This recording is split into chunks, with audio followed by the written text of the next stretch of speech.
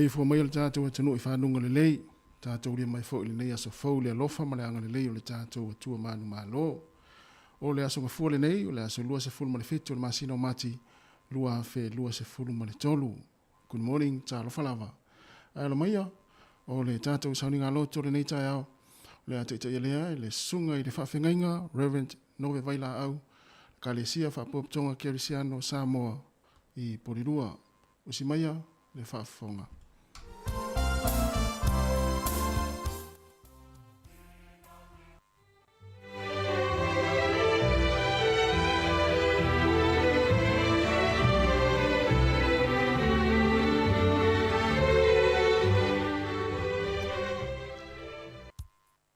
Ko fol tātou ali whaolo Yesu Keriso te pawheloa I mwhatalo whātua I le whawhonga mai o le tātou atu nuu I le nei tai au fau.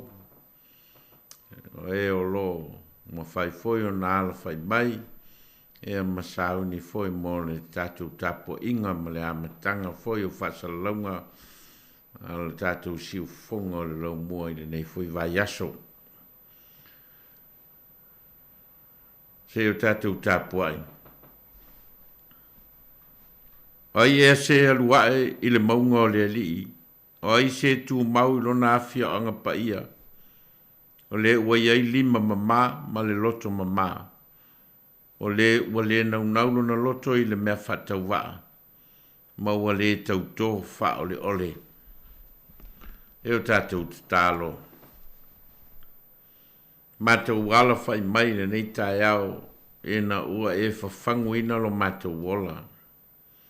Wa sa mātou moe ma malo lo.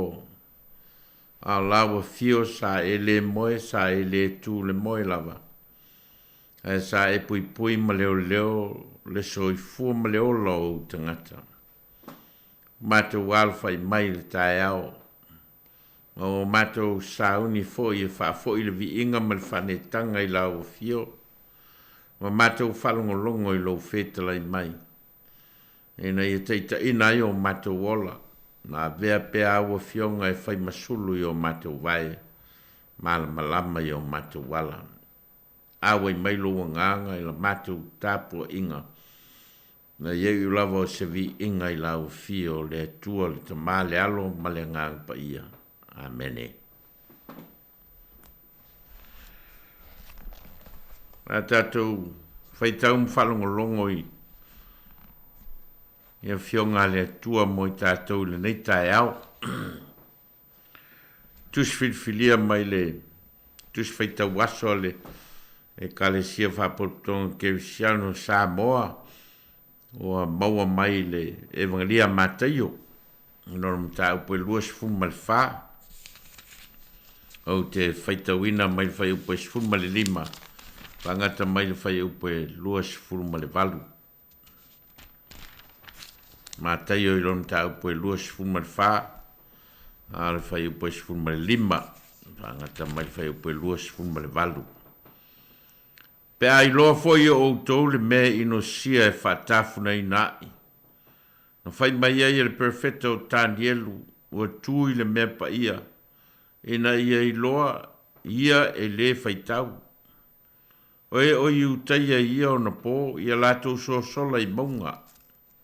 O le wai lunga o le fale a wane ia luifo ia e ave se mea ai lona fale. O le wai le vao foi a wane I foi atu e ave o na ofu. O I Talofa foi I whawhine to tō. Ma e whai lele ia o na pō. A iautou te talo, ina ne iautou so sola I le tau maalili, po le sapati. A wā o ia o na pō, e o ai le pōpō ngā tele, e le aiso na tusa talu le amatanga o le rolangi, o lava I o na pō nei. E le to e whapea foi a muli. A le whapupu ina foi aso, e le whaolaina se tasi. Ai whapupu ina iaso ona oe ua filifilia. A whai ane se tasi a te utou ia ona po whauta oi I nei le Keriso. Po I la. Aua tu te whaalongo iai. Aua e tu mai ke riso pepelo ma perfecta pepelo. La tu te whaia foi whailonga te tele ma vāvenga. Ina ia whaasese ai i e wa filifilia lava. Pe a whaie ma whai ai. Whauta. O mua i ta uina atu ai i a te utou. O lea a whai la tu te whai mai ai i a te utou whauta. O i le vao ia. Aua tu te o atu iai. Whauta. O i se a whiawhe ia. Aua tu te whaalongo iai. Wa e peo na emo mai o le wila i sa sae. Ma mala matu i si sifo. E whapea foi o na sau o le atari i o le tangata. Aua le mea ua iai le tangata oti. E au whanga iai a eto. Whamanuia mai le anganga le atua i le tātou whaitau ma whalongolongo i na fionga. Tu mawati a te ia lona lava vi inga nei se ia oile. Whavavau lava. Amene. Nai mawhawhaunga whale nganga mo i tātou i le. Nei tae au te whewhananga ina le.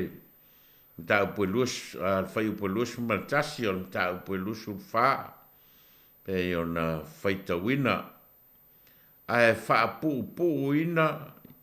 Ia aso ona o e filifilia.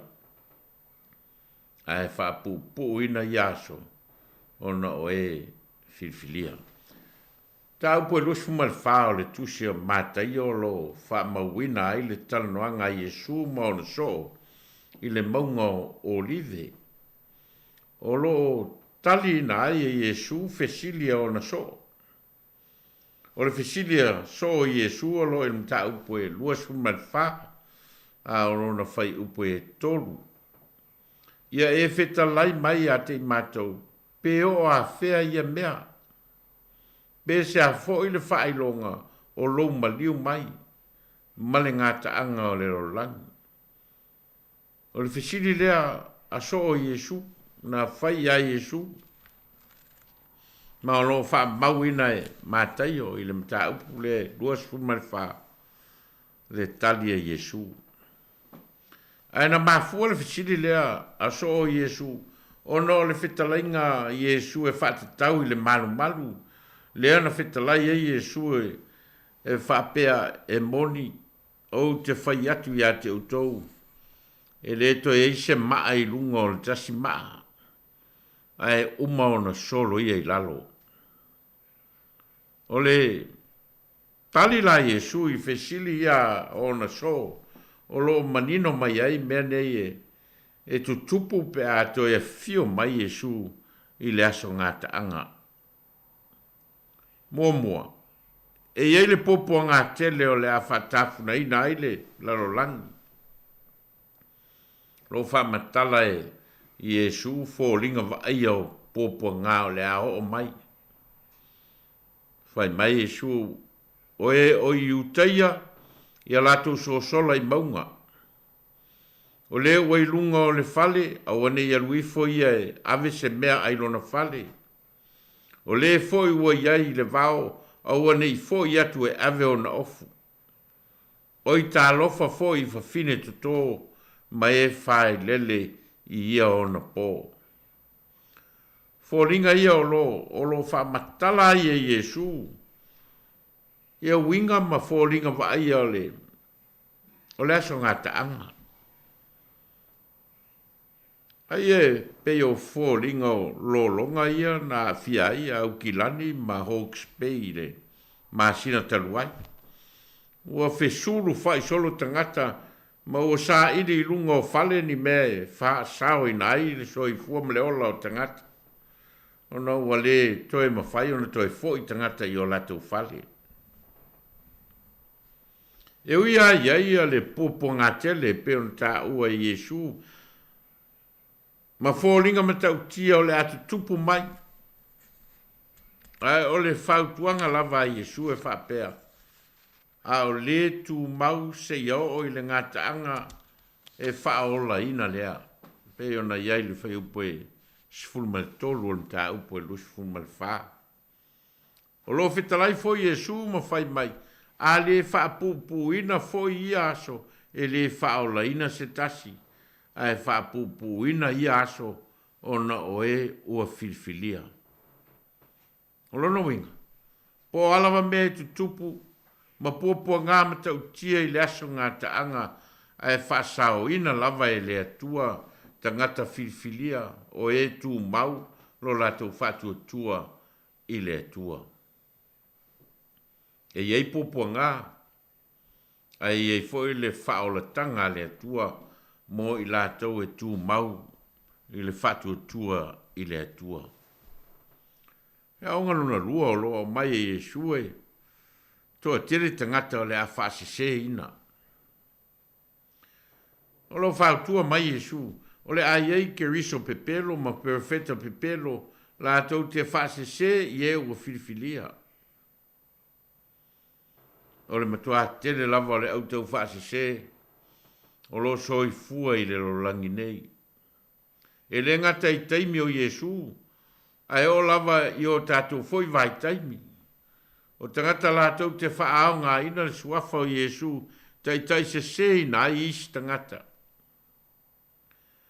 Le isi le whawhita uli tele sa whea ngai, ma le apostolo Paulo i le vai tau o na tala inga wha missionare. O le toa tele o tangata e, se sea lātou tala inga e wha se sei na i, tangata whatuatua. E tangata e ti ngā lava o walato i loa ua iei whatuatua ngā o isi tangata i le atua ma le whao le tanga Yesu Keriso. Ai o lava e whaia latu tala inga e fōringa i se sere tapo inga ma le teltonunga o tangata ia o lo o iai, ai sao lato. E foi tangata e manatu e sao atu le latu tapo inga na ilo le isi tapo inga e fōringa ai e leo Yesu Keriso le o ngā tutonu o le whatua tuanga ai o le tapo inga le whamomua. E ona toso atua i lava lea o tangata. E foi tapo inga e manatu. E maua Yesu la latu tapo inga. Ai le maua isi tapo inga. Men whautuanga Yesu whauta. O mua i ta uina atu ai i a te utou. O lea a whai la tōtio mai ma whai mai i a te utou whauta o i le vao ia au a tōtio atu iai. Whauta o i se awhiawhi ia au a tō te whaalongo iai. Tua te le whautuanga ma le tā ua o le whitalenga Yesu mo i tātou. Ina ia e i lō na pui pui ma whamautu lou lava whatuatuanga ia Yesu Keriso. Ina ia le whetoso ina oe ma whase se ina oe i talitonunga se. Ao ongalo na tolu. E le tau whaailoa ina le fio mai o le atali i o le tangata. E fisiri atu so Yesu e winga i whaailoa o lona toia fio mai ai tali Yesu. A wae pe o le emo mai o le wila mai sasae ma mala malama atu i sisifo e whaapea foi o na sau o le atali i o le tangata. O le tali a Yesu, e pei o se tali e fō linga mai o lo whautua i na ile se se o fesili o so o lo fai i le ri. O ao leo fuli tua Yesu i le malu i Jerusalema. O no le te ena i Jerusalema o le fio mai o le Mesia. Ai manatu so o Yesu i le matango fio le malu. Ma tau ma fai e toi whaatepa Yesu i le malu ma fale o le malu. Lea ua whai ai e Yesu lan whetalai ngai moni au te whai atu i ate utou. E le toi aisa maa i lunga o le tasi maa ai solo i e lalo. Aina mafua le whetalai ngai lea Yesu o no o le te te o Jerusalema. O lo ta ua i Yesu na ta upo e luas fuma le tolu. E whaapea Jerusalem mai. O le fasioti perfeta ma fetongi i maa i e ua awina atu i a te autou.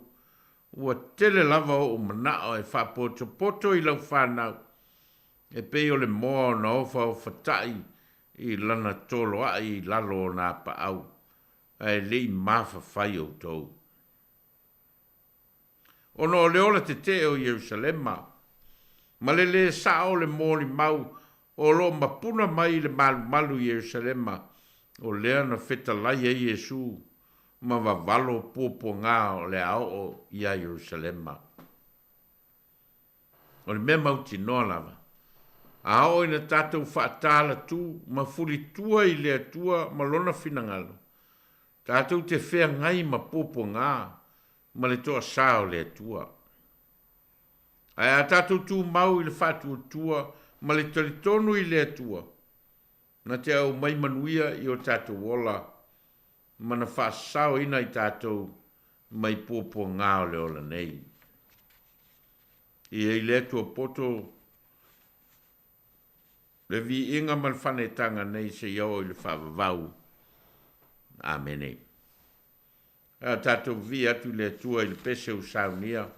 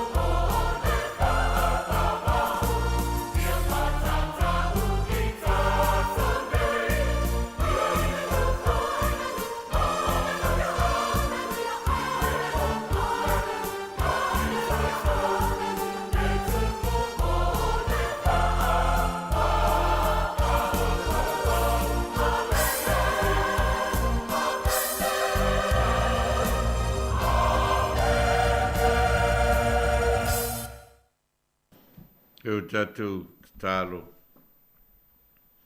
E pa ia. E pa ia lavalau a fio le tua.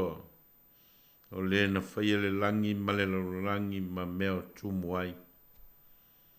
Lau a fio foi o le tua na e whaia le tangata i lo lava whātusa. Ma e manaval manavaola. O loa nganga na e whāsoa mai le tangata soifua. E na ia wheso tai ma mafuta le tangata ma lau fio. Ma te uwhaftai o no loa lofa le ma vai.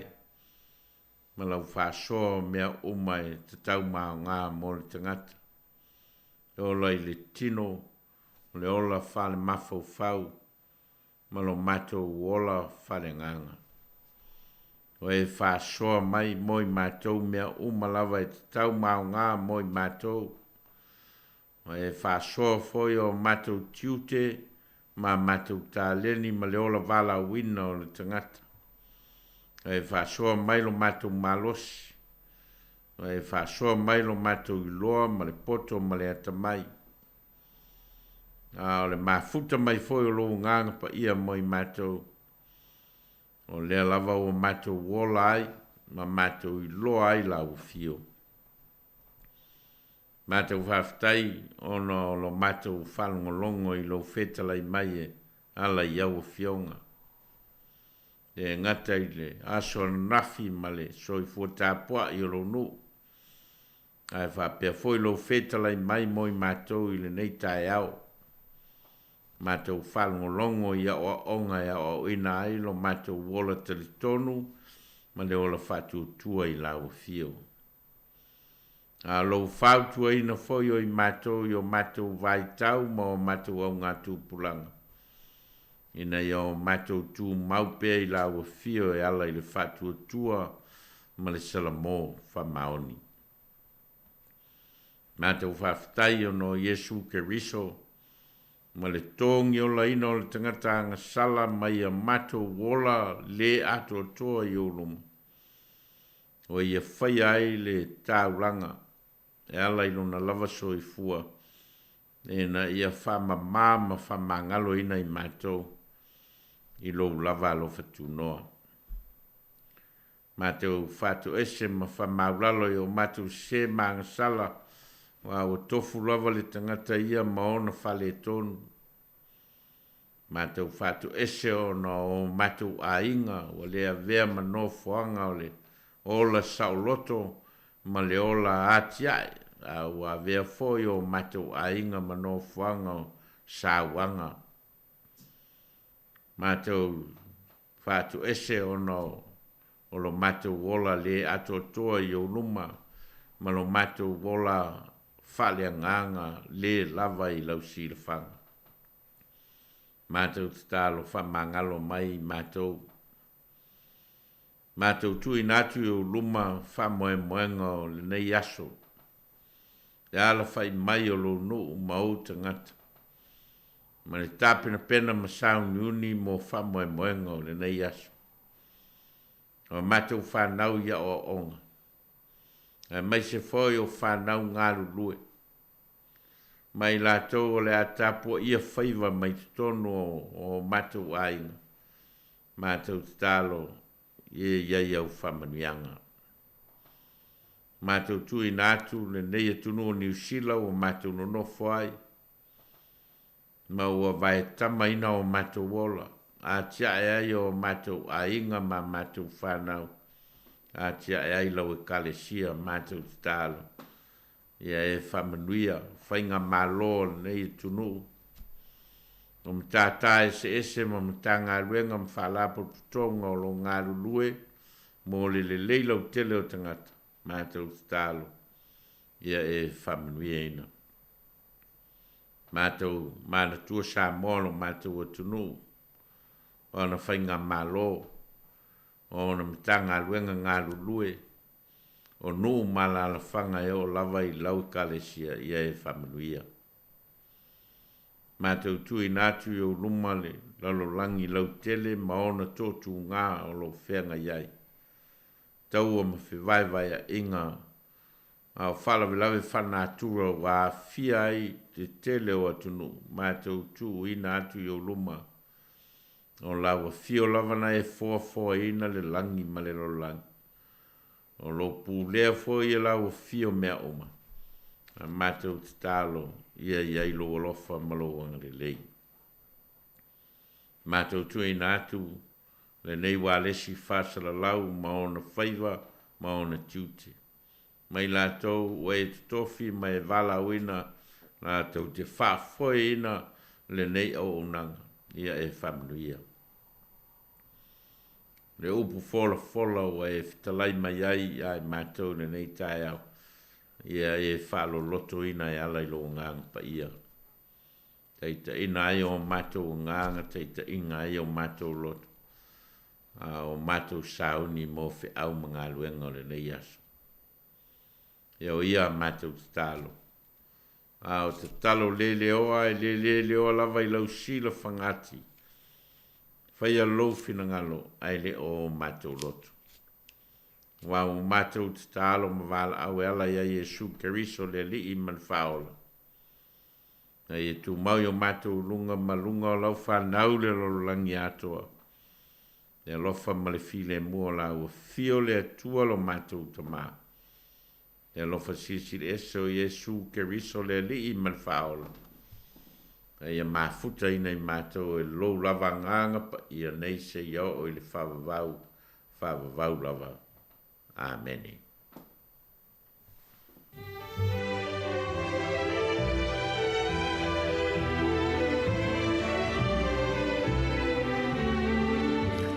O le tātou sauninga lotu na nai pe ona whaafonga iai na saunia le ai le sunga i le whaafengainga Reverend Nove Vaila au le kalesia whaapoptonga Kerisiano Samoa Polirua ia mule tuaile ngang whaafteitele vele o leo whaima whafonga le atinu ia meise la tua mafuta mai le tātou sauninga lotu le neitai au mule tuaile ngang whaafteitele le sunga le whaafengainga mule tāpina ino le tātou sauninga lotu ia meise le upu folo le neitai au ia mana le alu le upu le neiaso o wale whengai o le atinu i whaiva alo filima o le awhenga iai whaamunia fo i le atua le neiaso i fuafuanga o le awhenga iai ia o le tapo inga fo i le whaletua no whaalo ia whapea fo i le kalesia whaaftai tele lava luas fulvanu minuto te ai nei le fitu le vi ingo le atua mo le kalesia whaapoptonga Kerisiano Samoa i Polirua ia o le whangasolo i leo le tātou porkalame o le neitai au Talofa lava.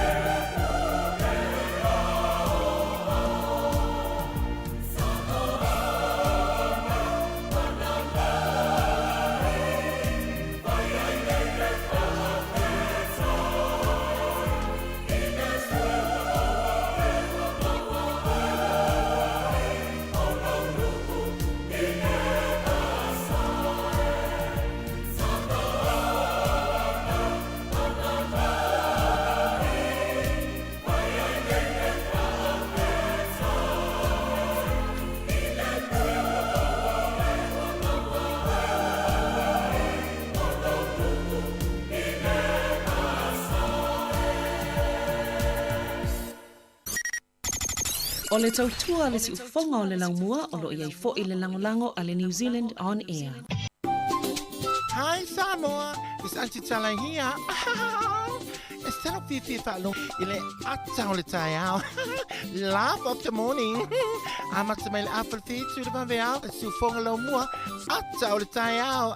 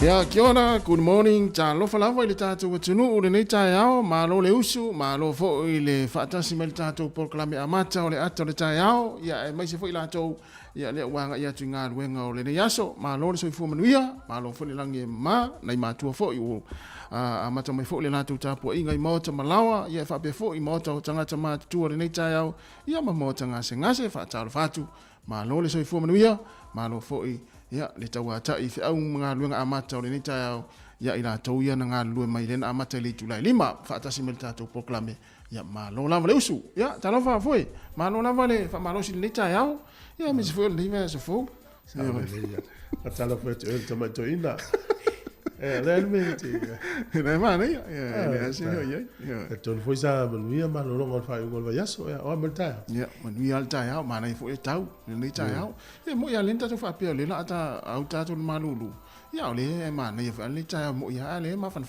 to ma le ya ma fan le yaso a malo fo ya te tonu ya ai sa manuia fa ngol va yaso yo manuia fa ngol va yaso ya le ya ni me no ya ya fo ina o tupe o le fewa iso fewa iso e ano no fale ma ai le tina o tamaiti ma fo ma fana ya o le pito sinan taua an mero le fewa ia tu i fewa i tu i te o umul tu e sa o le leia yo le masani tatal noile fa ta wa ina fa ngol va ya so taimi male ainga taimi male kalisia mo e fia ya o maftanga le esel matango fiel maftanga male ainga wa e fai la taia tala to tonu le mafuto mele tonu ta wa fo maftanga fa leus ele umbian tuli tau sanga mo va to matu tua e ata mati mo ile ya o leila wo ola tamati le sila sanga vo le wa tamati ya e fo fuanga e se mo Wellington ya o kilani no foi pe o Australia po wa i wa a pedale o langa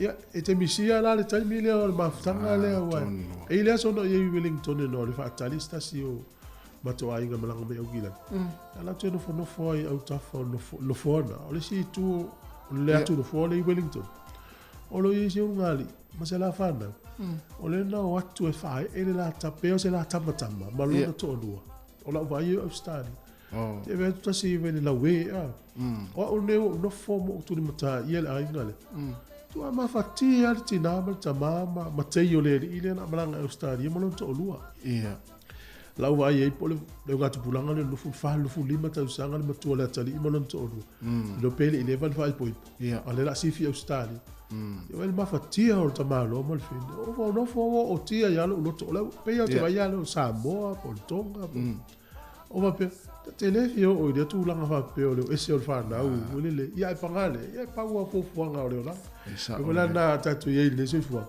le ta ua yo le mafutanga le fa ma tu fa na wa o lo le sila sanga ta mai ye le to ya ita to o la ko what we la to la lang tele fa le me o fi la to sa o le ia le si vai ngale o le soifua ngai le ma mai tatu fa na ye sa e fa long ta ya tatu ai o ese lo o le misia ia ye sa o le ia ia ai sa oi ia ona paua le o soifua ia le fa pe tau te au mau te fa tasi ma tatu fa na ia le te ma tu la to ia o foi foi la to ainga ma ia ma tia la to la e le mafuta mai le matua mana i inga o le la foi misia la to tamiti wa o foi desi la sanga le ia tu ni usila po Australia ia po fese de vai ngol langi mo no foi o disi wo pertania no foi yo ia ai o fa unga yo va yaso ia o mafuta fi ma inga ia ta fi lo ni ta yo ia ma ia la tu la tau to no foi lu tato wanga tu vai so muri o masina o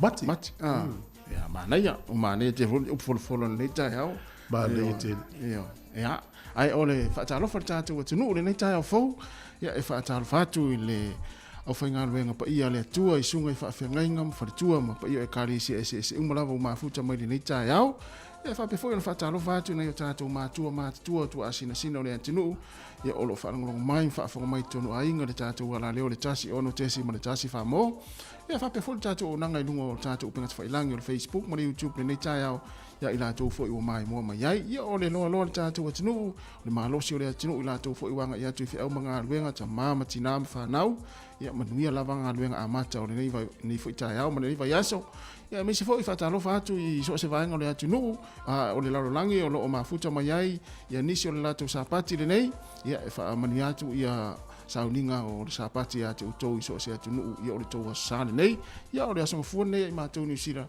ia le fuwa la usu fuwa i toa tere i whiau mga aluenga ia ua amata fuwa i tapo inga nei mātua ia o lo tapo i mai tonu a inga ia awa fuwa i ranga ia tu ele ngata ia onga whanau nei aso ia e meisi fuwa i ngā aluenga o ila fo e malama ngana Samoa o le tautua ne si fonga la mua ma le tatou polkalame le ata le tai au ia tatou fai me fia o a mena tupu le fai ngol vaiaso tu le fale ai alu fia fai ngā luenga e a fa pe fo o nai wa o atu al fai ngā luenga o nai te ala ngona lo fa no ia ki mai roa la Facebook o la YouTube ia i si fonga ne o la mua tatou tele ia ni aso ia fai fo tatou tala ia le la va tu pese le ia e tala fo i fa fianga ma matai tatou polkalame good morning Talofa lava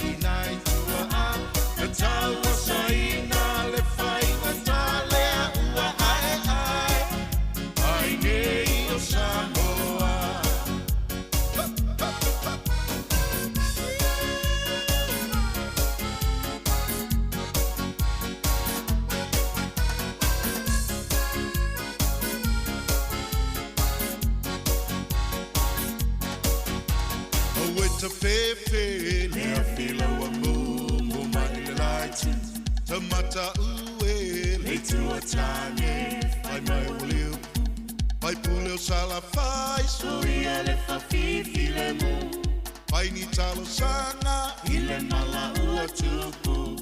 Ai aua lava le fatala tu. Now na e whanoa ile mala wai Samoa. E api e ponga i mai lo. O mea whaatofo. Sawai i ole ato. O ualata ona sawamo. Samoa lo tumalo.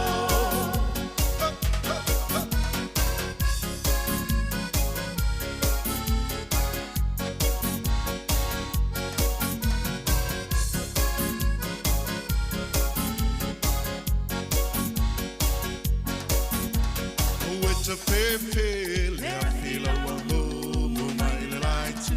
Tamata ue le tuatane fai mai ule upu. Fai pule o sala fai soia le fafifi le mu. Fai ni talo sanga ile mala ua tupu. Ai aua lava le fatala tu.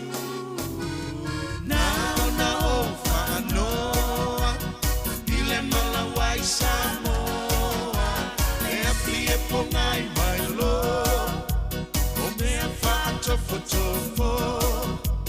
Sawai i ole ato. O ualata ona sawamo. Samoa lo tumalo.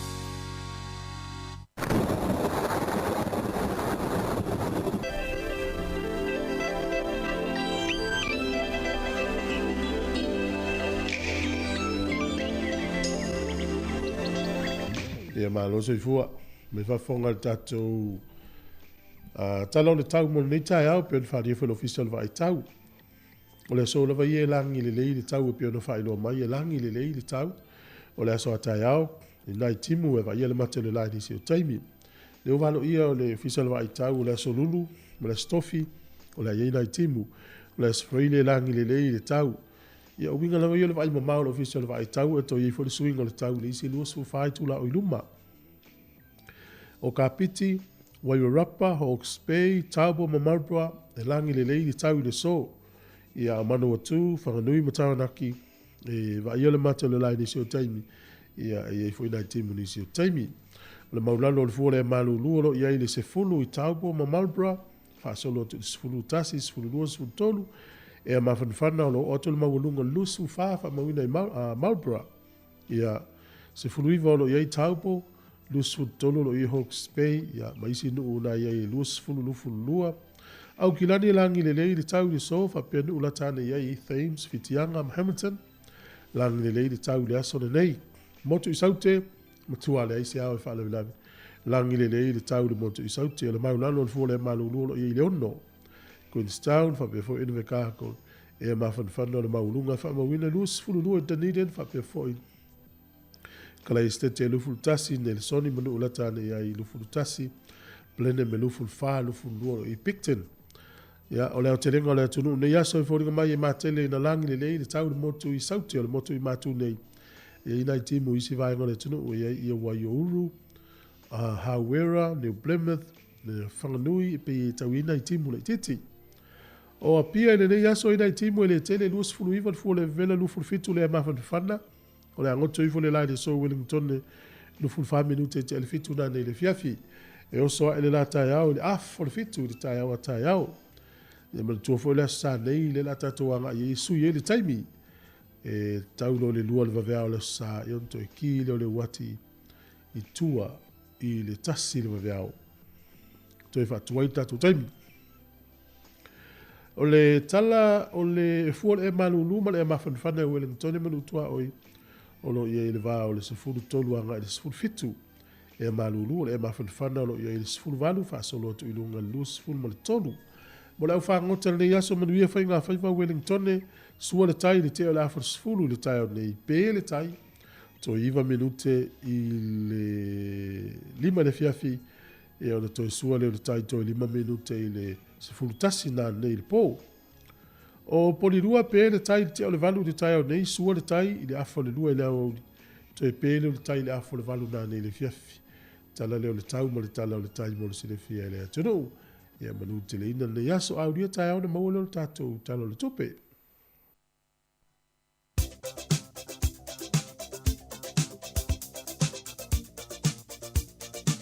O whaamlianga wa soifua ma sofanau. E whaamanatu pēl tātou i meri masani a sofanau at samoacapitalradio.co.nz. Moni o tele o tō wa soifua le aso ruas fulfitu mnei masina o mati. Whaamania le atua ma ia tō e whaapopo nisi tau sanga stele mo utou.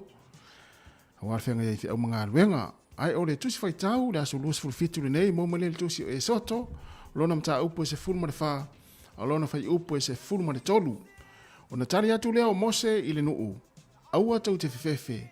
Ai o tau lau tutu ma vaai atu i le ola tanga ma ia Iova. Le a whaia e ia mo o tau i le aso nei. A wao ai kupito ia tau te vaai atu iai i le aso nei. Tau te le to i loa lava i la tau e whaavavau. E soto e se fulma le wha, alona whai upo e se fulma le tolu. Pea fie whai tau iai o na tari atu lea o Mose i le nuu. Aua tau te whewhewe. Ai au tau lau tutu ma vai atu i le ola tanga mai a Iova. O le a whaia e ia mo o tau le aso nei. A wā o ai kupito ia tau te wā ai atu iai i le aso nei. Tau te le tau i loa lava i la tau e whaavavau. Manu ia tele o tau wa soifua o le pese nei mo tau.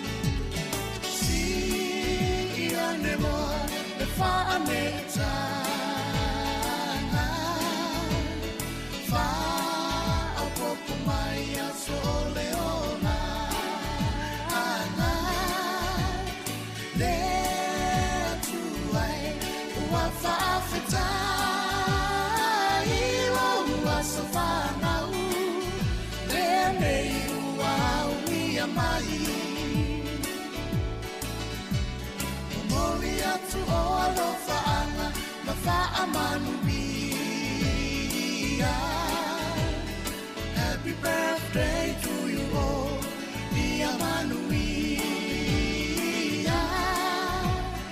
No wasafana unenei wa e auni. Talofa afetai, ole atua lava ia via. There to I fa'afetai loa lofa winga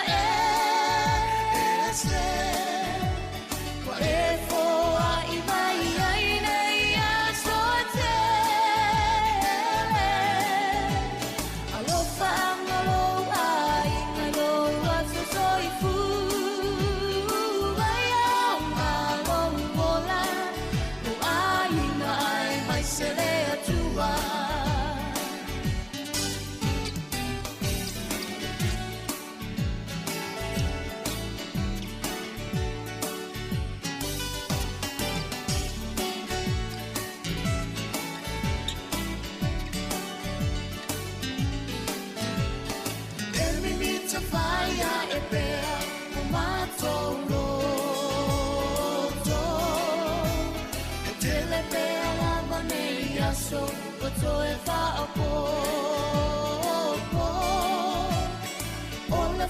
Fia nato wale ngata ilo wasafana lende ua ulia mai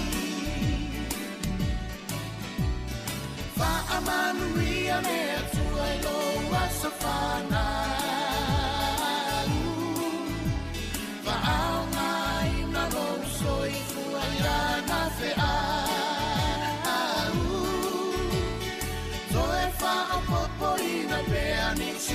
So se te le alofa anga mo ole ele umayo ai na pele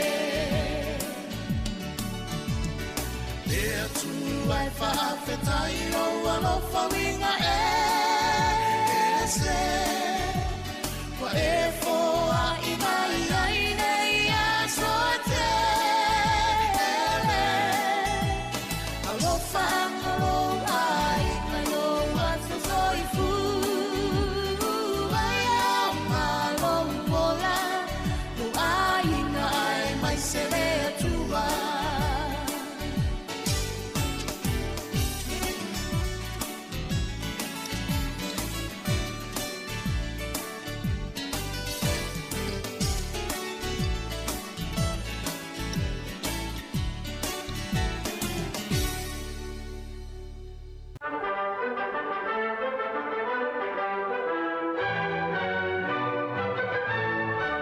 Talofa tu le tunu se mel fa fonga le va ile ile tala o talofa so pito lo langi me na tupu ile so to sanga mo vai ile so lo su fitu le masina le nei mati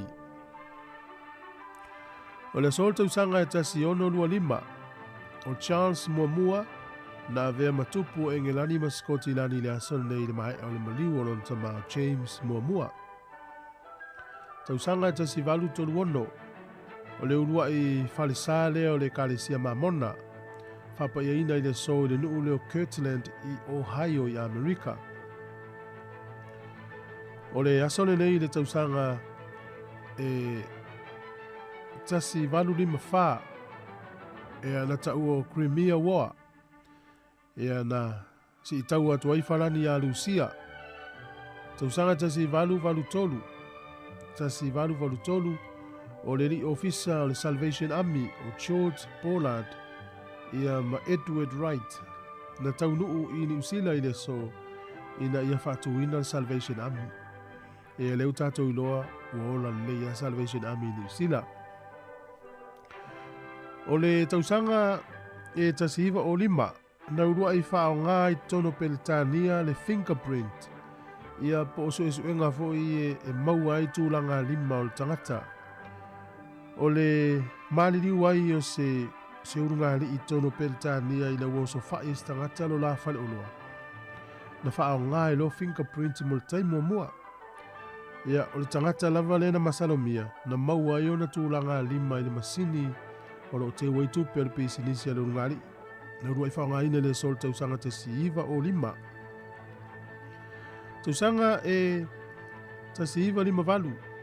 O le tangata e suafa ia Nikita Joseph na vea ma premier o le malo Soviet Union ia por te itai por palmia foi o le malo o Lucia te usanga te siiva lima valu o le sol te usanga te siiva fitu I wha momonga o Talofa sol pito o wha lave tau wa alele lalulangi o si wha lave matau tia tele nei na tupu e tu tono nuna Spain e lua wa alele le tu ainga o le fitu wha fitu na feto ai I lunga o le awala fo I lea e alu ele atolva lele ona lele lo le pe tu lau ele ia e lima se lau valu sfuru tolu soifua na fano ile sol te usanga te siiva fitu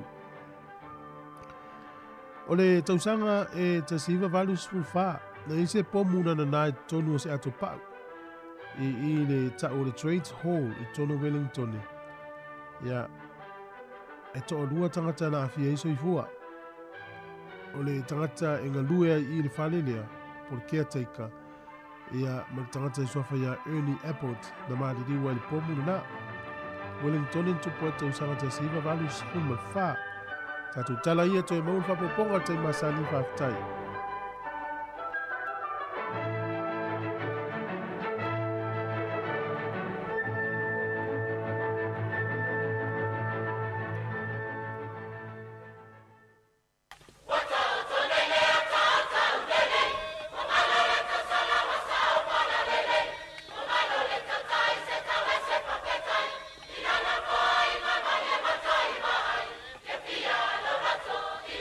Malo,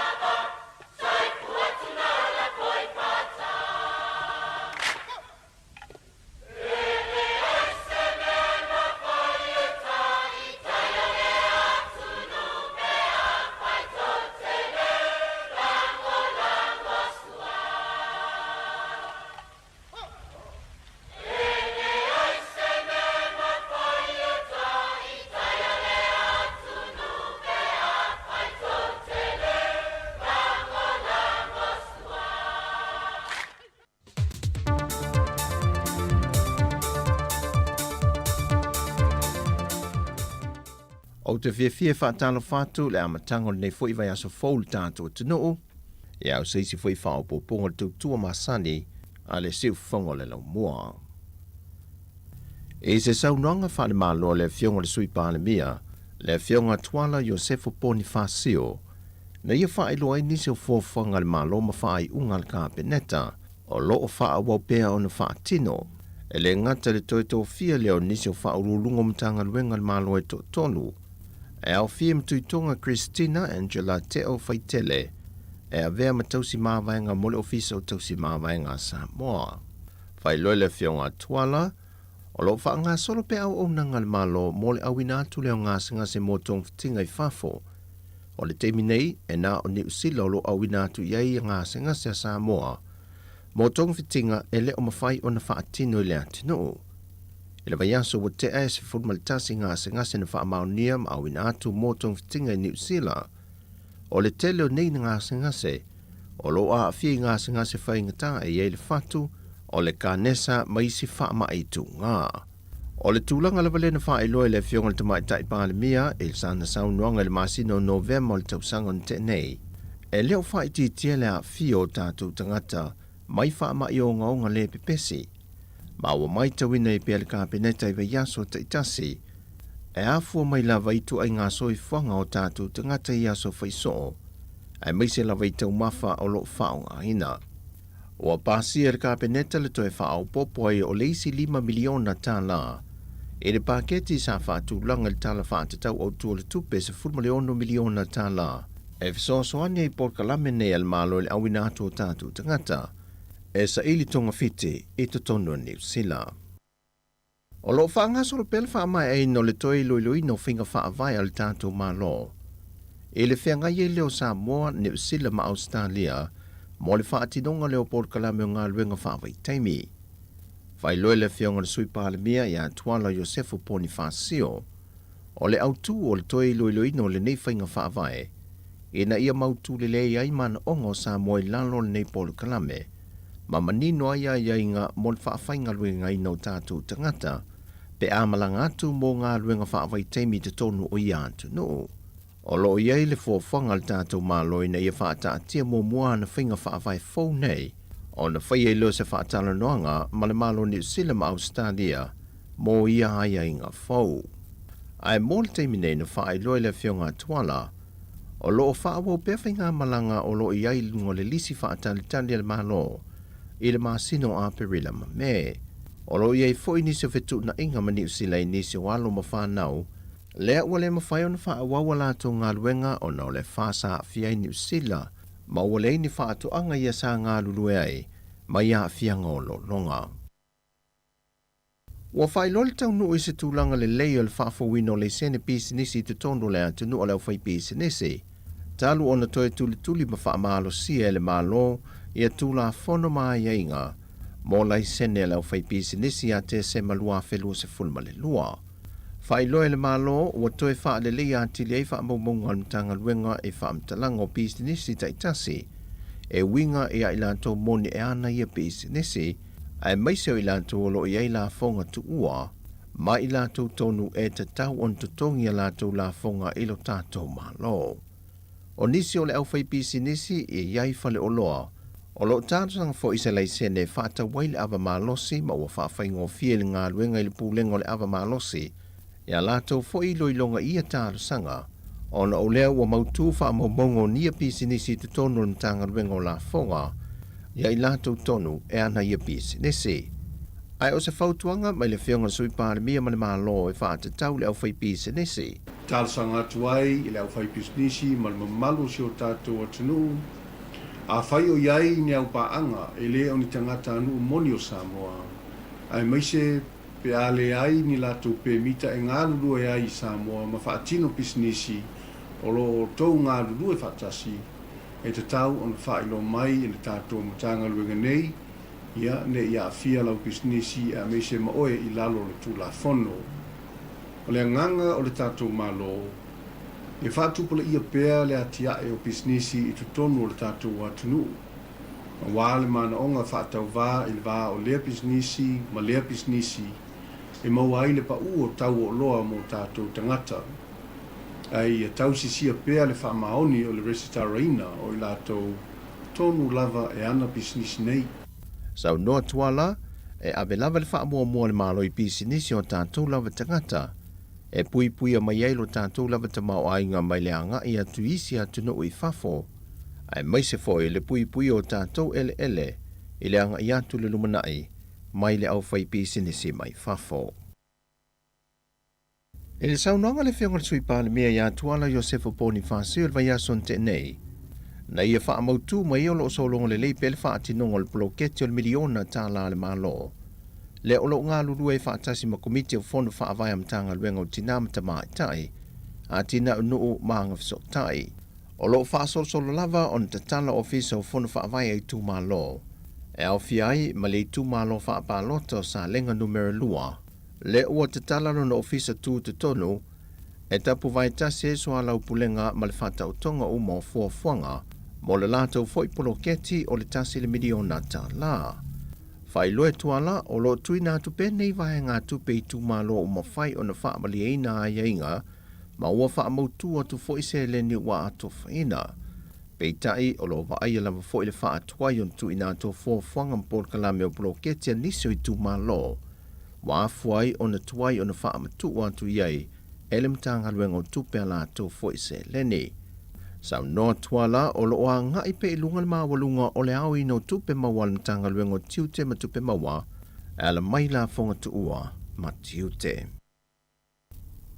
Ua wha amau ni le wha amasidonga mo lianga ma lele polo po king fai popo, ma le ma isione, e se tau pulipulenga lea ila tau e to wha, e whaao le maliu I le sa ave ma pale mi o le atunu, whaatasiai ma le sa ave ma komisino leo leo, le whionga fui ave ili e kin Kyle.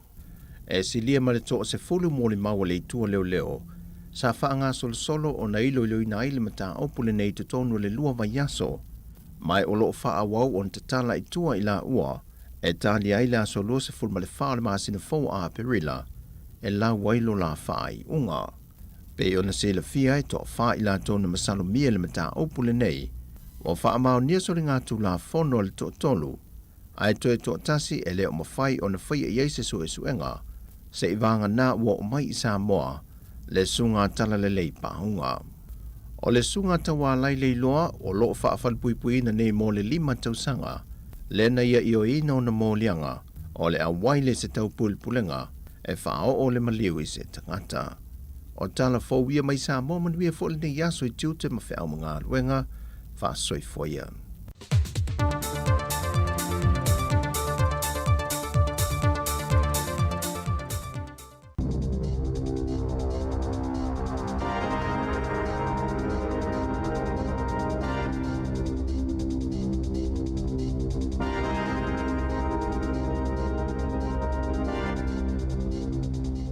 Talofa lava I Talofa o le si ufonga le laumua mai I Wellington o le talamumua.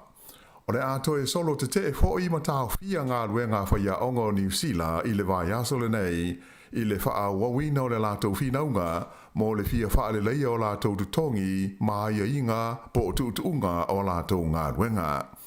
O le wha unga sa whaia I se fontanga I le wha unga o le vai aso na te nei a le wasenga o whaia onga wa onga maurunga le Post-Primary Teachers Association po le PPTA.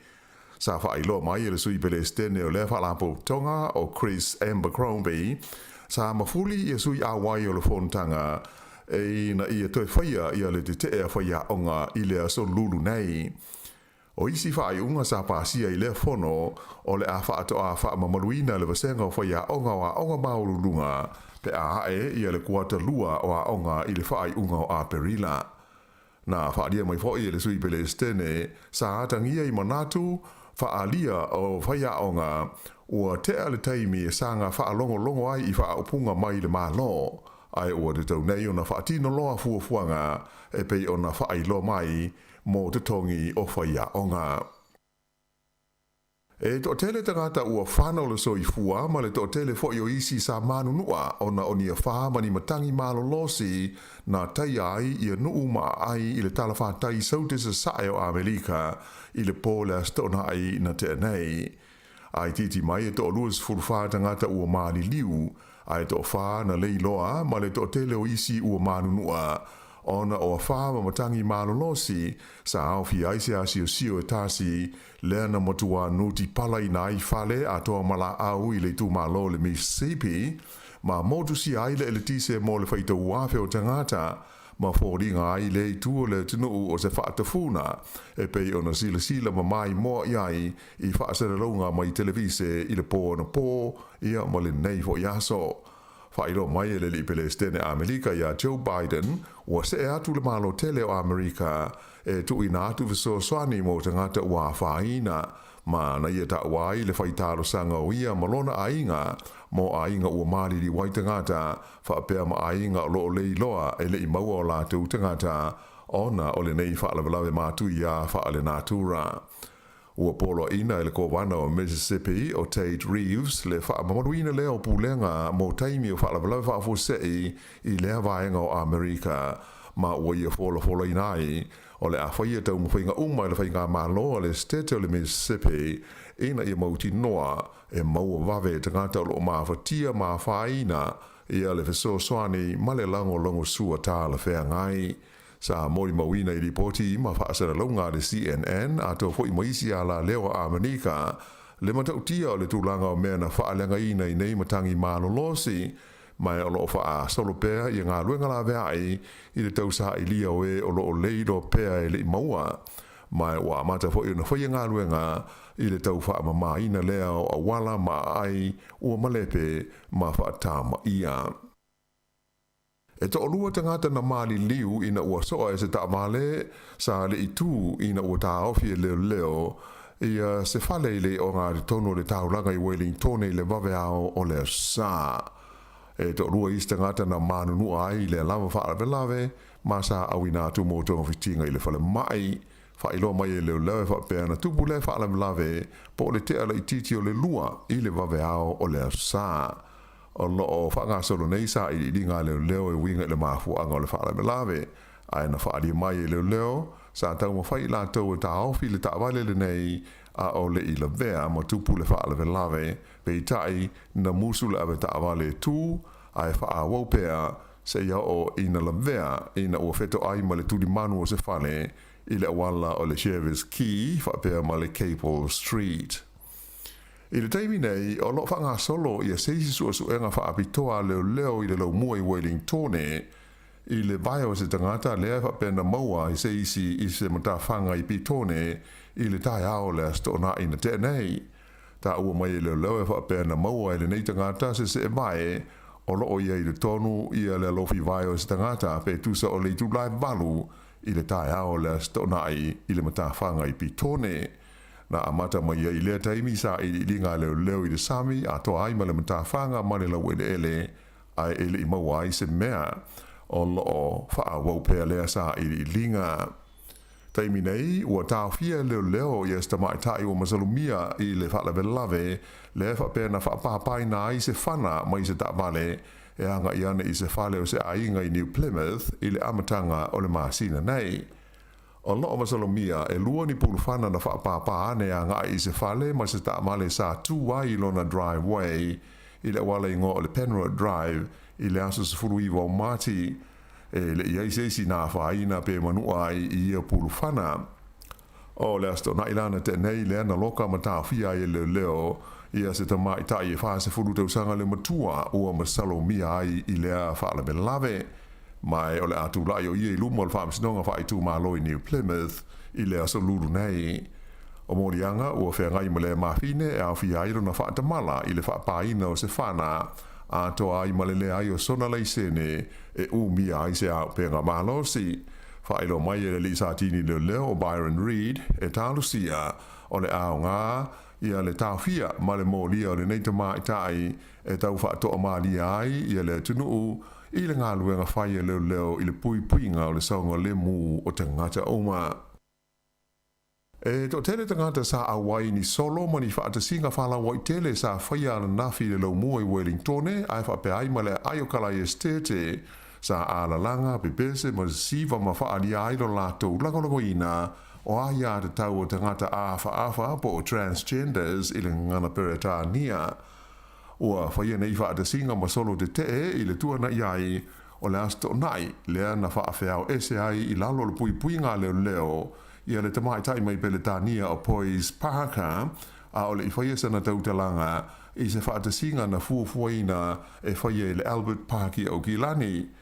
O le solo i karai stete na whaia le talata i le alaupapa o le Bridge of Remembrance mai o le tōtele o lātou na awai sa tofu malau papa e tūsi ai wha upunga e winga i o lātou langona i le nei mata upu.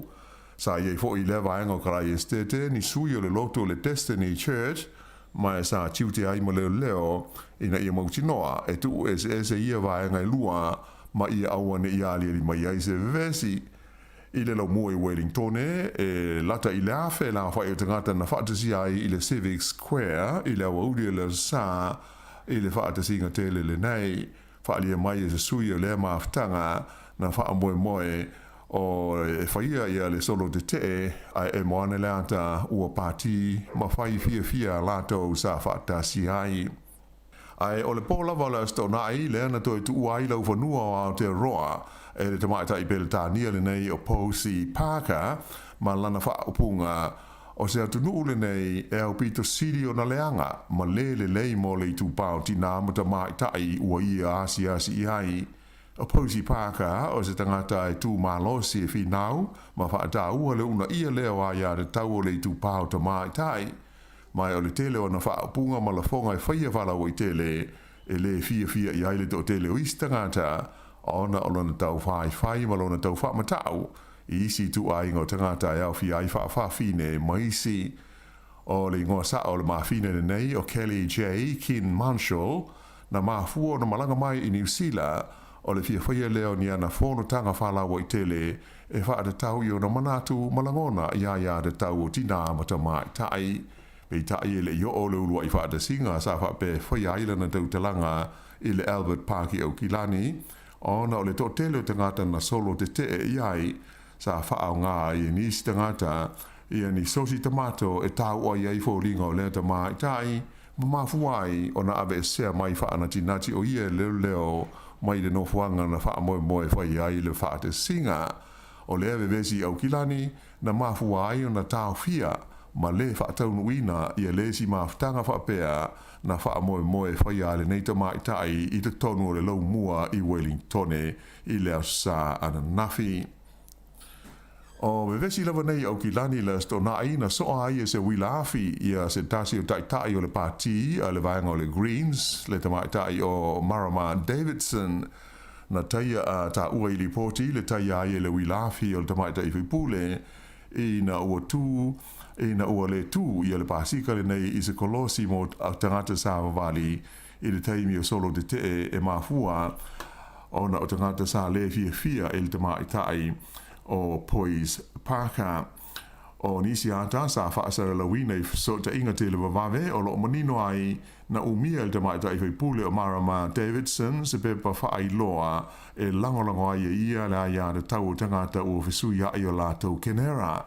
Whailo mai e stasio tai o le Greens, le le min style si o manga ia David Shaw sa vaia ia se fo mai e le tamata i pule o Davidson ia mai o whape fo i na lipo tialo ia lea whaalame i le ofisa o le leo. Ua whailo mai e le pulenga o wala te leo New Zealand le waka kotahi e lua ni masini e li palampala ua amata nei o na ngā lulue i ni sa i li ilinga whaabitoa i se solo ele o whapeona poloka ma le to e whaonga i naila o le tele numela luas frulima i le vale o kopu ma hikuai i le peninsula o le Coromandel. O le nei awala na amata tapuni ma le mawhai na whewa ai ni ta amale mai le whaai unga o Januari i le taimi o timunga mamafa lea na solo ma tawhia ai i le vanu se vaenga tele o le awala. Ta uala i le waka kotahi o suenga o whaanga solo le taimi nei o le ai loa ai le tūlanga o le ele i le vaenga tonu o lo o iai le solo fiso swani le i le fausio se fufuanga mautu e toi wha le ai le awala o lo wha moe le tau na uma ia ngā luenga i le vai aso a sau ta ua mai foi e le pūlenga o wala masalo le au le tele le nei i le Coromandel e uma le nei tausanga o tā punia mō feo inga masani. O lo fia maua leo leo le taimi nei nisi sa mori mawina se vevesi nā li mai le fiafilas foreile i le wala le o Hero Road i le pita no o Brooklyn i le lo mua i Wellingtone. Fa i lo mai leo leo fa pe to lua ni ave ta vale sa fia i le mata upu e le o mauti no le mafuanga. Ai o lo o masalomia pe sa ita lesi ave ta vale o no se fa le tonu o lesi ave ta vale mata i lesi le uru o lesi ma ave i le fale mai e tongo fitia ai o na manuanga. Hali e leo sa ilongo na pisi le ala tele lea o le o Hero Road i le teimi na lipoti ma iai lea whala velave he tu sa o le tu lai lima i lea fiafi o so stasi na te sile fia i a lea mata upu e ma whaia na whaafsota i atu leo i le lato numela o le tasi o lima. Na manu malo le au soka li i a New Zealand le All Whites i le lata longa whaasama noa ma le awa saina le sa whaia i le lau mua i Wellingtone ana nafi. O le ta'alonga mua i le vāo au e lua na tutusa ai e tau whai le ai ni ai. Ai o le ta'alonga lona lua le i le sa na manu malo ai New Zealand e lua i le tasi. Ta ua tele mo New Zealand nei tūlanga o na o se teimi mua lea ua manu malo ai le au soka le nei a New Zealand i a saina i le silia ma le tolu se furu tausanga ua mawae i le wha anga tamale nei po le ta'alonga o le soka. Ia, o le whaaiunga le nā o Talofa.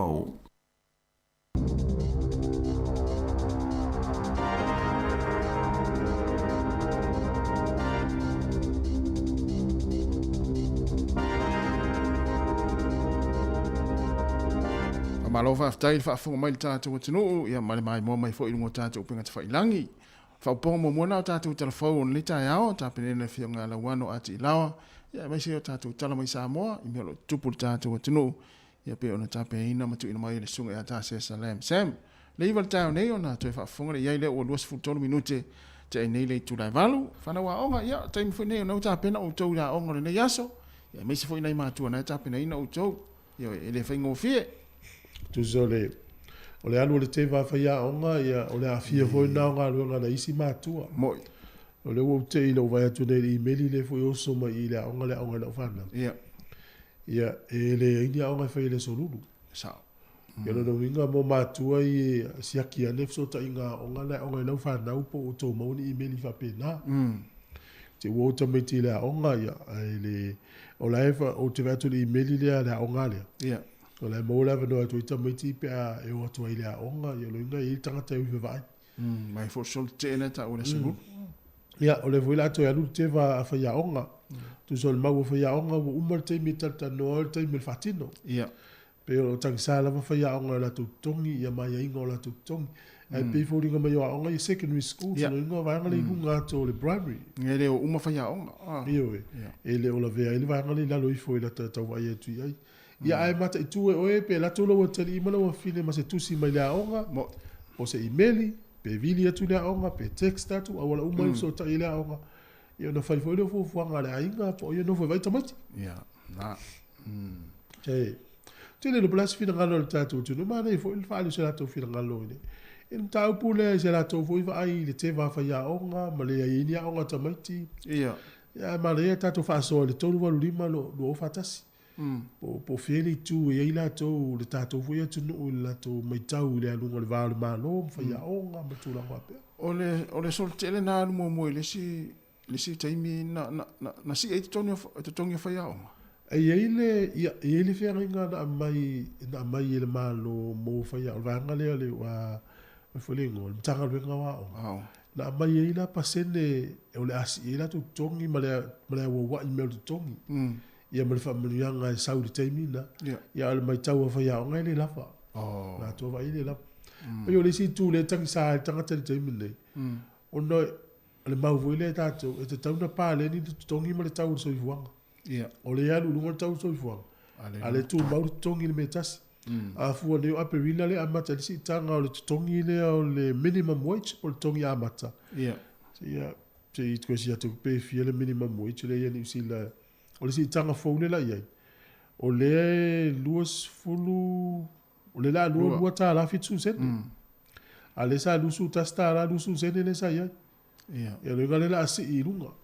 Lua ta la fitu sen.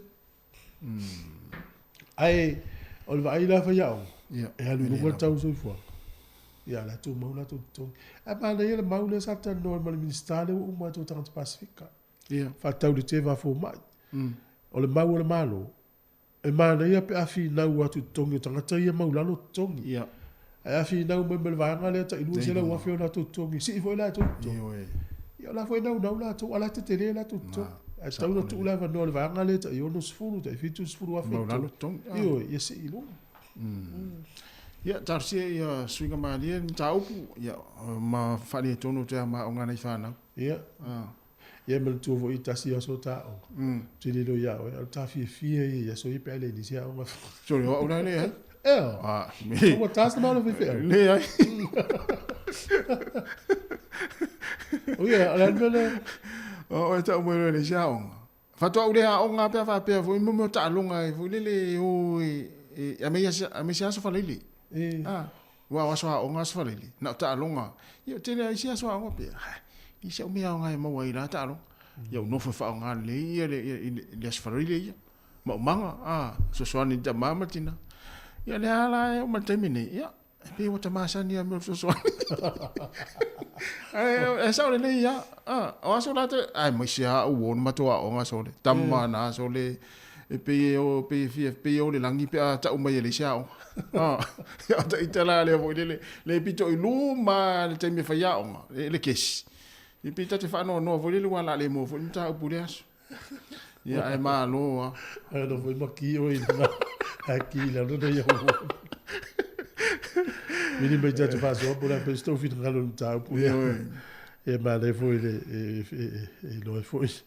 Tu la ia matua ta penale poi la no foi vai tamai te pe alu te va fa ia onga. Ia. E ia si tamai ta ile malanga mai ole le foi il tato lo o ile ta baita e so foi a poisi paka o to mata ile o to mata pentania tu sole o to mata ile o lo ia le tu langa te le tata ia tu ainga ia tata ia tu ainga tusa o lo na tonu e tu ia mo le tu pautina tu ia mo le tu pautina e te le tangata le tinane i le whaonga ina e tangata i tu ainga tusa o whale le ta ua o te inga o le tama le wawea le wale liu whai mateini e te le ia le alu o le tangata lea i le whale mamao le whaonga e teine tu lou lava upo e whaonga hatu tautalanga e matua te ea waila le mele le tupu iau ki lani le whaonga le waesa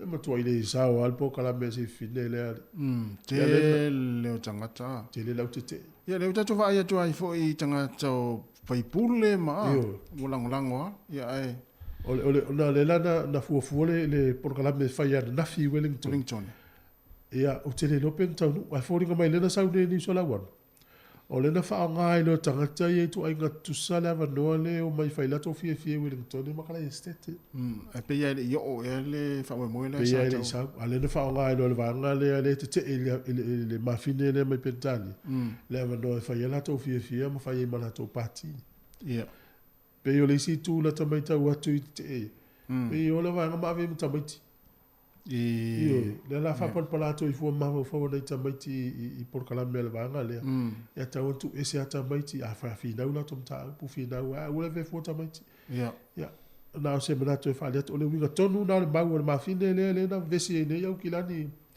fa ngol va ya so le fo la na le oi o le tangata o le ma fi ne o le tina e sa me petania e te e lava ia i le whainga lea e te tau ana tu ma oti pea o tina lava o tina o teine o teine ia e sao le tūlanga na le whaongai no whale le tau se i tūlo wal whafonga mai le e leo se i tū tara whengai e leo se i tū le leifo i tātou vai a siringia la tātou si aso tu su enga pe tala whengai ia o le mau wha tamale whea tu i tāu ta te le langolongo i ne tāu leo tama i wale liu wha teine e o whaonga ia whale i ma tātou whanau teine usala o le leo ta o leo tama ia i le tali e ta o le whainga ta iro isti ma tama le whanonga tonu a onga bele whong whai tele tolonga pera ia Malo lava leo awhare wanu so le wa vele vai a sosol o vai atu i Australia malanga al palmia tātou le salu le whono na whailo le tona ia saulo afe Australia Ma nei al tula I whaaloa lo mana whaatalinga menga Australia o tātou palmia. So maununga foi leo le vai Australia ia Samoa. Ia. O fola ka peta mumu, whapapa whanua, whaitula I whaaloa lo. Wheloa I ma Albanese. Ia o le sine I tū mana ia, no vai atu o wheloa I tātou palmia inisi o lo mai ngā luenga whawai teimi. Ma nei alai, na lue asi ai, Ma vi foi se upu. Wa pe o vanga le tu lo wa vole au fanga au nga luenga fa vai tei. E pe o malanga yo Australia le tene tupu mai fala la ve foi le fa ina ya inga ma. Yesa. Nga luenga yo Australia le ta te vetu tupu mai ya fa la te lo ai. Talu si au te lo ai le o misi se. Sa no stat palmia fa. Wa le tasi le lua o lasi tupu mai yo le.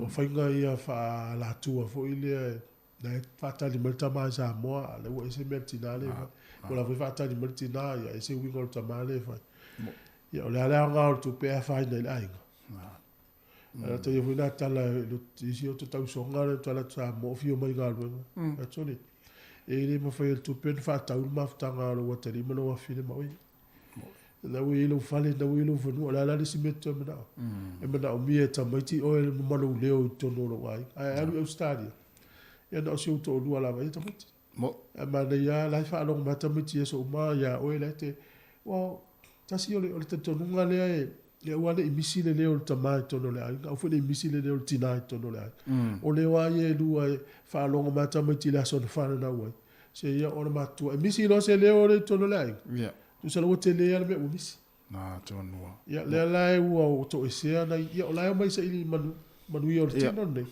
ya le tu poi pe fe va pe mo ya lo fa le e lo to lu ma lo fa na una fa ta me sa mo ya le la tasta to pes ya le ya vai fo nei time ya ma lo ma futa mai lo ai ngale po di lua le ya ta ya la fa nga so lo tu ya va ai me lu ngol monga na ta o fiti le ya pa fa ai me nei tu le ya ia nu ye le si tu yo po di lua ya ma le ko li sina le sa wa o ngai mo mo Ele tá pa angane ma futa mai Neverlands. So Malo po ta se fie la tu no. Ai sa so. Ya Malo ya so se vai ngol lang yo fa forma ia lo fa tu por clame si forno la moi Wellington.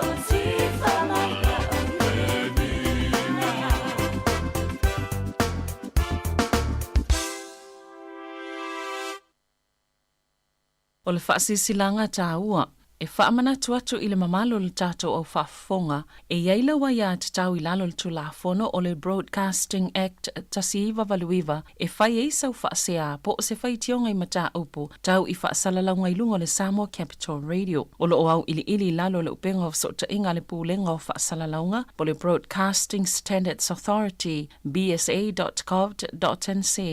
A inga mo le whai o sau whaasea i se polkala me whaamanu alia i lau whaafonga anga. O lo au fia i vaenga nei, o le ale te me mawhaiona whai se whaasea, o ai tu ainga polkala me mawhaiona o whaasea ai, o ai e whao o iai la o whaasea mō le taimi mō mua, whaftai. Talofa tamma teni taravou, wa o tono pilongi, a whaio te mawhaio, e te mawhaia fu, si ufonga le lau mua i Wellington. Wa toi luas fultasi minute o na talo leo le tula iwa le si fonga la mua ma tatu kana me atal ta yao toi fa talofa ma toi fa malo atu ia ma ai pole ala malu ta yao le yaso ia le tau na mafa na sa ma mafa fo ia tau maftanga nafi ai faima o fa sin sa vali le fa malo stino mai tau atu ia kilani tu fu o ta si le vaenga e se le tau ntapunia o le meu pools swimming pools ale mai tau atu ia kilani e fōringa mai e una tapunia ia le tele o swimming pools. Ona wale hain tangata whainga ruenga. O si oki tangata whainga ruenga. Au kilani i swimming pools ai au kilani atua. Le mai tau atu i lungo le lato upenga te whailangi. E ono se fulu awa no whainga ruenga. Iyo. O le fi whainga ruenga i tangata? Ia. O whainga furu le, ia tutongi ia. Tutongi ia whainga whapenale ma na uwile le iai. Ia ai... Famai taluana na tupule le fole le fama. Ia o toe whainga tau na toe tau whaitanga ta fo ile le toe ngā ruenga ia. Le ala o tau su e le tau whai e una tapunia ni sio ia ele tau on tapunia vai ta ele. Ia. Ai tanga tolo whai ngā ruenga ai. E le pete walu te wala u vanga ia tau si ila tau fo i toto. Ia. Te wa pena. Ia. Ole e le foi le lo fa la ulo sa fa ile o ngale o ngala o lai tile le na usau mata la no to i ta we po o sile lai e ye ia male vaenga na la vaenga ia lu swimming pool ni usile vai ta ele ni usile ia ole wa va no te la to ia o ave fa ia o ia la to ia o ko le ni o fa ia ngalu ngale to fa ngalu ngale a ko le ni ngala fa to tongi o e te o ngala te tongi au e wha uro e tu se lau e anga wha e le whai ngā luenga no le e o te whato le tele o ni awa no e fuana le au tala vau i e sau fua nere tai au o sau nua e le pongsa e wharu wa i fu lesi ali o le Kenneth Creek malana whangu vai malpulu e a lau vai tangata po lu furu iwa tau sifuru tau sangal matua tino maa nei lon fo i tino e le furu ta avale so isan tupe e me ana le koleni na au nanga tu so le ngisi ele o se fafita u le la wa pese ma o dia ana ola tangata ne ngalu e tu fang vai mo me purumu ia e ale tele yo no fa ngalu ngale te min ne ola wala fa ngofia o le alu e fa le tama le o ngale le mistake mi sa lo le fa nga ya e sa o ya to ilo i wale fu la o tau malu lu ne te o ia ma le li tangata le fio swimming pool ia te ilo le tau tapunia vai fa pena o ale foi masani na ia lui la lo ta ele tu lo fa fungo mele tu le te vai vai vela le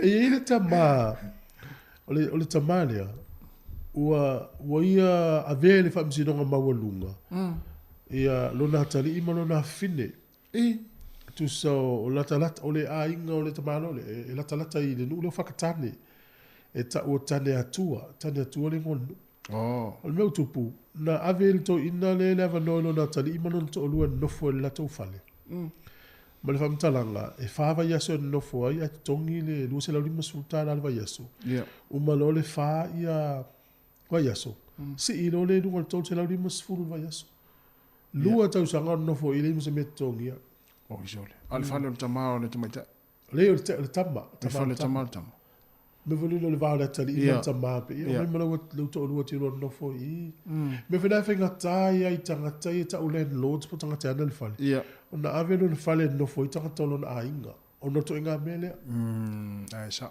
i wa le tongi ai le fale ia an lo tama lo al fam sino mo lunga E o tau whaelo le vai sisi vai ngol whanua, ringo tanto ngol to ina pe whai sira ua whale. Ia aere ia, alo awe whamsina o maulunga saure tali. Tu uel whama ia so e seilo mo le whale. Oh, so. Pe o le wingo le tala, tasi ai fua lua whama lo tali ia. Whika taia na evia so tali i whamsina. Ia no mea ua tupu. E o lai ai le tula fono le avano ai a le ustai lo le tali ia. O awe lo le whamsina. A wā alfa peo o au le tali ia o tama. Ia. Ia, o te ilo e alo tanto nunga au le tali i te le a vea us whamsina. Ia, o te le avea whamsinonga na ola o whai atua te oe. Se san, se le ua whawa ia so le tongi, a pe asi tongi stupe. Ai o whai atua e te le whaalongo. E o ala ia i me lea. Wa ia te aua ia le tali, wa pia wa ule wa ia au tupe. Ia. O te wa ia au tupe. A wa ia to ia ile mele alu ia au tupe. Ia. Ai te whata tali e watu lole la rento tonu o la account. Ia ni mo tupe le e se le account le alu. Ia ulo te le fito ngisto. O fu el tangata le inuan manuia le almano sio. Tu sa ye tangata le o son vale. Ai te le oiloa. O lau ta vale le alu ile stupe. Ma tau ni ola o account le alu le payment o lau ta vale. Vai o ai ta vale se do ia o le tongia. Ai za o. Fa to le tolu le unga le na. O le tolu se lau mon tupu e matuala i titi ale taimini nei. Iyo, taimini. Lua whenua fulu, lua whenua tasi le sa alu leia. Se vai, ana whel to lua malwhana. Ia, e ole atali i malon to lua. Ano fo il whana, ia. Ala avel whamsino mauru. Ia ele fōle mea wala fo i tupu sa amo. Ole avel whamsino ngai mai ele ton. Ai teilua. E maa le ta upu lea. Te lo efso soani ta maiti o mai sa amo matutua. Ia. Le vai tama mai. Ona e ina i mātua o le tupu ni mea lea. Ia. O le whatata inga. O le atali oa. Le o teno fo i Samoa. A oe lo uso teno fo i New Zealand. Ia. Le na wela Samoa e alofa i lo atali. Au mailo i New Zealand. Sau lal tamatiti. O sifuru walu tau zanga. Sau alo whainga aluenga. Ia. O le manatu lal tamatiti le atali oa. E le tongi e stupe ni mea le teno fo. Le no fo i au. Ia.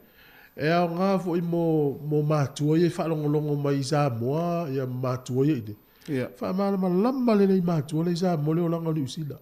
E le isi no fofua i se fale. Sa, mo i lele. O fa pena me o tupu. E fa tu tamai na mai sa mo vai tamai. A mai se tupu o le ta o le board. Na. E muso mai o le mai le ai. Ia. Ai ole sa o ma nei te le vanga na wai to te le volta to te no le afi ai. Ia ele on faiana no fo le na tele se le o nai tangata ia i fa na o vanga nei sa mo. Yo no ne al no fa fo ai. Al me tau fo na mai tau le. E sa o le time fo ai lo fo ia na ia ngai sa mo le fa le tonu le la to fo fuanga i fa na ia le la fa to i tupe. Pe a o to miti nei la to fa ni la to fai la to fa. La to lo lo la ia le wa to se tupe vai aso. Ona o le o to tongi le fa le to miti le martin titi le. Ia ole wala na tata no e pe e tau im ta pu e lua e tau le ia mo le no fo le fa le tongi.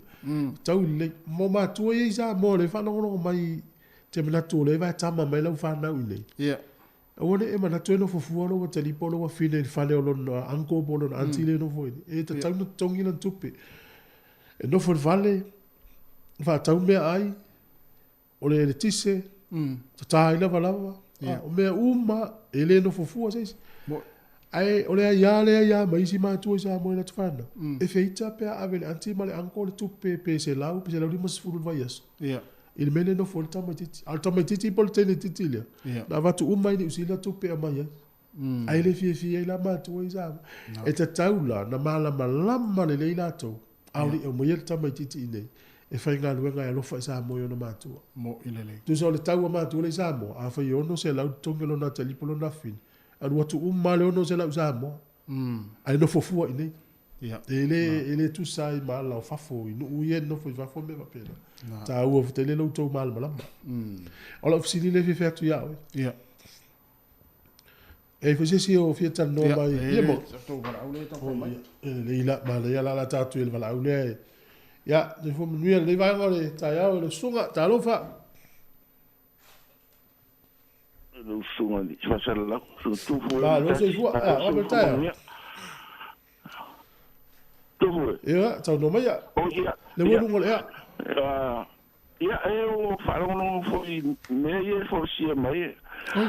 O le mea mo le o le kamai ka ile sa mo pirikangi o paka. Ia. Ang ko kiki ale fa sa wala immigration. Ia mo. Ia ai ko ama o fa ka ho de o de Australia. O le mea foi le ka ia. O le kupe le malo o le manga o mia se kupe e kupe le malo pe na le mea e so ko ke fa ya onga. Porque le i mo ko ko mo mo le ko ko Ama le mena kupu ya kidan. Anga le malo security nga ai. O ke no o ma fakis ka mai ka. Ia. O me foi le sa fo ye ma fa fika uri. E a mena le ngo fo yo longa ku ngo fa ye. E a sa fo ye nei wala kide le a fa inga o man ko e a makalan ka kala mo e ku fa finga sa ye me le u. Ye wal. O ingana le nga makwa ia fa inga i lo ulo me leo. E ka mo foi na ese. No kala fo ile le mele ka ko kilo kile le malo. A fo de so que e fa ia o kupe. Ala me fa mai ma o kupe ia me. Fo ile o wa le fa pesa o le fa finga o nga o ia fa fo le se ka mo. Me vuelve se me vuelve o de que e ko ke le o ka ile mele. Sa mo ia. Ona me o fa fika o dia ka o le o me ko o rusira. Kele yo ka de fi ya e mango fo ye dua o le ma le ya pero ka le ki do ye mo na me le ki fa ya on mon ko ka mi o te mi long na a fa ina i do sa fa ina mo fa si do mo ka fa ba ku o de ma di do si do ko le si ya runga o so lo fa ya o fa mai fa ya o la ko si i ko wa la ko de o ka mai o da fa pela ko o nga no si nga ka o de fa ya ko ai fa me malo o la e si dia ko le o va ku de ku pe i ka ya fa nga la ko o la ko o nga o la kiro i wa pe vo me le sa lu fa sa no i si e ka ro fa i ma ku i me de o de fa i so ke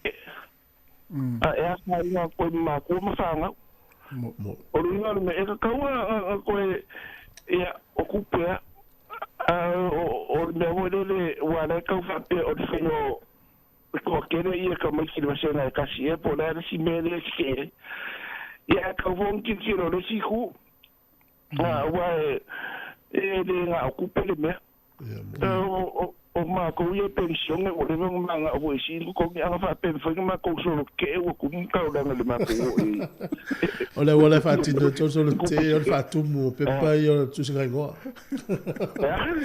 o le wala fa ti no to te o fa tu mo ma o to pe pa le tu se ngo wa le fa tu mo ma fa pe ni sila o le ila na to li mas fu ta pension de ni sila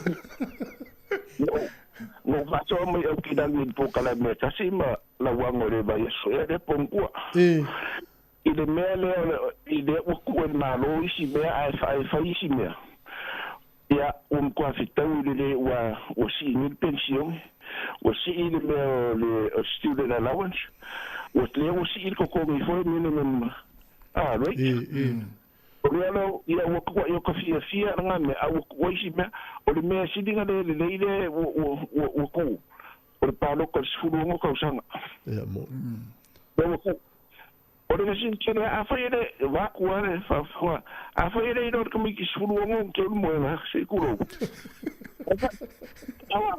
se o sfuru wanu se wa o ile o ko children nga o le lo fu ka se o ko to da ya kidan o la ukala ile o ilo e ka moiki a fai ni o la e pa loka ngai la o fe pusa on a fa pe o le sfuru o nga ile lufu kasi ka moiki sidinga le anga le ka le pafali e pa loka la ko i mei e manga oi e do fe le malo da ko kede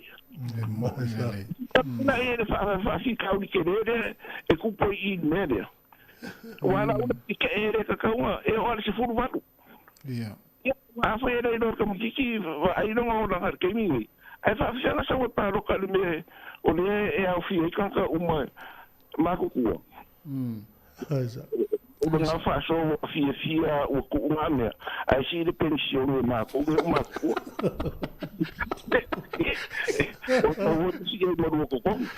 Decide via. Je sais nous c'est là pour tout pour faire la pension de l'usine. Alors tu vas te tali là sur tout ce gringo. Pe di mas fulu trata yo tout ce gringo. Non quoi do to fu. Mata.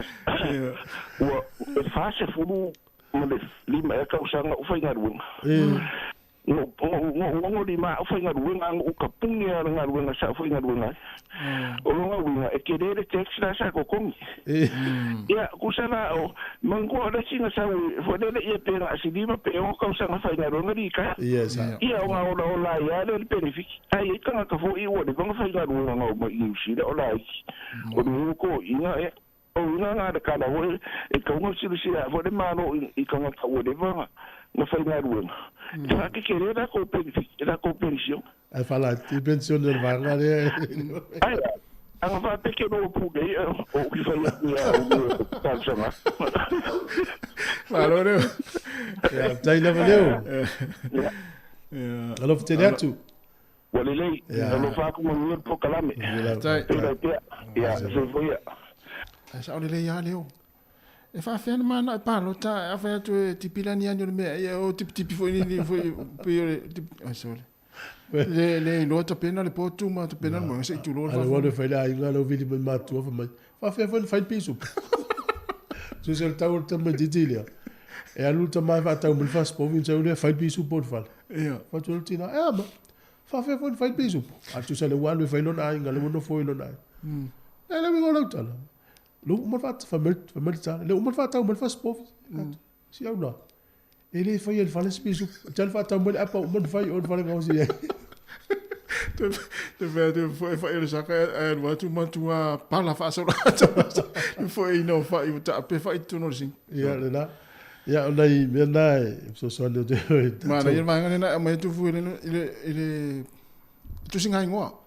Tu fa mana tu pelta tu singa ngo sta pele ava no ana fa ngo fie pepa fa ngo fie fa tu min mo ya televisi ya ofisi fa ngo fie ai no na tele ya ofisi le tono pepa ta ngo fie ya tala pelta to ila ofisi le fe tu ti o le tala le ma le yelo tala fa tala ai fa o le o onga ya la matula no fa le o onga le ta ina tapis o le o ngali ile o valus fulu limal to ina ai valus fulu lo mtua se lima tau sanga mtua to ina ya alu lola wa sai mo mole la alu se la ta faunga mo fa tu langa le fa na ta faunga sto ina mo mtua tu se o le va se tau no lo va le pique le limousine ta va le televo le ya ave le hotel le siaso ya alu lo ti ngal helicopter ti e lo monga e o ile train le ferwa i solo uma tongen fa na me matamit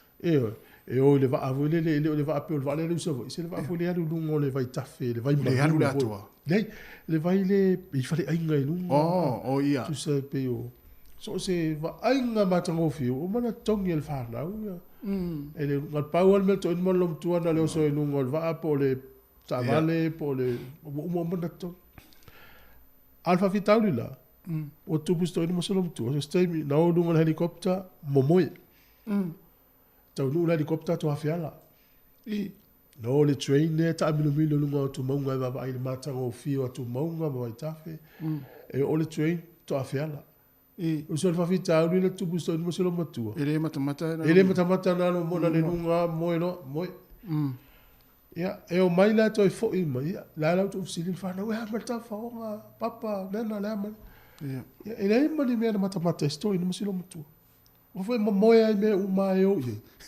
lua vai so no e foi me New Zealand na pawana tu ari lo po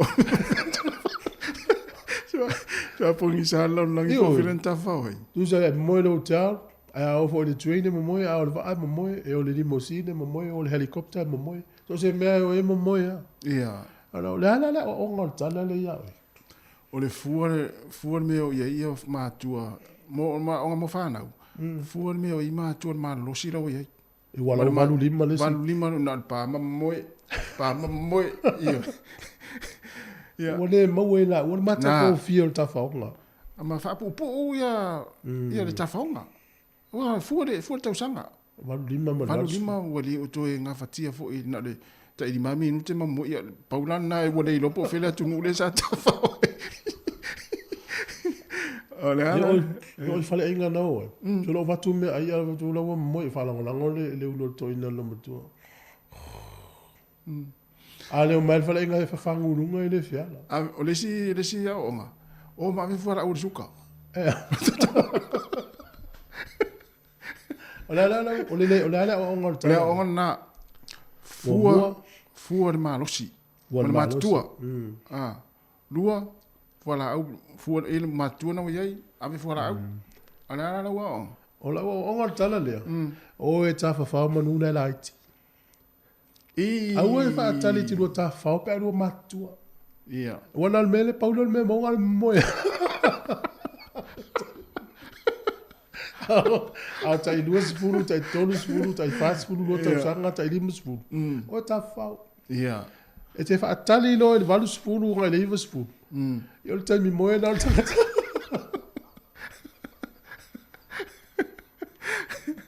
Ya ele vai na foi matua na ye. Pe afa pe o me umai ye. Foi leo e no fo moi. O vai fale inga fale inga foi ele ai ama moi. E agora sim. Fa fato a espírito ye. Piki mais steak ai no moi.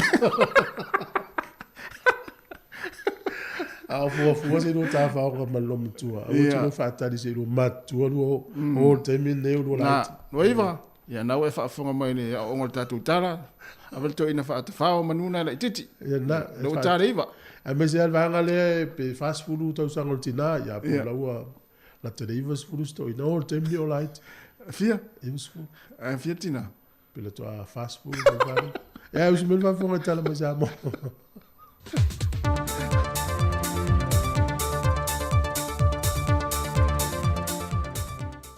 O te fia whaatalo whātu le amatango nei fwoi vai aso fōlu tātou te noo, e au seisi fwoi whao pōponga tau tua masani a le siu whongo le lau mua. E se saunanga whane Malo le fionga le sui pāle mia, le fionga tuala Iosefo Bonifacio, na ia whae loa nisi o fōwhanga le Malo ma whae unga le kāpeneta, o loo wha wau pēa o na wha tino, e le ngata le toi tō fia leo nisi o wha urulungo mtanga luenga le Malo e tō tonu, e au fia mtuitonga Christina Angela Teo Faitele, e a vea matausi māwaenga mole ofisa o tausi māwaenga Samoa.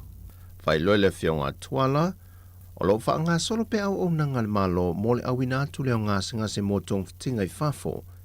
O le teimi nei, e nā o ni usila o lo au ina atu iai ngā singa se Samoa, mōtong fitinga e le o mawhai o na wha atino i le atino. E le vaiaso wa te e se fulmalitasi ngā se na wha maonia ma au ina atu mōtong fitinga i New Zealand. O le tele o nei ngā se, o lo a awhia ngā se whai ngata e iei le whatu, o le kānesa maisi wha mai tu ngā. O le tūlanga le wale na wha eloe le fionga le tamai tai pāle mia, e le sana saunuanga le masino November le tausanga ni te nei.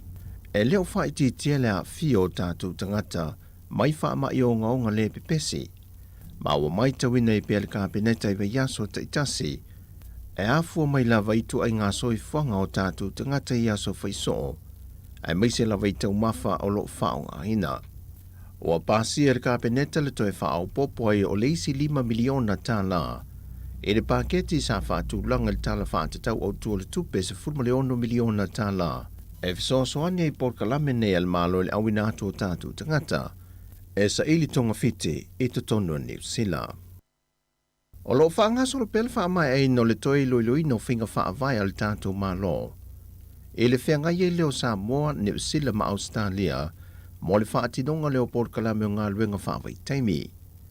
Whai loe le whionga le sui pāle mia i a tuala Iosefo Bonifacio, o le autu o le toi loiloi no le nei whinga wha vai, e na ia mautu le lei ai mana ongo Samoa i lalo le nei porkalame, ma manino ai ai ai ngā mo le whaafainga luenga i nau tātou tangata, pe amalanga atu mō ngā luenga whaavai teimi te tonu o i atu no. O lo iei le fōwhanga le tātou māloi na ia whātātia mō mua na whinga whaawhai fōu nei, o na whai e lo se whaatala noanga ma le Malo New Zealand ma Australia mō ia haia inga fōu. Ai mō le teimi nei na whaai loi le whionga tuala, o lo o whaawau pewhinga malanga o lo iei lungo le lisi whaatali tali le Malo, i le māsino a perila ma me. O lo iei fōi nisi o whetu na inga ma New Zealand nisi o alo ma whanau, lea ua le mawhai o na whaawawa lato ngā luenga o na o le whasa fiai New Zealand, ma ua le ni whaato anga ia sa ngā lulue ai, ma ia fianga o lo longa. Ua whai lole tau nuu i se tūlanga le leo le whaafowino le sene pisinisi te tondo le atu nuu o leo whai pisinisi. Talu o na toe tuli ma whaamalo sia le Malo, ia tūla whono maa ia inga, mō lai sene leo whai pisinisi a te se malua whelua se fulma le lua. Whai loe le Malo, ua toe wha le lea atili ei wha maunga mtanga luenga e wha mtalanga o pisinisi taitasi, e winga e a ilanto moni e ana ia pisinisi, ai maiseo ilanto o lo i ei la fonga tu ua, ma ilanto tonu e te tau on tutongi a lato la fonga ilo tato Malo. O nisi o le au whai pisinisi e iai whale o loa, o lo tātanga fo isa lei sene whaata waile ava malosi ma ua whaafai ngō fie le ngā luenga ili pūlengo le ava malosi, ia lato fo ilo ilonga ia tāru sanga, o na o lea ua mautu wha maumongo nia pisinisi te tonu le mtanga luenga o la fonga, ia i lato tonu e ana ia pisinisi. Ai o se whautuanga mai le whionga sui pāre mia ma le Malo e whaata tau le au whai pisinisi. Tāru sanga atu ai i le au whai pisinisi ma le mamalu si o tātou atunu, a whai o iai ni au paanga e le o ni tangata anu moni o Samoa. Ai maise pe ale ai ni lato pe mita e ngā lulu e ai Samoa ma whaatino pisinisi o lo tau ngā lulu e whaatasi e te tau o na whailo mai e le tātou mtanga luenga nei ia ne ia awhia lau pisinisi e a meise maoe i lalo le tūla whono. O le nganga o le tātou Malo e whaatupula ia pēr le atia e o pisinisi i tutonu o le tātou atunu. Ma wāle mana onga whaatau wā i le wā o lea pisinisi ma lea pisinisi e maua ai le pa u o tau o loa mo tātou tangata. Ai e tau sisia pēr le whaamaoni o le resitaraina o i lātou tonu lava e ana pisinisi nei. Sau noa tuala, e ave lava le whaamua mua le Malo i pisinisi o tātou lava tangata, e pui a mai eilo tātou lava ta mau ainga mai le anga i atu isi atu no i fafo, ai mai se foi le pui o tātou ele i le anga i atu le lumanai, mai le au whai pisinisi mai fafo. E le saunanga le whionga sui pāle mea i atuala Josefo Bonifasio il vai ason te nei, na ia wha amautu mai o lo solonga le leipe le wha atinonga le ploketi o le miliona tā la le Malo. Le o lo ngā lulu e whaatasi ma komiti o fono wha avai amtanga luenga o tina mata maa tai, a tina unuu maanga fisok tai. O lo wha solo lava on te tala ofisa o fono wha avai ai tū Malo. E au fiai ma le tū Malo wha apalota sa lenga numero lua. Le ua te tala no ofisa tū te tonu, e tapu vai tasi e soa lau pulenga ma le whata o tonga uma o fuafuanga, mo le lātou foi poloketi o le tasi le miliona tā la. Whai loe tuala o lo tui nā tupe nei vai ngā tupe i tū Malo o mawhai o na whaamali e nā ia inga, ma ua whaamautu atu foi se le ni wa ato whaina. Pei tai o lo wa aia lama foi le wha atuai on tui nā tō fuafuanga mpol kalame o poloketi a nisio i tū Malo. Wa afuai o na tuai o na whaamatu atu iai, ele mtanga luenga o tupe ala tō foi se leni. Sau noa tuala o lo a ngai pe ilunga le mawalunga o le au ino tupe mawa le mtanga luenga o tiute ma tupe mawa, ala mai la fonga tu ua ma tiute. Ua wha mau ni le wha amasidonga mō lianga ma lele polo po king fai popo, ma le ma isione, e se tau pulipulenga lea ila tau e to wha, e wha o le maliu i le sa ave ma pale mi o lea tunu, wha tasiai ma le sa ave ma komisino leo, le whionga fui awele ili Aiken Kyle. E si lia ma le toa se fulu mōli maua le itua leo, sa whaanga solo o na ilo i na ili mata opule nei te tonu le lua vai yaso, mai o loo wha awau on te tala itua i la ua, e tali ai la solo se fulu ma le wha le maasina fau a perila, e la wailo la wha i unga. Pe o na se la fia e toa wha i la tonu masalo mia le mata opule nei, o wha amao nia sori ngā tu la fono le to tolu, ai toe to tasi e le o mawhai o na whai e yeise su e suenga, se i vanga na ua o mai i Samoa, le sunga tala le lei paunga. O le sunga tawa lai lei loa o loo whaafalpuipui na nei mo le 5 tausanga, le na ia i o ina o na mōlianga, o le awaile se tau pulpulenga, e whao o le maliu i se tangata. O tala fōwia mai Samoa manuia fo le nei aso i tiute ma whao mga luenga, wha soifua ia.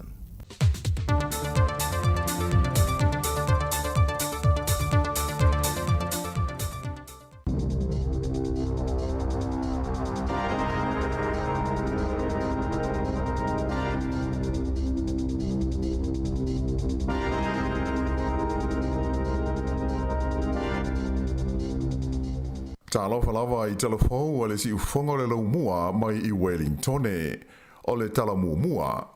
O le ato e solo te fo I matau fia ngā luenga whaia ongo New Zealand I le vai aso le nei I le wha wawina o le lato finaunga mo le fia wha le leia o lato tutongi ma ia inga po tutunga o lato ngā luenga. O le wha unga sa whaia I se fontanga I le wha unga o le vai aso na tenei a le wasenga o whaia onga wa onga maurunga le Post-Primary Teachers Association po le PPTA. Sa whailo mai le sui pele stene o le whalapo tonga o Chris Abercrombie. Sa mafuli I sui awai o le fontanga e na ia toi whaia ia le te ea whaia onga I le aso lulu nei. O isi whaai unga sa pasia I le fono o le a whaato a wha mamaluina le wasenga o whaia onga wa onga maurunga pe a e ia le kuata lua o a onga I le whaai unga o a perila.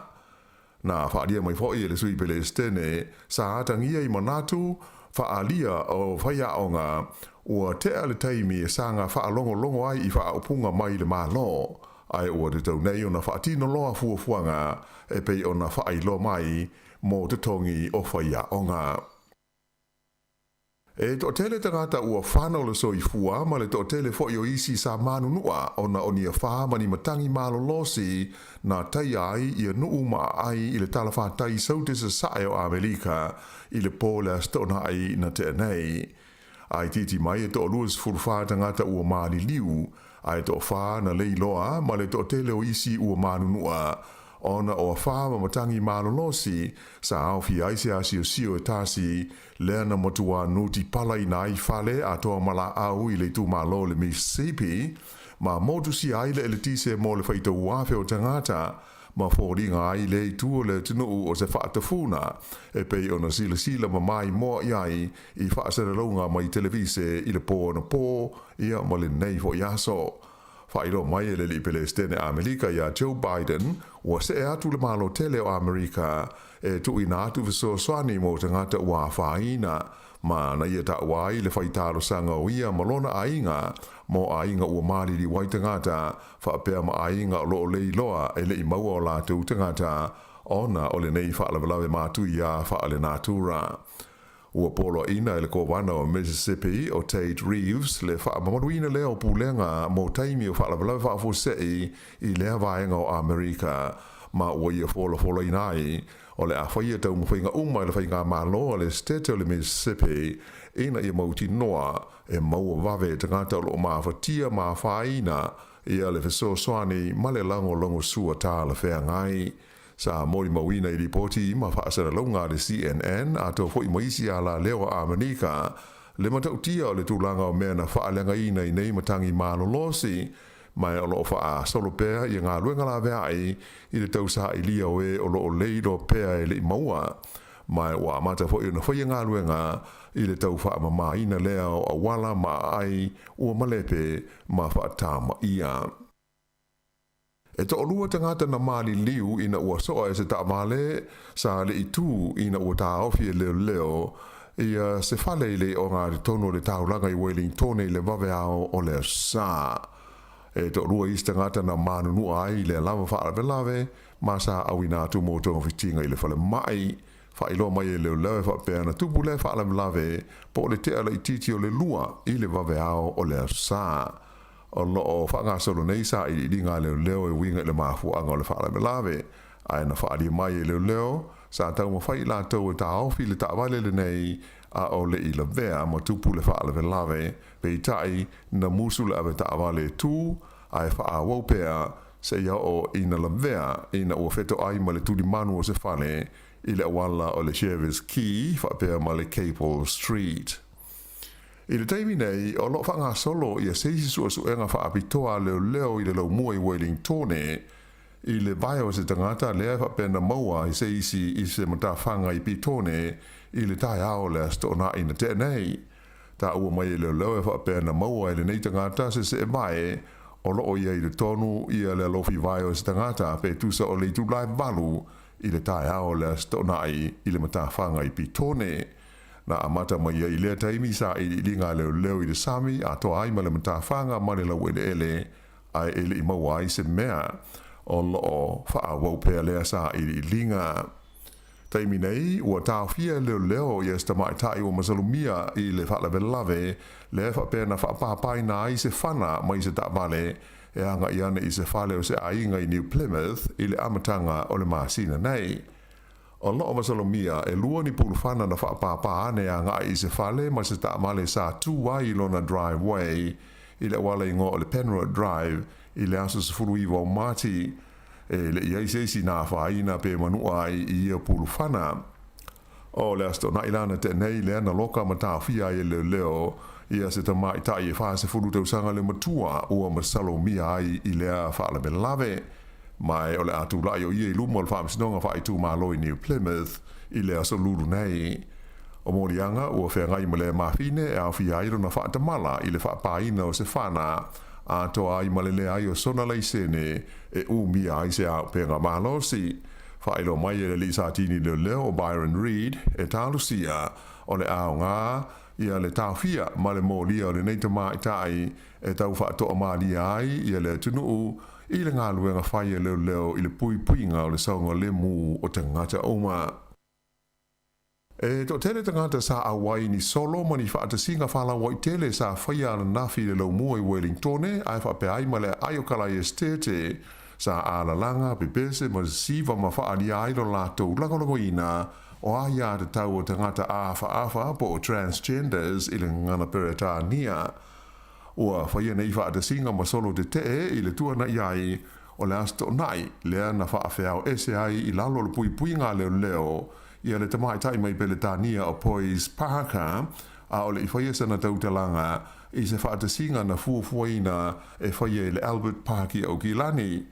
O le solo i karai stete na whaia le talata i le alalo papa o le Bridge of Remembrance mai o le totele o lātou na awai sa tofu malau papa e tūsi ai wha upunga e winga i o lātou langona i le nei mata upu. Sa iei fo i le vaenga o karai stete ni sui o le loto o le Destiny Church mai sa tiuti ai ma leo ina ia mautinoa e tu ese ia vaenga i lua ma ia awane i ali mai ai se vesi i le lau mua i Wellingtone e lata i le afe la whai o tangata na whaatasi ai i le Civic Square i le awauri le sa i le whaatasi inga tele le nei whaalia mai e se sui o le maaftanga na whaamoe o e whaia ia le solo te te ai e moane leata ua pāti ma whai fia lātou sa whaatasi ai. Ai o le pōlawa le sto nai le ana toi tu ai lau whanua o Aotearoa e le tamaita i Beletania le nei o Poise Parker ma lana whaupunga o se atunu le nei e au pito siri o na leanga ma le lei mo le tu pao tina ma tamaita i ua ia asi i ai.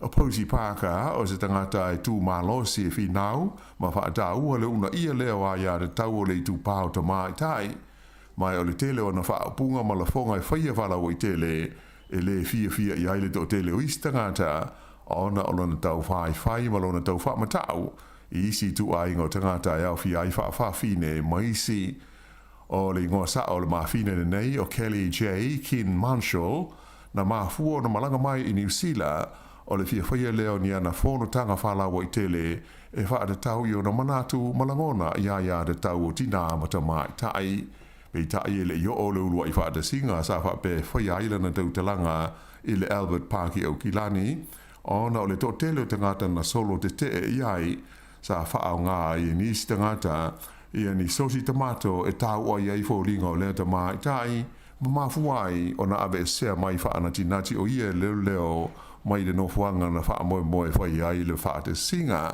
o lea vevesi au kilani na mafua ai o na taofia ma le whaataunuina ia le si maftanga whapea na wha moe whaia le nei tamaitai i te tonu o le lau mua i Wellingtone i lea sa ana nafi.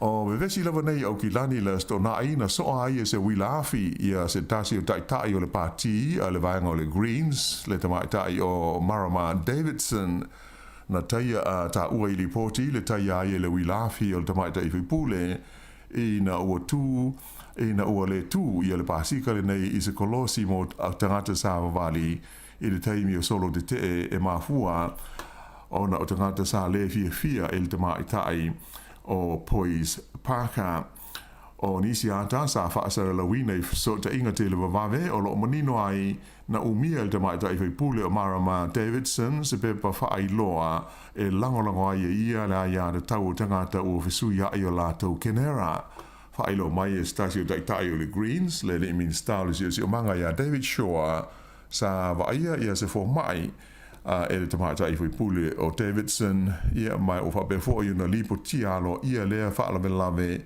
i le ofisa o le leo.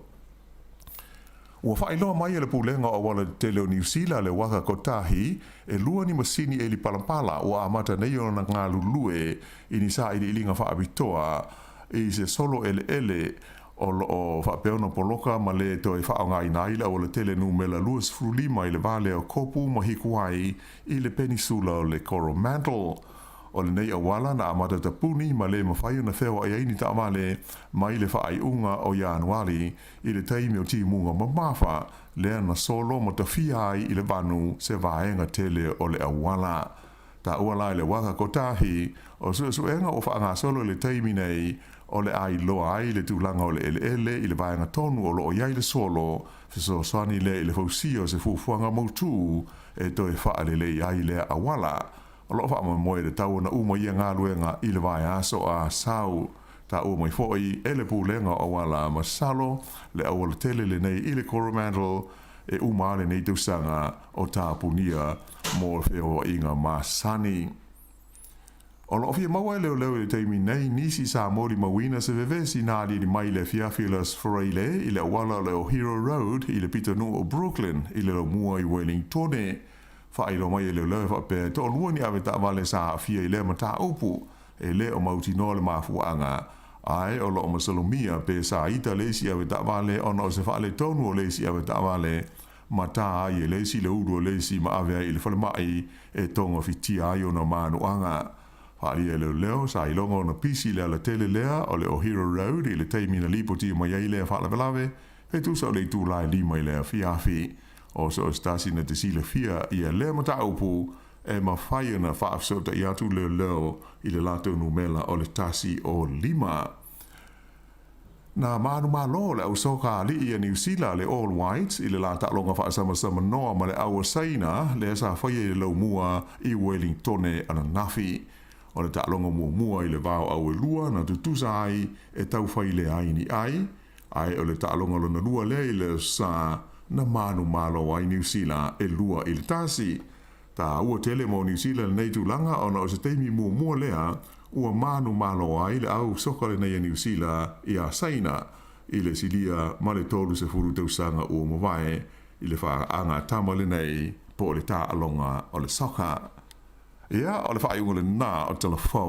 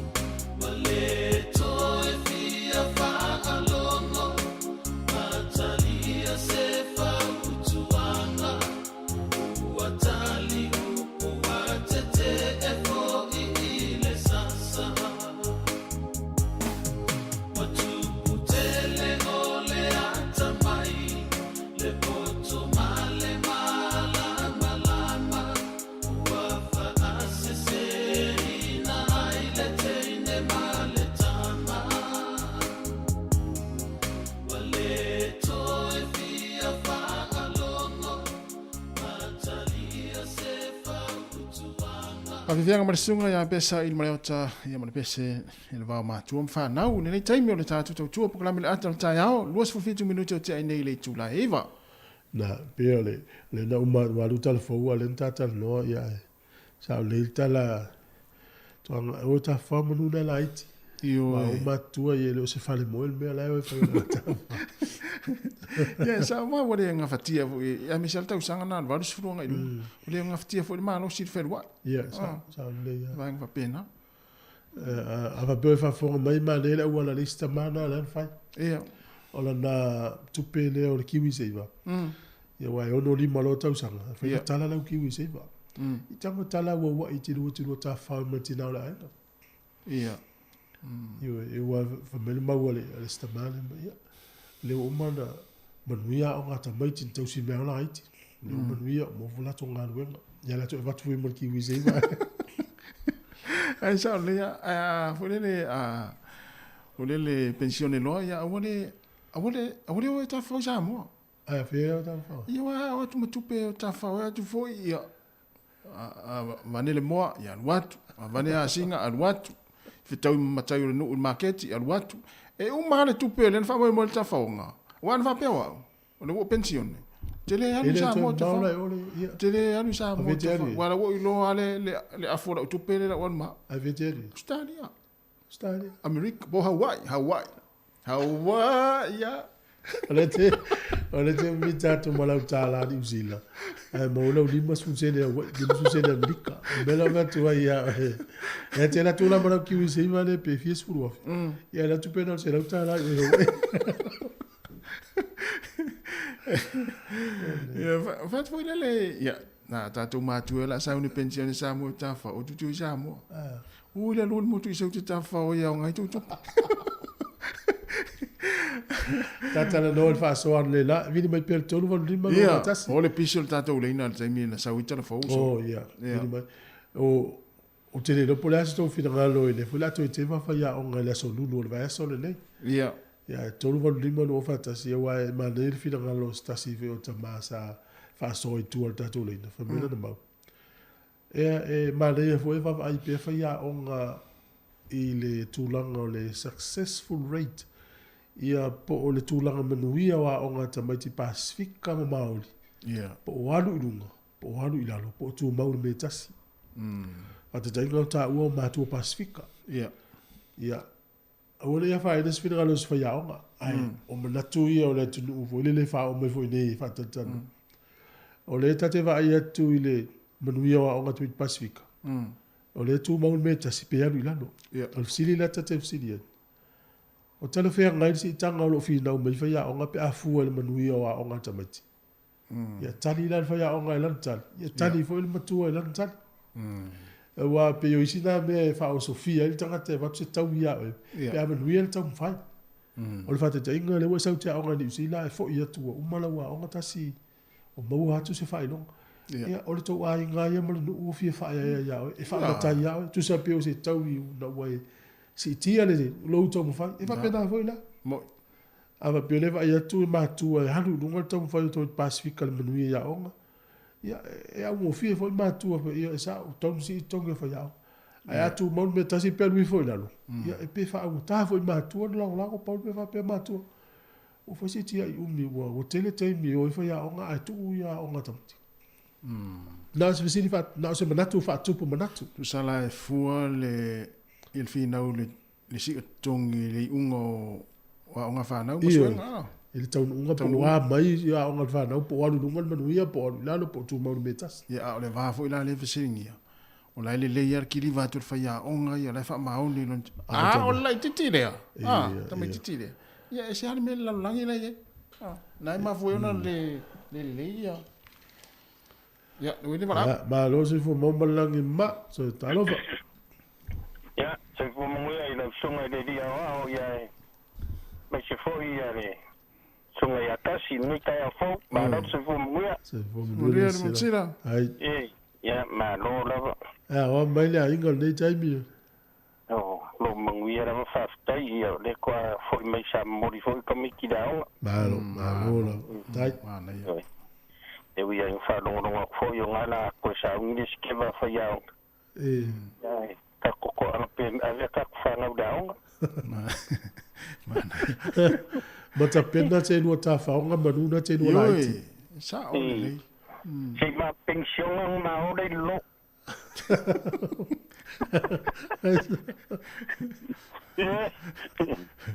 Papa. Papa fiki ai skoingo kasi yo ka me pension ai di me ka whao to. Ole fiano ai Samoa. Le fiano Samoa. Kusara la ufaro me la ko ai fa pe. Si ka ko fa lo mo ko na fo na ia na tau fai mai ia ka ko. Ale de walu yo fa mai mo ka ni o Samoa. O en mena le na mai le tu ta tu ma fo si. Mai ele poko. Poto man mala malama. O ina la de ko fa se era o di de Samoa ko ri ya. O te poru ke ko Samoa ta. E no se me fo o le fa fai le ila le no se. Ore meu que karango ai au e karusia e fa pe ai. E ngau si ko kongi ai fa maomi foi la faingo la ko kiu ke daonga. Vale. Ya onga. Ya ba pe la ngo fa no ku de fa so ska mane fa so a kweri fa kar fo de fa pe I kuranga I leo. Yeah. Ai kia ole nga fo yo kan sa nga faya o ngat keninge wa makau dia ale le o ngat faya o ngat keninge ele mawangi leo de rumanga ale mela nga ia kia uia oke no fo I kan sa nga faya o nga ia pe nga sa ngo fo I ke mi sola wa lu lunga tong kar si ore soifua ia ale ku mau kong fai la ngau fai la ko kong ia fa pena foi un kingo fa kingo la ko ki de o ingo fa ngau ia mawani fo ma I le lumanga I mawani leo ia mawani no ia wa o ida o mai ma fo ai o mawa ko langa yo la kai karga va ia fo ide I le kan sa ngai fai a o ngai kai mi mo la ko kong ia e manga ia fo ka kia wai fo I kaunga whao popo seisi vaenga ia pika la ko kero kalia vaenga ia pe o ngā kaunga whai aku whainga malo e whaso apuma ia o ngau akanga ngai vai kau I le lava ore kupe mo I langa ngaruenga ia lava I fo I langa whaso ai me whai kongolonga ai mo ia ore kulanga nga ai poala me ka ke kau polea ia alu sorke ya fayaonga ya wa mishinga so aonga kamai ya wa fare kongo I foi nga isi ma ko I vai ngo fanga unga kan a fai nga me o akor kam fai ngo se simele ya a fai nga ma ya isi ko ore soifua ngai ma le oranga o ale la no foresta ma Palestina vai tamati o le fenga luenga no o le inisi vai tamati ore ia ore se vai kamai ia mai lo le fa so nga ia ore kau foi ore mo o le pakeki pe o nga ia vai so sa o le ia ale ma lo fa so mochila pe kulanga nga ia pe or kulanga nga le no fa lo ko esa ngo ngo ka o swimming pool fa pe le inisi o swimming pool ka mi maludu o ke ka waku ya o ko fo ka si or ka mi piko seling nga fi o ma ko inga pa langi swimming pool ya sa ka mi o winter ya o le mela o fa ngoi o ka pungi ma ko swimming pool ngai apat sol la ma fo o ka ro na so o mai o ka fa mai por lo ngai le o ke o ka pungi lo po le fo tangata I te awatu swimming pool e le masani ai na wa fai del sua vai o swimming pool fai le por nga ngua a loa ia apat por kala no ka fa no I ngai o fai nga na ko fa le le am ko fa ke le wa ka la ke swimming pool ya me ali la le ku ia ka sanga ko o le ka pungi sau nei po lua e va mai e me sau e askuela sau mai ia waka fika ku fo ia faila e lua ku po lua ia longo vinga ai se longa a koru aso ia ronginga se lauri maskulu ia songa koru e lua koi polu e mamau. E wingo tala fa pele la sa polu se fufuanga to ainga. Sa ua fa nga swimming pool ia mai anu fa fufuanga ma to le fale u le square la usa. Ai sa u swimming pool la. E tu sai le square la usa. Ia. Ia ai se longa me fa pena sa o ila o du. Yo te lo le si vanga WhatsApp ni e to swimming pool au nei to no swimming pool so le o mai fa fo le vai so pe a patai le vai so te lo te tanga te to ta fa ta si o ulunga o ese ma le swimming pool pe e to fu bemsi wai au nei so le o mai fa fo le vai no sa mo la sunga kas ai kuma kilo swimming pool i kulanga la pena sa me pisi voi dele o inga ke lo ai ka correcta wa o la o kulanga ngai mo wa ka kai re lo paka ko pisi solo sa mi sa oi ai o wi ar ka ma sangi me ai sa mo au ma fa ngo kai sa mo sa ngai ia ma se vai pisi alusa o ale lima ia i lalo asu mai ia ke kai vai pisi o i vai de ka foi de vai o ai lalo sami o le vai ia vai oi sole esa kilo ngai pe o sangoku foi a lugar kai ore a o riskanga ke vai de menga fai o pakia pakao vai foi dele ai a ore pisi ore vai lima ai maka ia le ka ma sangi kuranga swimming pool ia ma se vai pisi lunga la le umi te ma na vai pe alu lalo la le umi vole le 2 minute fato ai lunga pe e tofu me risipito swimming pool te alu risipito la le umi tasi minute 2 minute mo ku risipiko ia wa makaudia pe asiana we ai lunga ai o ke tau i risipiko i taimi ngai wa makua wa re kukusare malo sira kouia tu se sfuru mitale le umio le vai saulea le vai ia pe oke ai lunga o po pasi marafa o faronga ku o maro malos lima vita e io ma io me lesi meni mo tato su mi pulse ora in nuove vai su mi ia ra inguma vai ora va vai de fale Fato foi o lo con nada va vendo o mal ia va tai ai au savali da o que alu fai kaula o luas fulminguke mano te savali alu despico alu ele malolo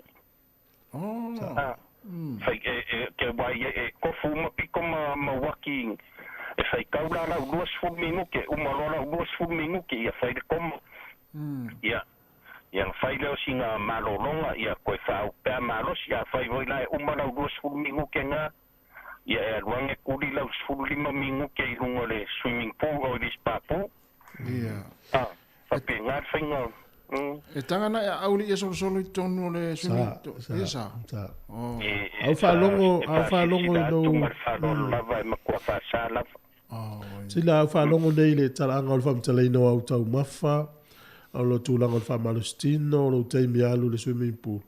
Te vai atua e le wale ili kati urita le uruma leif. E te au ria le valu sifuru o tausanga. Ia reri. Whafkai mo perfukanga. Te au ria. Pāreia. Ia kako karo soifua ia rero foreri. Ia, lele. Ai lofu te lea tu mo uloma le tina. Manuia fo le aso fuanga. Ai ar ko inga. E fia kausanga e au ye. Ia, matoria la wa matana le fifi la inga sa mo ya tala i fe tu. Te u fe tu mai se si sa mo la va. Ko devi fa pele wari chole. Niurka o niurka te afima for polanga chang che vela kapi. Do foi mai mau ka me agora o sa mo. Maria ne aso no ti. Alo te datu. Ia mo le alo fa kere manguire que ni soifua. O lo wa e la va me lo ngoi e la ta ia tato tu o le no le Hawke's Bay o le mau na ia ngai le alo ngoi le alo i tanga ta fai tetele o le so itala le o si ngari i o i kala estate o to ate ar sfuru po la wa malo lo si ngari E mala mai fo le tai au, le i ta vale, le ai atu tupe, le ai umare tele o me tō tino le. O le teimi le na oso, le tangata e tono le fale. Wa le mo umala vai me po e ata le ainga, ia mo le tato tunu. Ia, mata i tū le rio le whiwa i le ngā oi, te ua whaina e fo i me tō tino tau mutāsis. Sa o le Ia whaina le mawa whau, le whaina le whasoa. Wa le teimi nei, wa au te au, wa sofa, ia whale o ainga e ngā oi se tūro, wa whafonga me le tūro. Ia, sa o le nei, o le tala moni, le tala na. O le whaaflavelen tupu mai le whaingon vai aso, ia i tai o la sai, i le na maa liwa, i tangata te o lua le, tau fia tue leo le lopeni tupu langa, fo le sa ta whawhau, fo i le tai au. I le vawe au i kalapu i tai. Ia, o pe tau fia mai leo ni poroka leo nā, te imo le vawe au, ia ai, o po whasua awa, ia na moitino ana sa, inu fo i a malosi, fua le tuol ta awa. Ia, sa o le nei, ia. O le whai, unga le whai e tameti la iti e tala vau, si e wha tua leo ta awa le tu. Aua leo le watu e loka oe, na atu e wha ipo sa unga le mu oe. O le loka i o le me muli, ai a loka fo e nau wha sao oe, mai no wadu le wala o la mona. A tau fia leo, tu ta awa. Ia, le fo mai mau ia o la inua. La ta se pese vai foi, tal ta fa so de talo talo. O ia le taila le pese. Ia. O va tu nei fa no lo lang. I le mau tele le vao, le sami le va ia o le Mediterranean Sea, po le sami le Mediterranean. E va il continente Africa. Mo le tu Europa. Mai ta wina la vai tele o tangata mai le continente Africa. E so sola pe malanga mai le va ai le vale. Ia. E te lotas. O le fa mai tangata nei pe o Italia.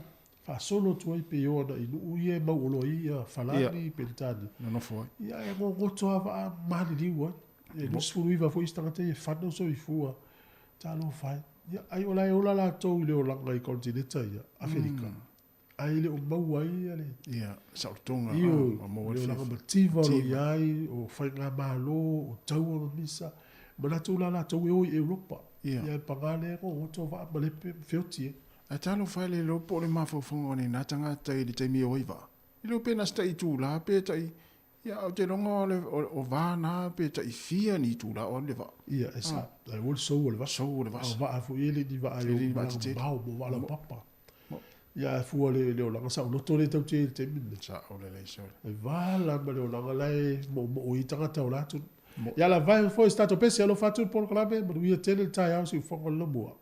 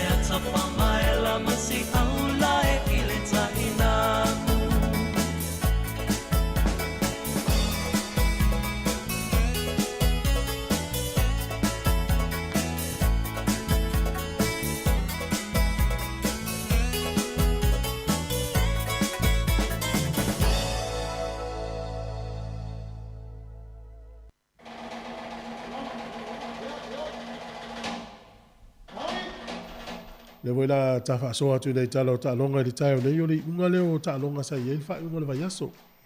Ma na yel ta longa le vao di usila masaina ma malo di usila e lua i tasi saina ta longa le soka.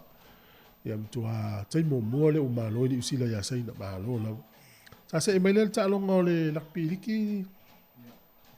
Fa unga leo ta longa sa yel fa unga le vayaso. Ya ole au le io se sfurfitu man malo le penta se sfuruono. Sto me lufu fa man malo le Tigers se sfurulua. O le Dolphins se sfurulua man malo a faya ina le Broncos se sfuruvalu. Cowboys se lufu fa man malo le Titans se sfurulua. O le Raptors se sfurutolu man malo i le Seahawks se sfurulua. O le Warriors a nafi man la te la o le Warriors so o man malo tolu. Sfuruono le sfurufa a le Bulldogs. O le Knights se lufu fa man malo le Raiders se sfurufa. E ma le Sharks e fast fulu man malo le Dragons e valu. Ta longa ia le po na po ia. O le i fau le faya onga le o le Warriors. Le li le na tu e sui faya onga le toa sa mo le World Cup. E te ua piki lo le Warriors e sa ui faya onga le Warriors. Le alu no. Ia o le li le sa sui faya onga le Panthers. Ia o le teminei la le tala le li le o Sean Johnson le tamo e le aula le Warriors. Pe yo le fautuanga le faya onga faule ia ia. Ai va aina le talo Johnson team le usui. Tau mawhai o le tala le faya onga le faya ia. Tau fai te tamo e male polo. Ia e tamo e male polo. Lua, ia e ta alo fia fia. E va aina le faya Johnson le faya le Wallace. Te le yo le swinga. So le watu ia le faya onga le vanua. Tamo e male polo.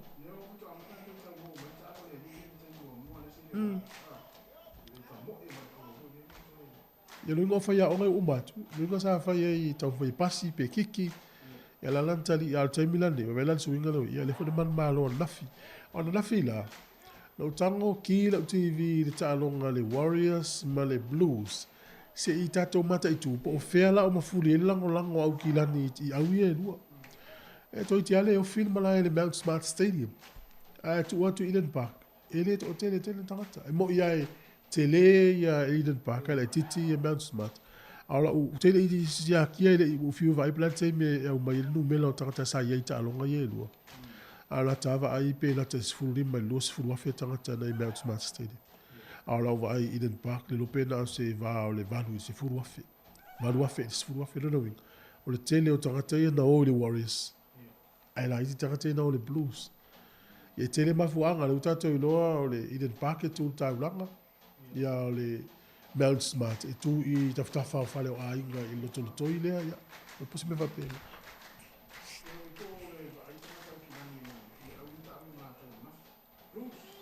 E le o le repo o ia le force. Le unga la leo ta alonga sa ile so nafi super kapi. Ia o le vayaso nei. O le Crusaders e tolu lima. Ia le man malo le Promises full fitu. O le Chiefs e lufu lua man malo le Warriors e full fa. Highlanders e lima fitu man malo le Fijian drua. E lufu fa.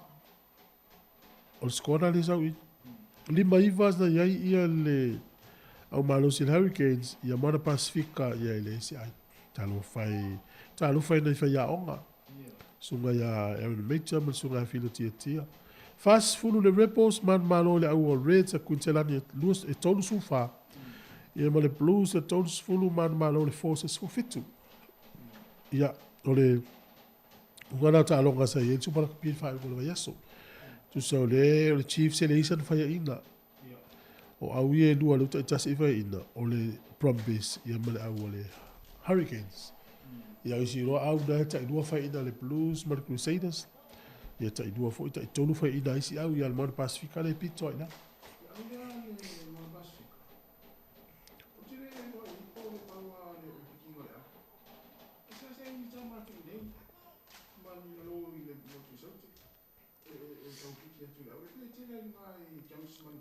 Hawke's Bay. Ia yo leva no. Ia. O le mele o velfa mo a vanga i nei lau ki filfilia i le Mount Pacific.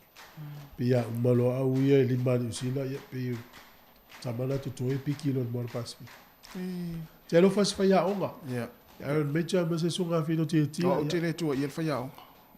O te reo tua ia whaia onga i le aulina. O te tua ia tamata ala. Esa. Io. Ia. O le tama Samoa le sua whaia Joseph Suali. O le uwha mauni o mai nei lakpi a Australia. Ia. Wala to sai nia Joseph Suali. Ia mata ia o katopa lua whenua wha. Ia. Mai lua lima lua ono lua fitu tonu tausanga. Ia. Ai tasi maleono miliona tala Australia i tausanga i tasi. Lunga lata i le 5 miliona Australia le tupe a Joseph Suali. Ia. Ia tu te mina po o lus fulo na tausanga. Ia lunga toi fo i lakapi liki. O to anu ful tonu nu ful whahau na tausanga. Ia. Ia o le wha moe o Eddie Jones ma le lakapi Australia. O le mai o Suali. E le ngata o le la saule tuali ona i Australia lua whenua lima. Ia. Ia o le ipo laulangi lua whenua fitu e tani malo e Australia. Pio le whamoe moe lana, ia, e tati vai atoe tūlanga ta mo i Suali i ringo le senta wingi fulpeki. Ia. Mo. Ia lo ngwati ni tau ngata i le tau Suali i le melena o le ipo laulangi i le toa Samoa. Toa Samoa. Ia pe fielo na tongi le Roosters. Ia whaselau. Whaselau wafil tau Samoa. Tau Samoa. Ia. Ia e fuala tastes maleono miliona le tau Samoa. Na ia tele fuanga whaiunga nei along whanau whamomua na tō ainga. Sao le ia. Wainga pena. Ala tau fai mai le sia wali i le Roosters i le alo Suali. Tau fai ana i le lakapi Australia. Mai. Ana ave le miliona tesi maleono se launa afe sosoani lakapi grassroots. Vanga lakapi o tamiti le tau amata. Usiri atu. Malisi mea. Pea latu al tangata to tasi mai le liki. Ele fai ina ilon pele ki ala to. Ia mo tana fo ile ini ofa watu ia. Iyo. Ia. Malai te filifika Suali. Malai te le tupe le lakapi Australia ia fa tupe ia tamata al. Fa tau tamata al. Yo, malai te le filifika. Nu sol lakpi no umma. Ia. Auro wai. Ia. Ta u te le ia le lau. Ta sina le milione Samoa le. Ale la titi le ia u tol los fulo tosa. Ale. Mo te ver no suafa ia le sunga Suali. No polo amata na vili me tai la tu. Alu na Australia na ele. Tosa fu mo. Ai sa le ia. Talofa. Ia ta se Manuel tau fais ni fo ia lo ta tu. Pa wale la bisiel to Samoa la de ta lo le si World Cup. Ia. Ia mas ta le tu fa tai. Ia la wa tongi la na ma. E ta tu wa to Samoa. Ma tau dia ta me ti le le vai ta ta la noa. Sa ele ia e mai Suali i ule va ta fa so el ta me ti sul fast sul limo tau sanga sul ono. Ia ole e tau tau ne ia ole va ta fa so e le tio i no. Champini la au ta mai tai la lo le supula kapia ta mai tai. Le na fa mai elvason te nei. Ale au na lo le motu i sauti. E tasi ala to au. Ai le ma se malo tau sanga te nei. Le se malo. Le ma se malo. Le nso champini ma le au vai ka to le Chiefs. Ta mai tai. Ia le na no manu malo il fa ungal vaias. Al bari na ta lo na tasi dala mata. Ia. O so matua e mauti no le kapteni ma le e over ki. Ia. Ai no molpo. Ai no molpo. So ta lo facilite na ar po. No lo ana na mua. No lo ai le over. No va ai atu al popole. Tas ya le mafu anga le ona le over ki kel tanga. Na wo o tu langa le. Mol popole. Wa al polo po pe malo. O te le o tilo wa o te le na pa wa me o te vai o le va o po. El me fa menino. E se le kiki o le polo plakapi. E se le kiki o le molti fa. Me fa un plastic. O le fa un plastic ya ai le se vai. Ele sa tala fe tu o le mo maule au mai ngai no mata ila wa ya. Tinga tau tingi vai le me malo le fa o vargi al mol polo la kapi. E kiki se vai la kapi.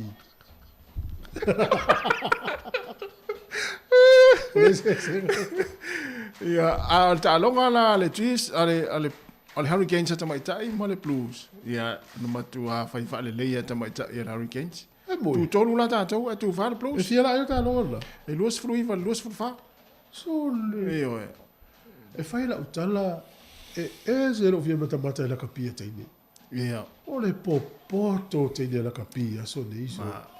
Mo lei te le ta alo tini. Ia mele a fa fonga mai. So walo la ta alo la capia tini po ia malo. Ma lei te le la capia tini mata. Ia e pagale. Ia e la fa au ni sila. Ia. E il te tonunga. e alua fiso tai foi ni usila ma Australia Mo. ia no le amatai tama ia wa fasi leva o lua sumo tu sanga la kapita ma Australia sa Australia watu ne ale wa fanga solo fo super la kapia te de Australia te min Mo. e ia te tonu nga tele tu pe uni e lua e wa na fa jo por mele fa la kapia tama sa ule wa reta sa watu ti chiefs e malanga o te de malanga mai e manuia nele se wa tu pulanga la iti le ye Ia. ya tu te mina o te foi tu pe fo wa so sa le kapia te Fai ina tatou au e Paulus, ta mai tai nafi, e 5 le au le au le lato ta alo. E fast food iwa tatou, e au kalaistete. Au kalaistete. Fast food iwa tatou. Tio e us fa no me de ta. So le fiu tapua i au tine so le ia lai mana ia. Lai fanga solo pel tamu sang. O mato me por calambe. Ia. Tana no ngol vai so le ta mai fa fi fianga o ta ia. Ia le to 2 minute, to 2 minute o ta le sfulu. La vai fo stato bese.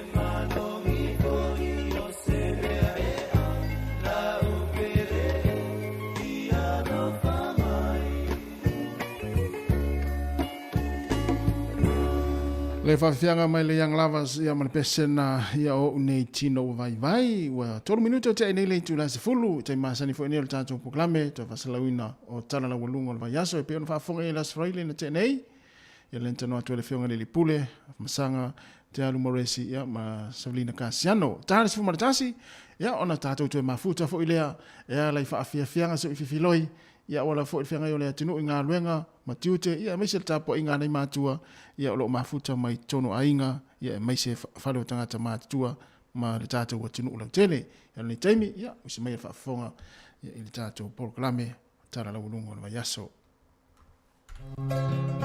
Moso oi sili le manongi ta utino mai lo ta ofi Mausalino fa amaoni tu ma pese io o ile oti ta la la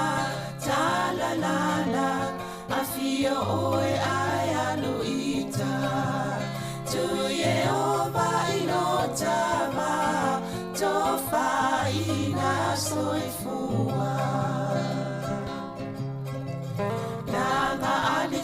Sili le sasana I tu e fa o Samoana E fa ato sina yo amanga Ya te o e suma le te ine tau sala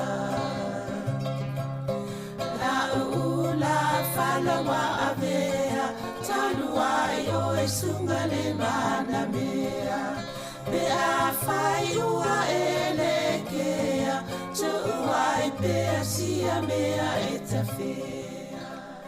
Talofa atu I le au whaafonga nei tai au fou o le asfareile luas fulfao mati lua fe lua tolu malo laval soifua ia I le pa ia I le au whaafonga mai sel pa ia lau whainga alwenga le atua I whatawhai taulanga I fia ta mamatina mātutua o lo mwhaiona whaafonga mai ia maso se tasi lava mwhaiona maua mai le tautua masani ale si ufongo le laumua ia po le leitio o le Samoa Capital Radio I lona nufuanga auto I man Kevin I porirua nei tono Wellington Talofa lava taimi masani nei o le pol kalame o tala la walunga al vayaso pe on tal noa tuai ma le fionga le lipule af masanga te alu moresi tai os fraile te tas ia malo soifua la fionga af masanga Talofa Talofa Savelina Ile ni tai fa Talofa fo ile fa fa ti fonga lo mua malo la vele langi mama ia malo atonu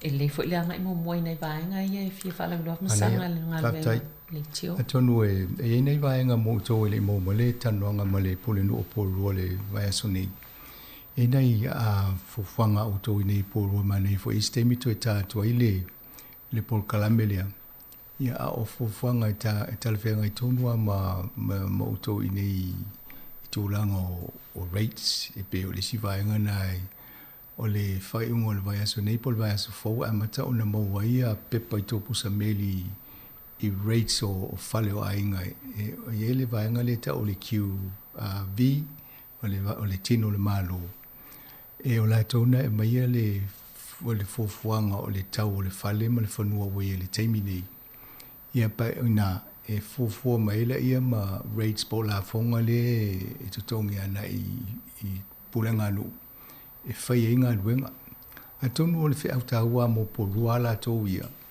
talua ia le teleni a seta al pulenga nu nei tai pifo nei si pulenga nu ulaiti e le teleni la tō a seta e whanangolango lava ia whaingo ngā luenga ale pulenga nu I rates po la fonga tutongi e tangata nofo ai no inga tu ato o mai a fale I tono po rua na whai e role le fufuanga al pulenga nu pe fia le tupe e te tau o na tutongi e fale e taitasi ia wa o tupe ia le ma o ele ngā ruenga e whaiswa vai o le vai paipa o le vai o fale ese tūlang whapena ia mena e whatau te le tanoanga al pulenu e o la tau e popole fo I te usona si ia e le ngawhatia tangata ia ai muno mia fo tupe whai e ngā ruenga I tono po rua ia Wellington e leo te loas fulu lua te si malvalu pasene na si e lunga le ia la fonga ia te le al fofuanga tangata ia wai pea an bava ai to te ia one isi dia tulunga se fulu pasene ia la fonga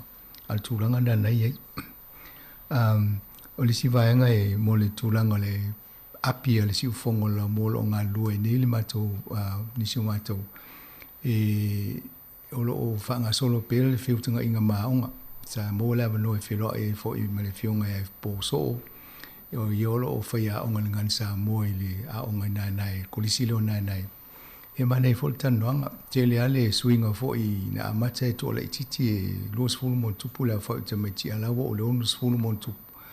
E lono winga, e tō tele te meiti o lo fia maua le vaenga leo le sea onga le ngan sa mo. E a tō tele i o onga ni New Zealand len whaia onga. O le tūlanga la le iai o a onga i o mato wheloai. I o la fo i wala au e fisosoani le a o le teimi te tala mai le vaenga o le api o le app le smartphone app. I o na watu le e whata tai fo inisi o alo. I mbawa aile tūlanga o iei tapenanga i o atu le sulu iwa o me. I wa whala uloa tato apilia ina i mwhaina wha o ngai tanga te le ngate nei Wellingtoni i a lalolangi atoa. Peo le wha moena o le ngā ruenga le whai nei a wālawa le te tasi o mau tāo fia le tato li tio nei. Ina i a fisosoani le trusted si ufongo lau mo. Ina e fo i tā mau le ngan Samoa. Le si vaenga fia tano i fo ia o le Golf Academy le pe ona mi ai tato le tio te minei. Ia wa mata o lua nei a ongo whai astronai. E tai lua vai aso mwhai. Ia o le o ana le e nafa ma le vaenga le ia so ni hei savelina. O le tele lava ina ngā lulua mātua. O le teimi nei mo le wha atono e ngā fo le vatu se tala le tato Facebook. O le ngā lua tato le tio e wha tūlanga le tato Facebook mo le anga iluma. I teimi o na wha la iloa tula i e nava yaso. Ea fo ina i mwhai o na tu e ilunga postinga a inga i e tonu a misi lava alum whanau. Ina ia loa tato po whiawanga i ele tūlanga o le taalo o le tama ma le teini.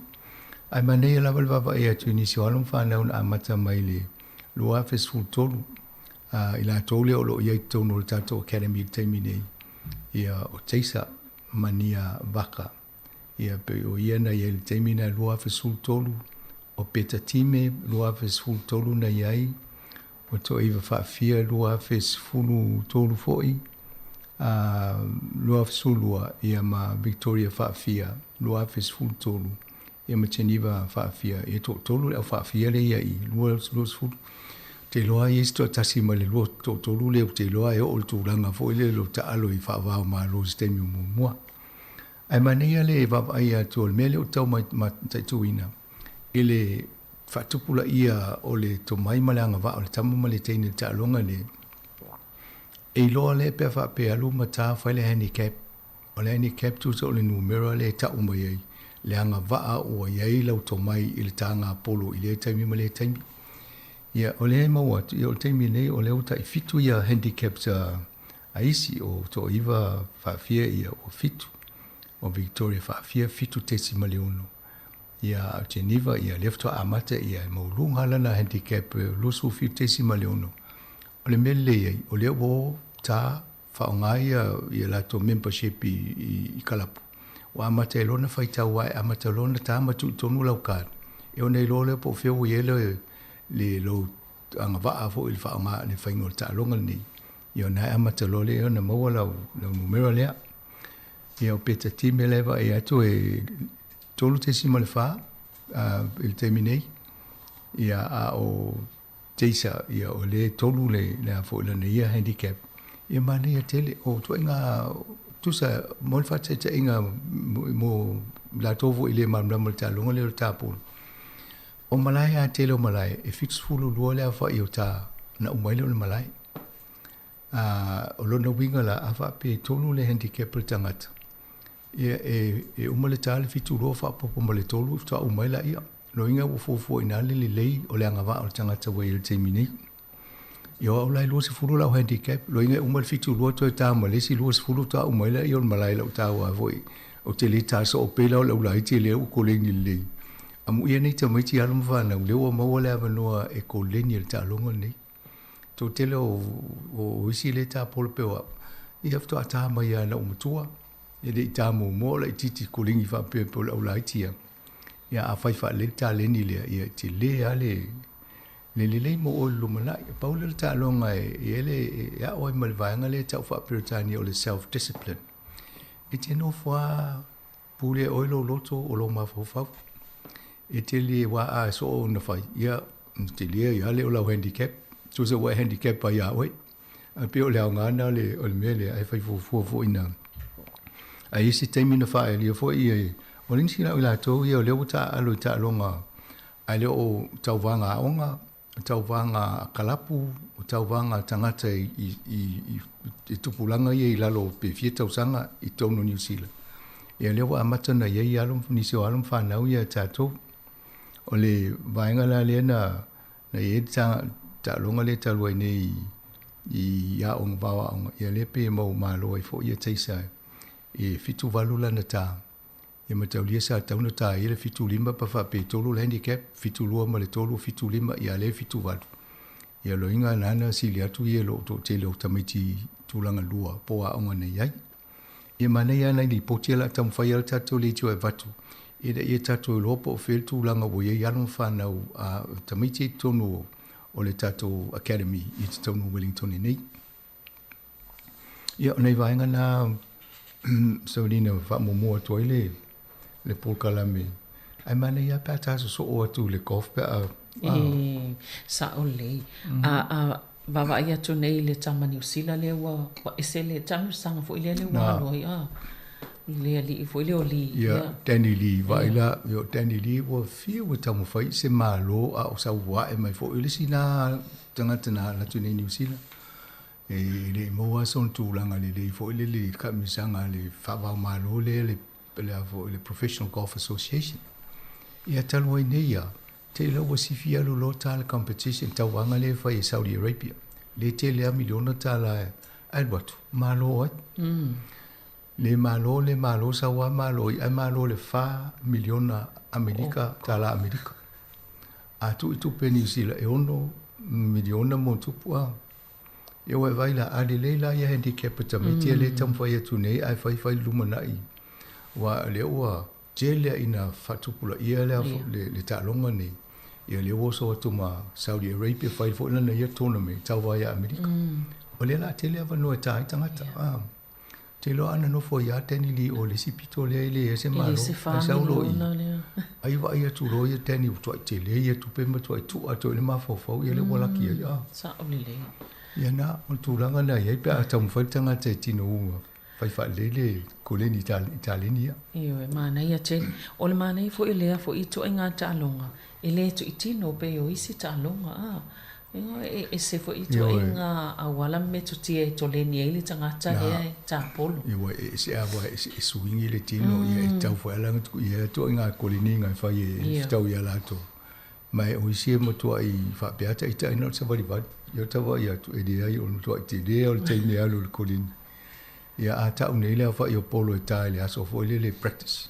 ia ali fase la wanga i lungo fa pe ko ka ni polo eta ia to inga pa wana no nga venga o te alvo la kolini ia o te mi te practice io le fo ina ali practice if you were ta ai fa fo le le cut mele ta o le cut so la fa tanga te o ta wanga io tu la mtanga to te le uma io pala si se so le au siel tu la nga tauna ia ia le nau talonga a le e tutongi o e te roto e tai le mea ia ale le e tau pei o le wala te atu i tonu o o le umana i alva va ia tu tanga tai tonu New Zealand a e talonga nei o le tanga polo nei vai tau e fola le o Ryan Fox Ryan Fox la ia nei le si tournament na tau le players tournament tu so o tanga tai pito sirina le lei ia la to tai le sulu masina la o mai tu fatas ta vai tu so champini ta tin champini mai si ia la vo ile le alon tu langa termine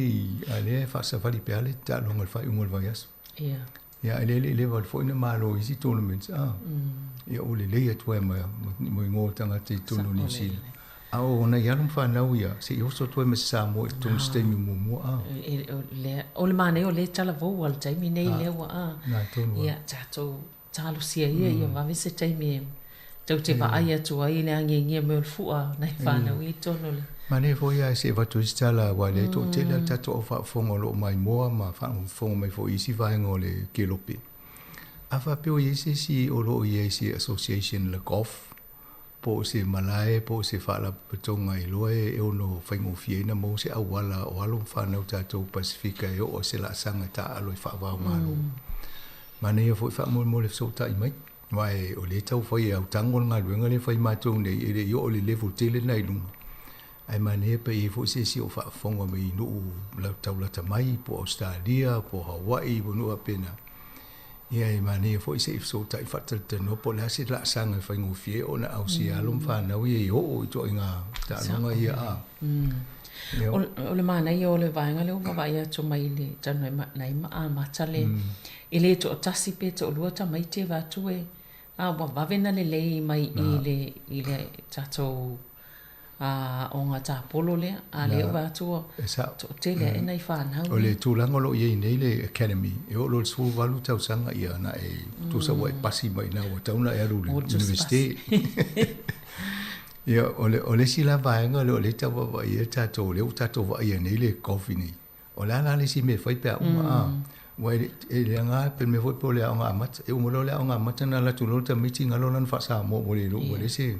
Ai tau nei se sila sanga I savaringa lea. Ia watu ia mo o to le si ki tau lunga a. O le lau tau mawa whonga wai. O le ale si me tau na whai ia kawa ele cap lea. A tono le si vaenga na se I tau wawai ia ona mau fo le tonua.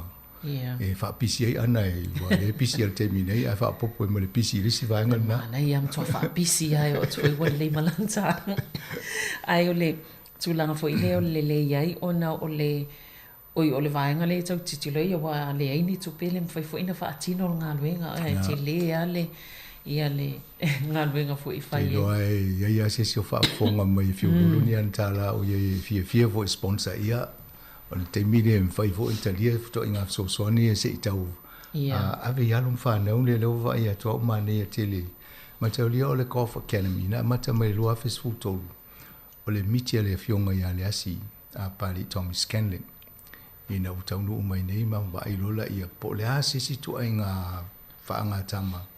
E fia mo so swani alum whanau te le tātou li lei lakapi o a onga umai nei New Zealand o lo tau e ia au le kof. E whaia sin taun tae o le tālonga.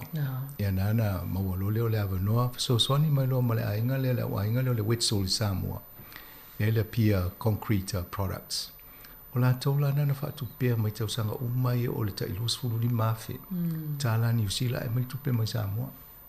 Le lau umai nei, le lau tau wai tau so se luas fulu ni mawhi. Wawa ia ma le tato komiti le ia nei. Ina ia feso soni whaua wele miti le wau se miti le tele.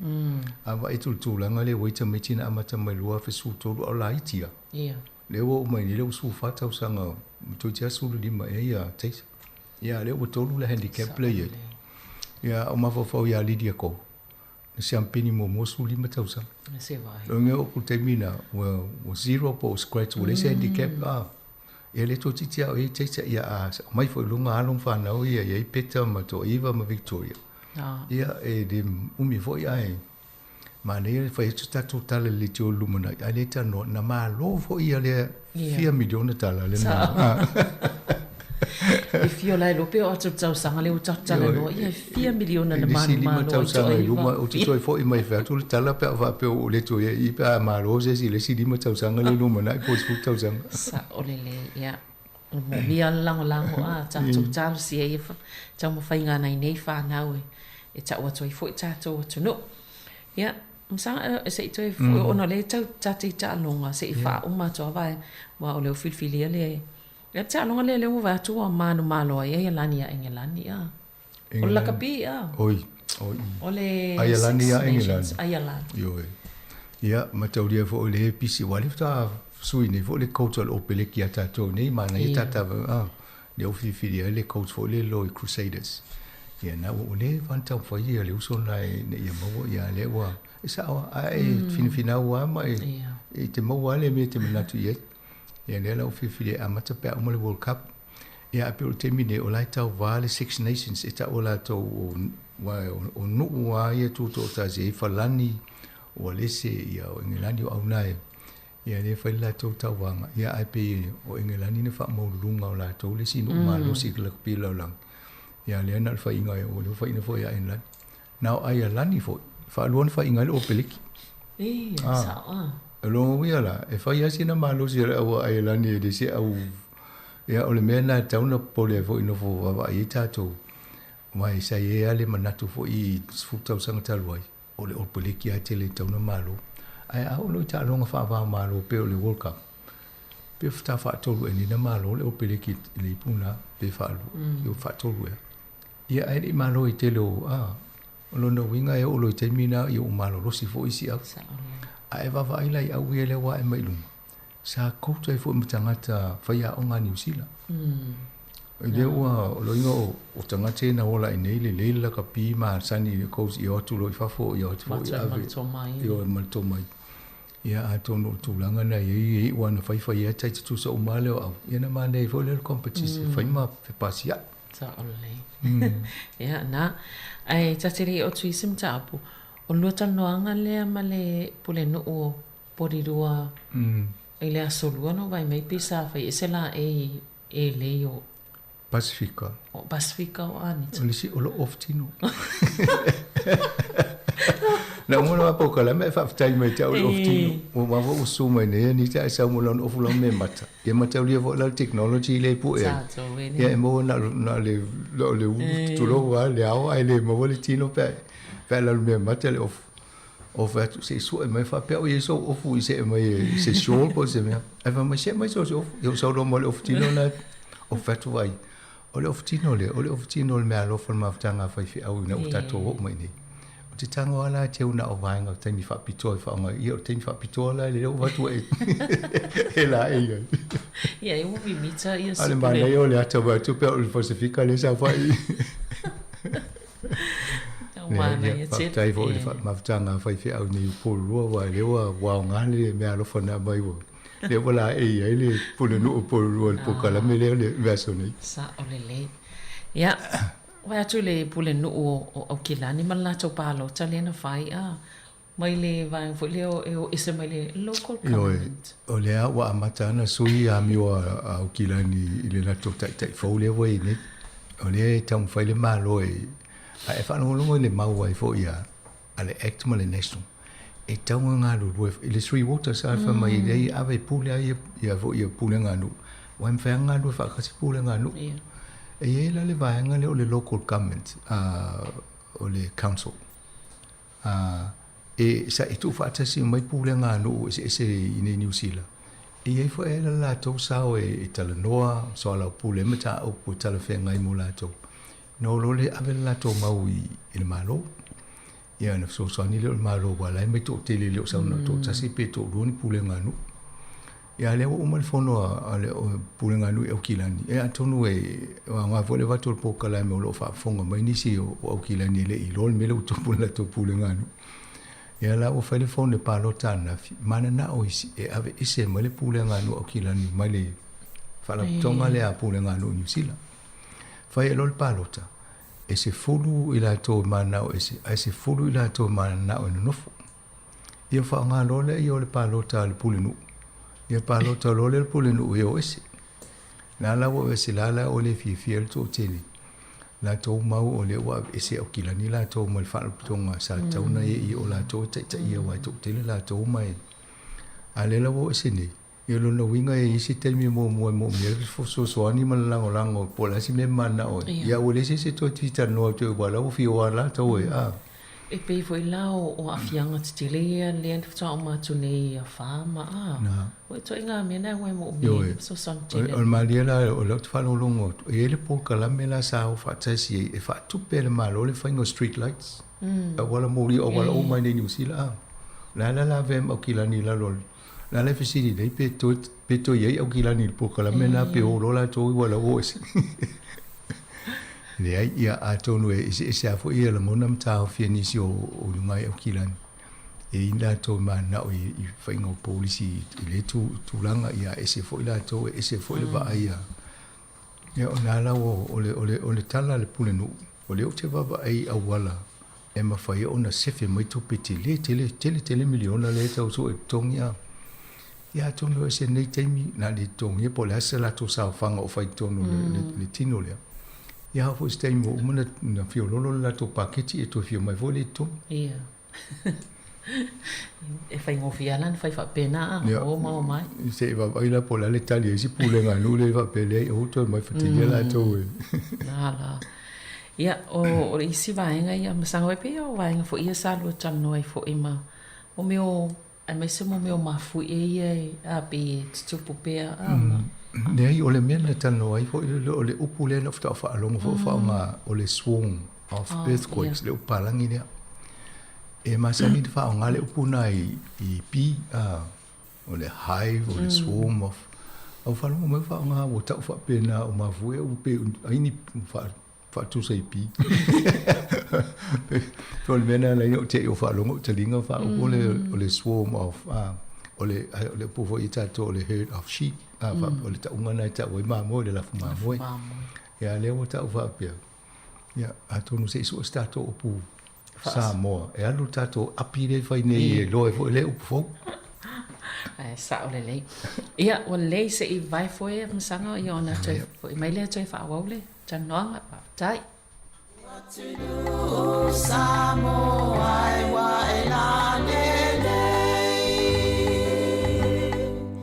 La lele o e inu o le vasa.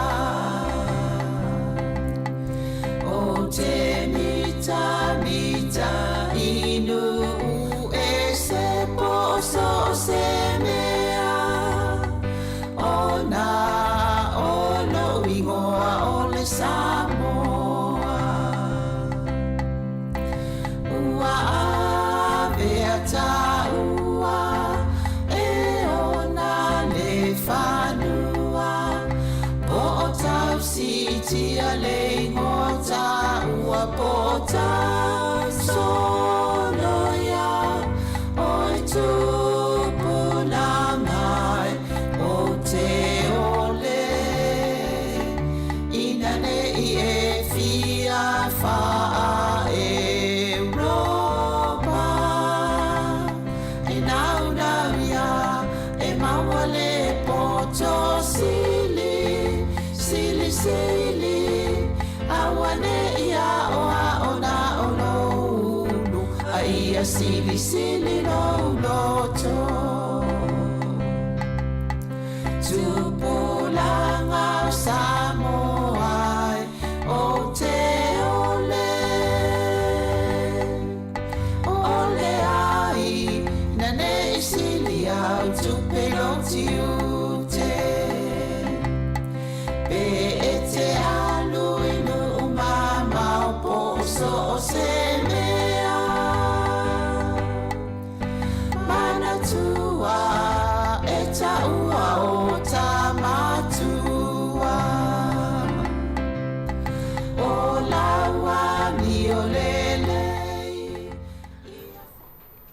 Ia, toi whaatala whātua vaenga lua nei po kalame o tala lau lunga le mai aso. Si wha mai ato ana isi vaenga I ele pepale a masanga o le wawa I ato I ele referendum ia po o se.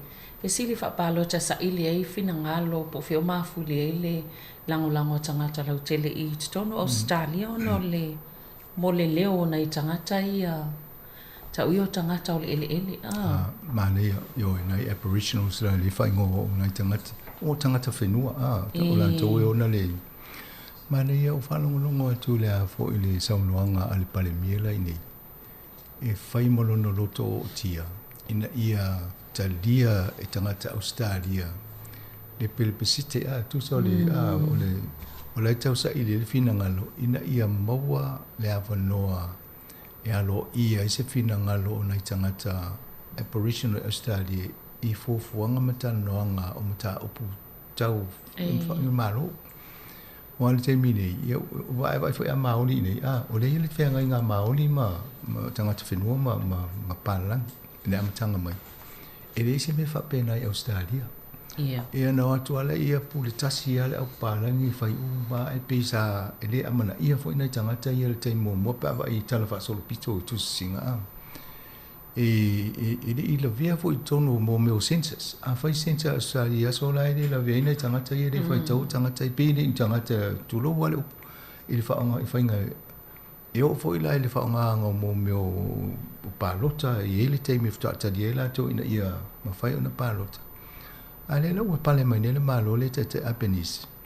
La lau ave ia le whai le fofanga le lipa ina ia whaamule mule au ngani le autunu.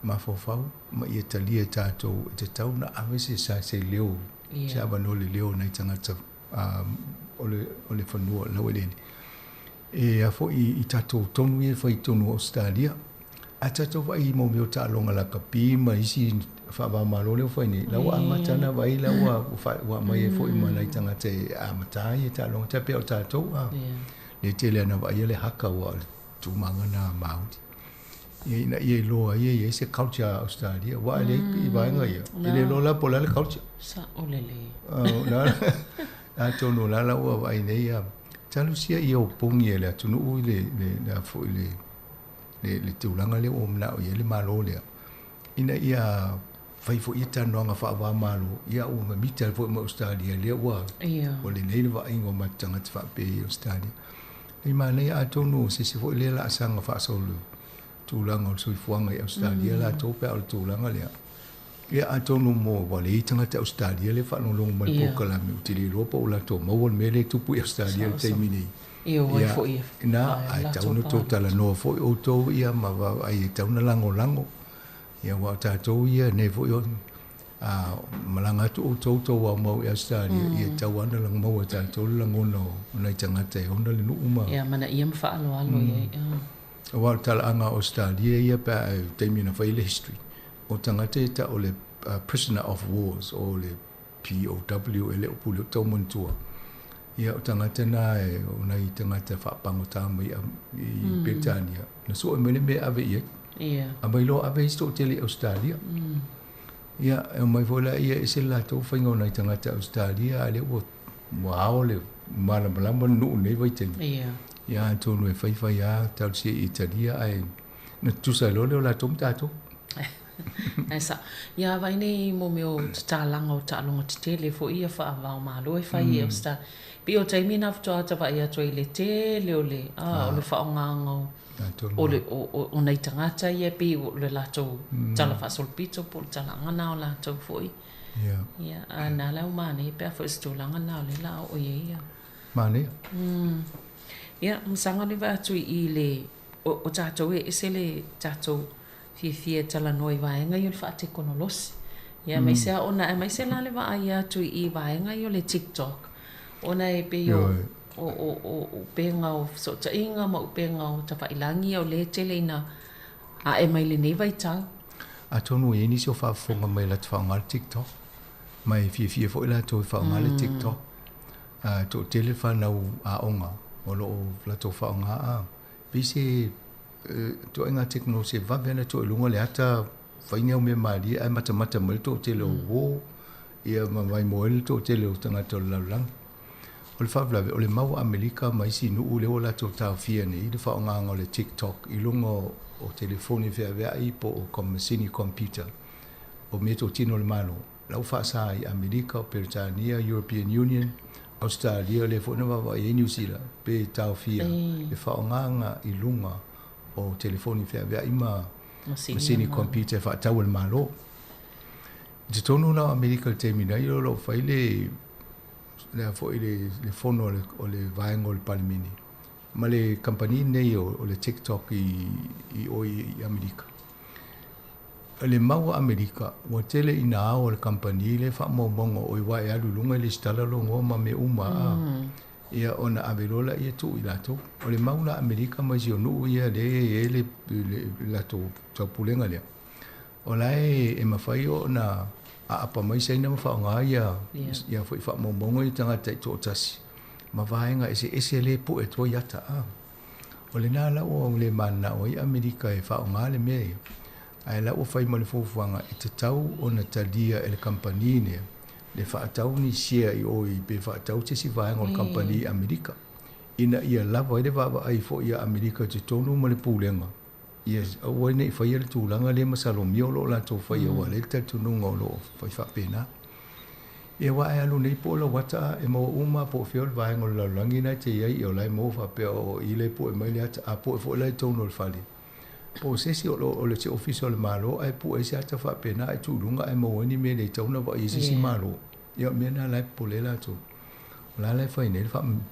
So e ngos tangata le ngo ia Mr. Tiu. O i o le CEO o le TikTok. O le company o le e onga le TikTok e whai ngo o le PYT dance. O le company e fo i wha mautu i Singapore. Ia langa o tele o na la le e mai la i Amerika. O le tūlanga la lei lotu ia Mr. Tiu Falantala, vai. O le mato company e to 5 tangata la e le board. Ai to tōru tangata i o tangata Amerika. Tu so nai va ia la tole, ia ai le utalia e le Malo Amerika. Ia o nai mea la itia le fai ma fo de wai tu sa le wo i tau pulenga Malo. Lo ia foi la le o fifi ele ta o saina ia pe o la to ia la to la mai la to. Spy tono. Ia langa lai ia le tal tununga. So se compania saina e ia male ia ale Malo ia na faingo ana business ia. Ia. E lo no inga la fa ia la fo mai pe fia ia fa mo bongo tangata na fa ngato kam teknologi vai aso le ia ave umana me o wale faina le ave me la na le o faina le tulanga le ia va vai fo ma fo tato wa te lo isi taimi te fo tato va vai pe tau na fa nga a ma fo le me le ma stama New Zealand le na mani umai nei i Ukraine na usa wat alai sa we mana tau Facebook no fa pe sa le te tau na po ya tala lai mo wa male mela ya ia wa lai sa wa lunga lai po e male Facebook mo tau tala male mela ya ia lai fa ngofianga po e Lucia pe va vai po fe tonu ana ya ia to inga mena tau fa te fa nga teknologi wa e mo wa oi mo wai o le fi mo ele ia ole Falaptonga so fa tasile le AUKUS le va Australia, Britania ma Amerika. Ia le fo isa i malinga ia na fa italoi nei ia. Amerika i leo va mauluma. Malinga na le na fa nei le wa laki wa o si fa pe wa laki Australia, o si fa pe le laki Australia. Wa le la to so to nei ma Australia i tonu i fo le i mo o le misale fa i ma saina. O le la tau va vai. Wa le na sau nei taloi stasi o taita i Amerika tau nei tano ma Andrew Little. O ia leva a ia vaenga le ata to ni New Zealand.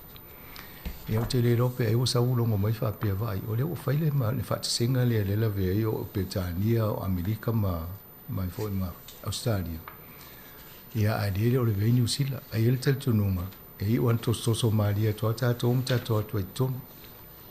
Ia la wa e tia Helen Clark. Le o to sa vo Helen Clark fa pe mai le tu tasia New Zealand e le se meta to o foi to inga fa tonga fa pia e to so to amta to te au to la ve to isi me e mata dia e le police il Malo New Zealand le mo salia e fa sani na foi va molu po ni e mo power fa nuclear to no mai to no tato a in New Zealand ia a to no lai to ma wata to va na e ai pe o le mena lai fi isi o fa pe wa nga mo a fo Australia tele tanga te fainga renga la mo mia tele to inga teknologi fo mo le potol to mai le la pasi mai a Australia e fo ngo va mo ni ia ma te lia se va mo le fo we fe ro ma pomu ma me te wa pa la vezes ia o le mau Australia o le mau Australia o le fai me le se i va ai e pui ele vasa Pasifika va ai a New Zealand e ai me o ta o sone le e fo e va ai e tau leo ta to kuso ta to me to tino na ma tau leo la New Zealand to tasi ai le vasa ne le vai o le vasa o le matua te leo o nga sami si o me ta to e tau na leni va mo o va ai ma ya tono isi te mi mo se stau sanga va pia tau sanga le New Zealand se tu le to va mo ye va anai ka yo la tau sa ole elia tu mineral le na lo tai ya o me fa pena no o ye mo le pui nga sa ole le Ia, e se le tele o tupe a tangata i tutono New Zealand.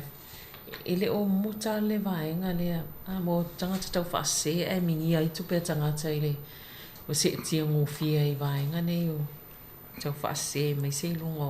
Awa nei me, awa tupu o fasile le ofisiri a. Lan me le no mo fai tangata. Mo e au tupe, wai le te e tinga inga, i wai le e au tupe. Awa le se au tupe, le se si fia lua tu fua fai o e a. Awa ai fo le mele pisai nei i terisi ele e uso fai e au ulava vale. E lua me lau te vai lau iei, o pia, o le ava malo, musikaliti. Ia. Te leo whaalonga o atu fasini tupe a. E atu vai e atu muli a fasini tupe a pe o mena. Ana vese la mena, atu ne le to oni si e whale anga whale waini. E le i mea leina o. O scammers vo, ala na lua so whaile penka kiandu. O la ele tupe. La ele tupe. Se longa su le tupe vai se stu inga whainga wone to in whaina o wha o ngā mene. Ai sa, e to te lea tanga te lea vo i 2 miliona lea na ese vo i tausanga o vai mai tau nea tātou. Ai whainga o fia na mau wais tangata, o le siti nāle na mau taluai. Vidi atu ngata pei au lana tamalai, vidi oi text e uia. Ma whai atu o iera o le lo telefoni. O le e-maili na watu o le lo lan telefoni. Ia te tonu lo le fine a vele tupe. A mata a vele stolu afe. A watu a le si wha afe. A watu a whapopo o te le a le tupe. Kwa kiriki muli. Pei au iera o tau wha valea i. Ia e so e tu le tupe e sa. Ia na tu lo le tau sanga le tupe wha mole pin whai tu e mo mole wha plea i. O e ana na inofo. Mea na mo tātou, e te tau ana tātou mata i tū. A whape mo te e-maili, po se text. E te visiri mo mua. E sa o ele ne mea. Nai wa ele se au wale te tango e so e a e telefoni, siaki au nasa tau le visiri. O la vo lo was whanau, wana visiri whape na le tangata ne. Ia e li lopo lana se whanau lantau. E waina i idea vo lele whai o wene i to e. Ia mani masafa ngofia fo na watuala ia tupe wana lisi tupe lisi mea rie. Sa o lele. Ia mai sa ne vai tau le teknolosi o whai ngofia e mwhaina e alo o la wai e lau a kia ansi tono a lau telefoni pe o isi na lau atuata ia o lau ia a le loa la. Ia ai le ini vai o pui a ia teknolosi ia. O mena e tupe. O se a ufa o nganga telefoni whai se suitu. Na le computer wala ele antivirus tono computer au i telefoni. E ma fai so se sin titilo lo telefon. Na. Ia ma ave lau fa putunga tupe ne. Ta i tono masin. Ia o le si vaenga masanga wa tu le vesi mai o le nei fo i vai aso i tulango le pisa policy fo le ale national mo a onga. Na ele fatu nei na ele oi vo yo parata le sa minsta o a onga te le fo le swinga na fai na taimi o whainga Malo le national. Ile curriculum au o le unit standards le ru te manto le upun fa nga le taimi na. Yo le la sa wai o le tau fo le leipa o mai fo le leipa fa mai le a.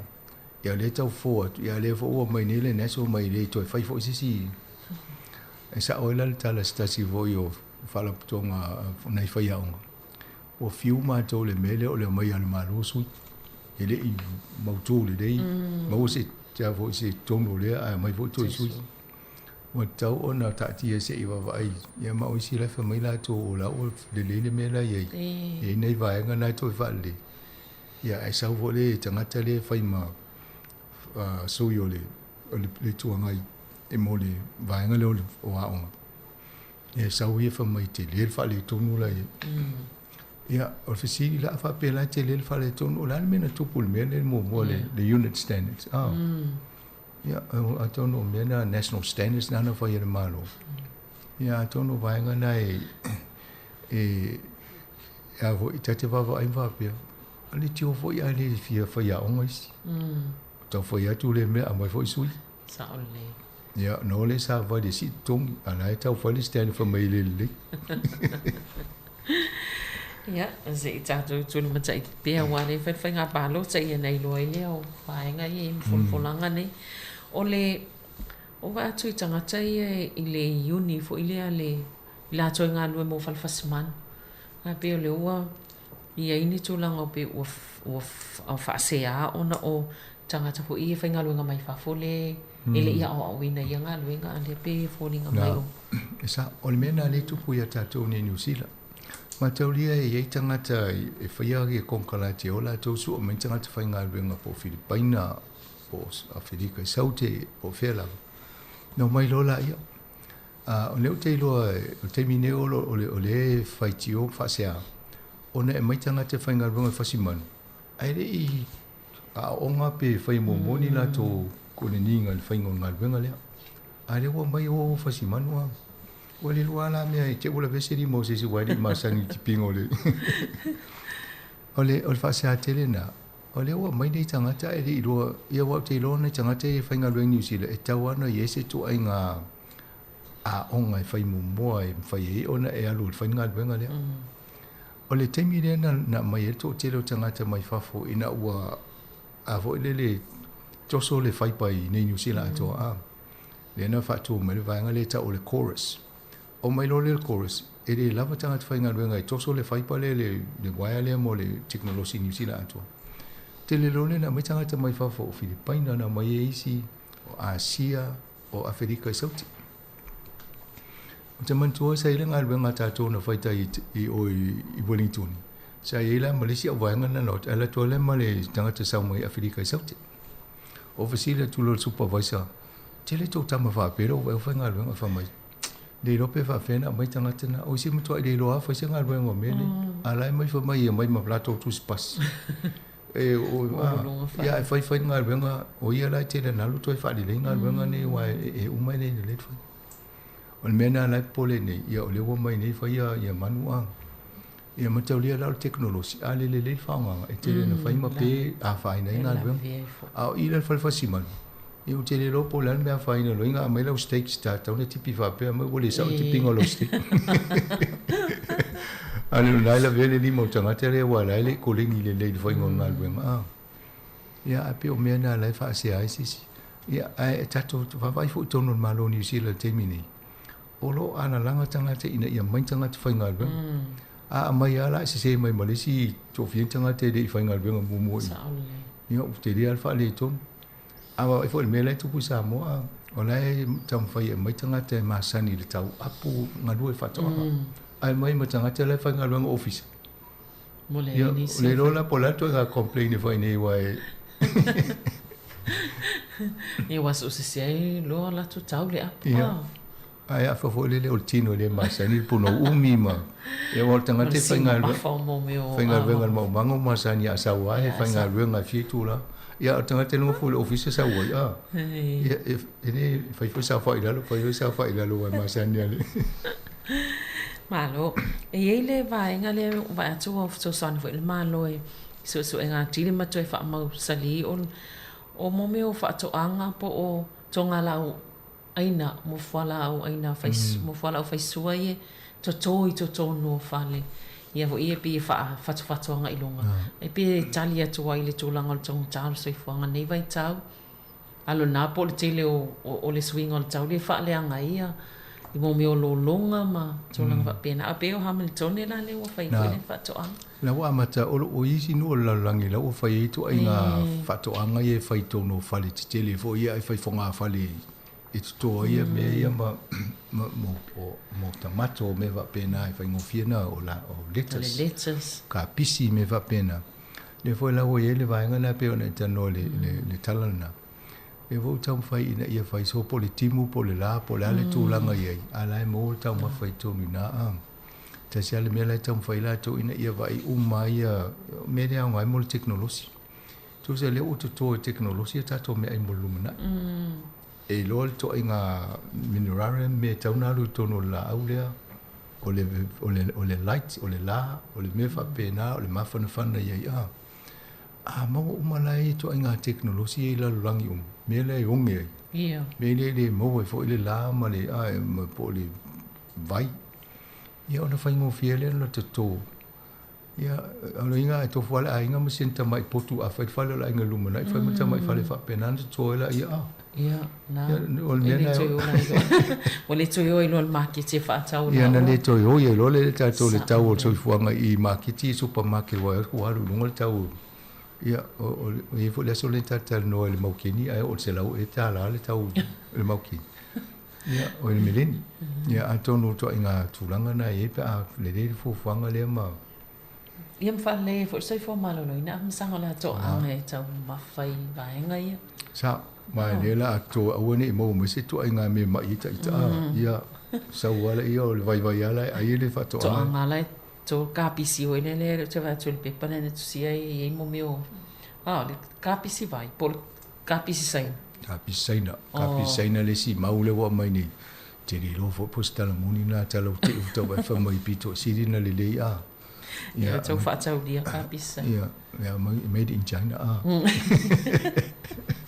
ia na uta tele la langi o eta to ne le pok choi pe o le ngona tama le pok choi ia fa pe o le sina tau ma folo le tele ia le tele fa ma tato wa fi tele tato i fa ele fa la eleni ia po la va ye si kuka fa pena ia e de keyboard fo ile wa maori o le ngana maori ia po le ia sile le wai no tanga tsar keyboard fa de twa mo ila to lo fena mai ia le la o le mo mana na faule to inga le keyboard maori le e ai mafa wa pi o le vanga ta le nga tele mo tato tong fainga le tong fai tui sa o le terminator no o machine computer e ma le vanga le fa nga o type pe tai to nu ia fa mo ngam tai tu si tai tu si o le fa le o le mana ia inu ula i tato sa mo maori fa nga tato fa mafa como le liu mai si to nga fa ilonga fo i to no tu singa fa Britania mi se ala tato ngana maori ma Samoa e ia la wala na fa for programmers po la to ina fa wia mene o machine computer e ia fa to nunga te alu fa mai to no computer e ma fa ia na mo fa longa ia e te alu te mi name fa anu na fa pia insert ia le la lo meta o le symbol po fa longa ina mai le tano piki mai va wili vo le a e i o u la wo ia ma fa ai le se fo se ki por ka o mi o so lo le fa ma foi lungo le u po le o le mena le fa ni na fa ye ma o li mo la to e fa ngo fie na tali tusi po fa mtalanga ia ai tu ai ma le ma fa ma foi lunga o le meta o tele na le o te lo wala a va vene le fa yo tu singa ta to ma sa wala me foi la le tele ne fa ma fa wai o sim to le ro pe fa vene tu fa ma foi lungo tai tusi ale la o ye ni keyboard ia la faingo fia lo le se mela to e a mo tai se tu se fa le ma fa sa o ia a wai so se la uma e te tonu minsta o pulea o nga mai fai e te tau ana lu mo le pepo i uma fa ma a wa le lo fa ma ko mo liu me tau nei na tu le fai tau ko se fai tau mo fai wa fo ina le ye mo tai tu si o me na tau e mo le pe la le apire nga lu ni ta to tato le tūlanga e whai ngufie i tangate a o le ngana na whai tau mo le upu, po whai upu. Alai sa o le fo o e ma wha mawhai. Le ala mutua i fia ana i Māori. E o stasi au tangata fo i o le au ainga le ai wala tu ne la tari i whai atu. Nā mea le ina le se me le wha mai tato ma le tau sua. Ia ngā lulua i lo le la ua. Le ua mawala le lato ki po le wha ngā. I o te loa se i polisi lo va so mo me fo sta to ki po to sta to mo ki po le mai e fa nga le to tinga ina e tau e tau so lo so e va fe na tu lo mo fa ma fa mai mtai tu sa o le ya na tam si ya last tu na wa yele Swiss bank por fa to pe vo ile de tata le no va ya so le fa to la o se fe le si a le tata no ni mo fa ta o le company o le UPS le company na le fa ta ia a tono le ofio lolo i fo i wasa tau fale tono i mai si fale tupe mai si fo te unga tupe na alvaenga na o Europe ia matau lia o tupu lo i fale tono fa pia popole mo lo i tangata a o i fo lele i Amerika Ia o le sa fa le tonu ai fa le tupe lua. Ai maua nei, e le Fisher Fund. Mo tau e fai Kiwi Bank. Kiwi Saver. Kiwi Saver. E ele vaenga le ta o le Fisher Funds. Ia o le sina fa la putonga na teu i te unga tupe. Ia te le ale tupe si vaenga fo ina na tu le si tachi o company o fa le tupe i o fa le tu. Ia o le pole o te loe i to e fo ia e se le stay mo mua. Fa pena me ne o te unga tupe o te loe i se la to insure e kava i me fa pea. Ia e tau si e o ne ia faina te le i te unga tupe mal te minei. Ia o lo o mau le tūlanga na e le upo fo le masine tano ia so la le yo alurunga alurunga ia fa pena le tūlanga la e ni si te unga tupe o lo fa pena le pe so wa ni le tūlanga o te mau ainga ia on sa i to mau was te mia te lo tupe na e fa di tonu te minei ia Malo ia ona o le taimi mi sana e fa tai tele lava mo kalame nei tai ha tai fo ia mo fa fo mo tapo kalame tapo kalame na tala la walunga mo le nei fo i vai aso tai mo fo fa poponga al vai asfo ai mo le taimi nei fa soifua ia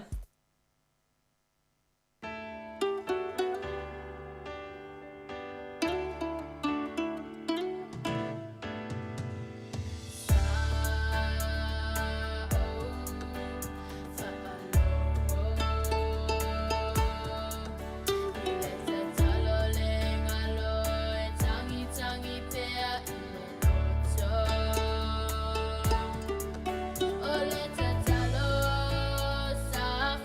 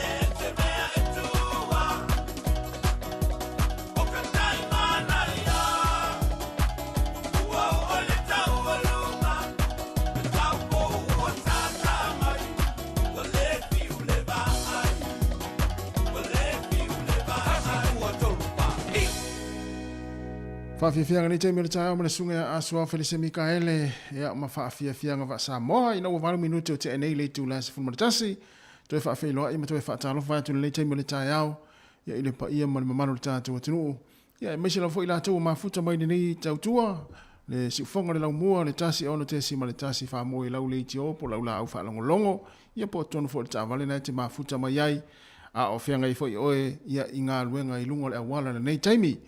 Ia e mese foi la to foi fa talo fa la to le o mai mo mai lungo tato pinga te fai langi e pe o le YouTube mo le Facebook le taimi ia o tato ia taimi fa afia ngasi filoi il proclame se pa ele tu la se fun mo le lua ia o telefone ma tala mai Samoa ia le taimi ia le la tato ma futa ia le fa afia nga e su filoi a wa foi la fa fonga mo la mai mo mai ia ile tautua ale su fonga le la mo i Wellington e mana ia le tau le la mo nei ai mai se nei poridua lo ia le tato ofisa fa sa la le susuru matango fio line ne yaso le aso fuone nei ya i matou New Zealand nei lua se fulfitu le masina o mati ya a o nisi o tunu pe ona ya i America Samoa Hawaii ma America ya pe o la toa sa pati nei ya pa pe nei te mafuta mai ya fa malunu atu pe fa fonga mai ole ta tu pe se vo i fa asale mausau ya ona ole sa pati nei ya te uto ya e mana o mi uto mo mi o pe se vo le vi ingole tua tem fa pene ya a o ye foi o to tau maftanga ma to na yo le ya uli ile saia te to ya e fa malulu to yo no ma to le wa so fu e te we fa pe so le vai ese o le sa ta to le ta mai pe se le wali ia si fo ngola mo yo pe se ta fa on pe se fa long pe se fa ma fo ngole o le sa pati ne ya le ma fu angana ya o i ma to ne yo le so fu o ma ta fo nga luenga ne ya tuno ia ile somo ile ni foi vai so fo ia o ia foi o to le sapati ia mo tata umala mo mafuta mai tono fo le fainga luenga nei taimi o lunga le awala to tonu ainga o fa to anga o lo nga luei nisi o lunga o le sami ia o le matafanga o lunga o wafu o lo tai le ofia isi le totele ia ma so se vainga la lani mai foi la tau ia wanga ia tu male valele sa uni foi ia wa foi fainga malanga ia le atu ua foi ia ainga ma vainga foi lo to wa ma ia nga ia tu ale Samoa ia ona fa bla fa tu fa fo se ia ainga ma foi ona fewa is ia i taimi fa penei ia a fa penei te fa fonga mai nala sa uni fainga malanga manuia lava le fainga malanga le afenga i mautou ia ai mo tatou ia fa amuli ia awale le se mena aftangisi ai o tali la va foi vai tanga te aftangisi oi vai nga fa ma vai ai ia aftangisi ia ai olo foi vai nga le la oi malanga ia vai le o la fa amuli oi ia vai le o le fiu e tu vai to le ai mani si fale a tangi nga tangi o mala vale le oi so pe ia mo il tangi fa muli ia fa pe ona la e no fo le fale te fa muli ia ai alu fa nga malanga ia vai lele ainga mama ai lele fa le fa muli mata mai tima vai nga pe na ia o so mo ta tu ma tu ta fa ai je te mai te fale ai la malanga tina por ta mai sa mo fa fia le time is full minute te nei le tu lines full mata si fi filoi ala wala le si fonga le mo i Wellington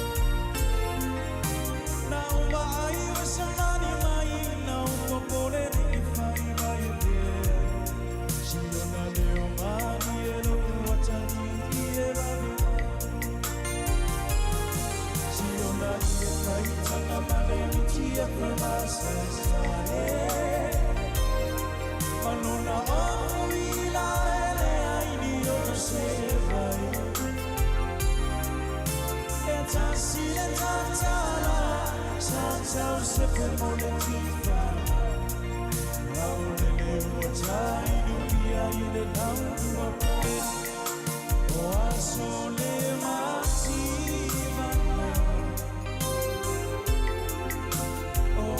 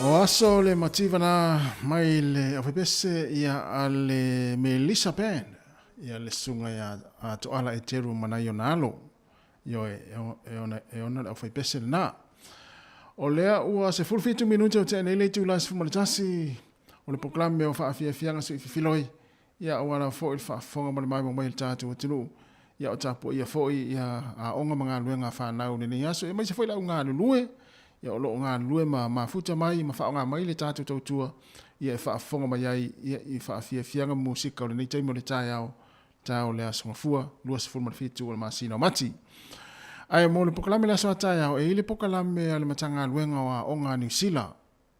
Pokalame o le matanga luenga o onga New Zealand, ia ile tula se fulma le tasi le tai au a tai au.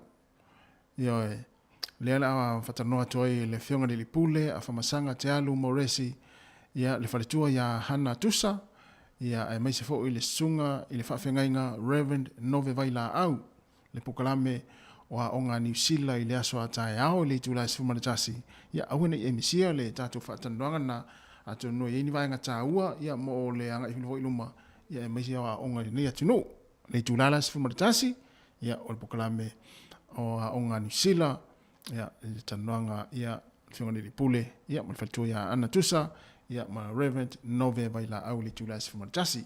Se fuluiva minute wa te enei le tulasi fumaritasi, ia whaafiafianga o lo whaatu mo le tātou atinu, o i lava o whaini ngā luenga ma futa mai tono whale whaini ngā luenga, tono ta avale, le awawita avale, whaatano whaatu to le awawita avale, le ta avale afi, la lava sta avale afi se i tulo ulo e ngā lue ai, ma futa mai ia, ma lo lava le tau ata i whiau ma ngā luenga, ia me se foi la tau lo mafuta mai na i matua lo mafuta mai tono ainga ia mafaalongolongo mai mafaafonga mai ia a o tapena i foi ia le au kuka wa foi ia tau maftanga ana i matua i le tula sifunu ma le lua e manatua a iai ani fuala au na i matua e inu le te o sifunu lua po le sifunu lua le taimi e umai la tau maftanga ia awane i misi au ane i misi le vaenga na ta ua tele mo la tau soifua malolo ina ia fa watu fa fia fia nga pese ia ai mama i pea le to vai fa fong mai ia i fa fia fia nga si filoi le si fonga le mo Wellington e luas fulu minute te nei le tu la tasi le puni ala ma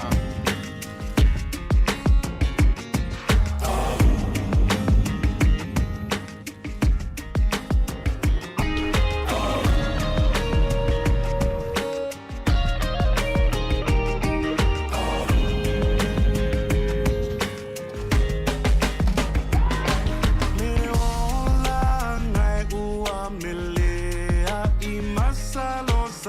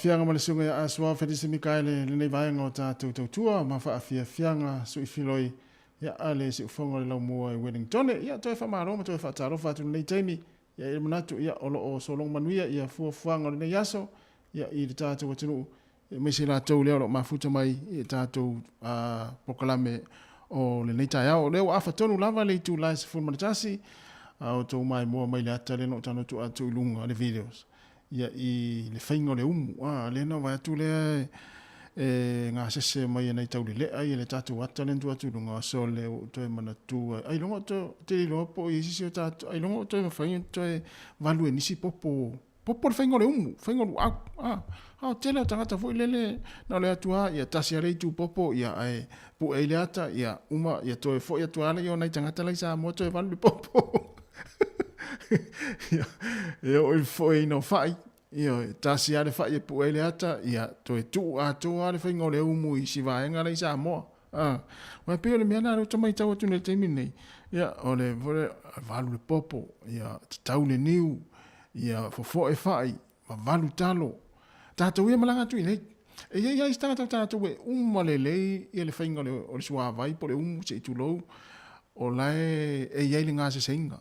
A iai whaatanga ta fo i e fulele u na le puea le ata ia to e tu ala ia o ngā luenga fo i e whai e si vaenga le whai umu. E i tanga ta whapena tātou pea o i Samoa. Ia ona ua pau au suinga fo ua vela tere Samoa wale fitau i male tino wa u matua fo de tino ia wale to yele malo si sai aso la ia au to anga ia turare Samoa to fata i le faingo fe au o matua le tutusa fa pe sa ola tala ia na fa sa o mai le fa pe se ia na tango fi pe fa se ma ia o fa ia tu la tala ia no le talento atu lunga le video le tu atu lunga le tato tautua ia ina le nga se inga o le umbu o lau fai fo ina o fai valu le popo te tau le niu vaenga umu whapena ia au te iloai to tele au tātou na o le pu e le ata le fai e tasi le fo ia pe tasi le talo la e valu ia pe tasi fo le itu popo la e valu ia ona to e tu a toa la i o ngā luenga i si vaenga la i sa mua e whaia ia wau tele vai astanga te foi lele o te tau le niu ave fa uma ele sin te tau ia wau tu langa na lewe iai na le fia pu e le ata ia tu ulo isi vaenga la e ona le whaia le umu e whaia ia pa wau soifua o tātou i o te lua se furu fitu minute ona tā loa lea o le tu la e se furu male lua ia whaafia fianga sui filoi mai le si ufonga lau mua ia i Wellington ia toi whaatarofa ma toi whaamalo atu Malo lava le tāpuai ia Malo fui le whainga luenga fia le nei aso pe a whai onai te fia le whainga lau ngā luenga ia a whapea fui onai a whaafa le nei aso ia awa pole tele i mea na tupu le whainga vai aso ia o mai tau atu le siva le ana whai i mātou i pole lua le whainga vai aso ia le sunga Sam Tiukun Mr. Cowboy ka se tumo le pale sa iai. Tawa ai atu tina vo ilele. O pizza i luma sa le tau le lo estampese so le pole alme a fai so le fe ei atu tina ma. Ta mai ma na te neti ma. Ai e atu amal tina vo ilele la ile fale le no volta mai vai le fana. Ia Paula wa fo yo vai on soifuanga e ia tawa ona o ia faise break fo ile le fa ingol vai aso ia mai le nga duenga sa fenga ia ile vai aso atoa pera ona ile vai aso tene ia o fo ile mo ia esa man ia ni tau ia i mato i por ru fa ingol vai aso le lan tum o ile le senta mato por ru le polstone ia lenta vai atu le fia o naitina ma naitama o tupulanga taravou i fia nga le sunga ia Mr. Cowboy ia le sunga ia Sam Tiukun o mai tau so le o Sam Tiukun no tina o Yamato ia pauelanga le ia pese tamiti o Yamato ia na fia nga le taimi Malo lava le mafuta mai ia pe tele ialu le po na tina na le siva ia alu e tamani siva le vaso nei ia tasi le mea o le whaingo le vaso le foi la ta alo mai ai le la whaile tamisanga le vai o tamisanga le o le taito fitu i Hong Kong le aso tolu se fuma tasi lona winga le whainga le vaiaso le nei. Ia, ai le fialu te siva pe fialu te whao. Ia, mafuta le fale ma le whanau ma tina. Ia, pole ta mafu ma le whanau. A wala vale siva i le whainga le vaiaso. Ia, le oso mai tamori ia. Tamori ia mai sane i moa. Ia, na pia tamori ia mai sane i moa. Ia, le pese nei. Mai ni tamari ai sane i moa, mai sane i moa. 25 minuta na tale le tu las fun mali lua.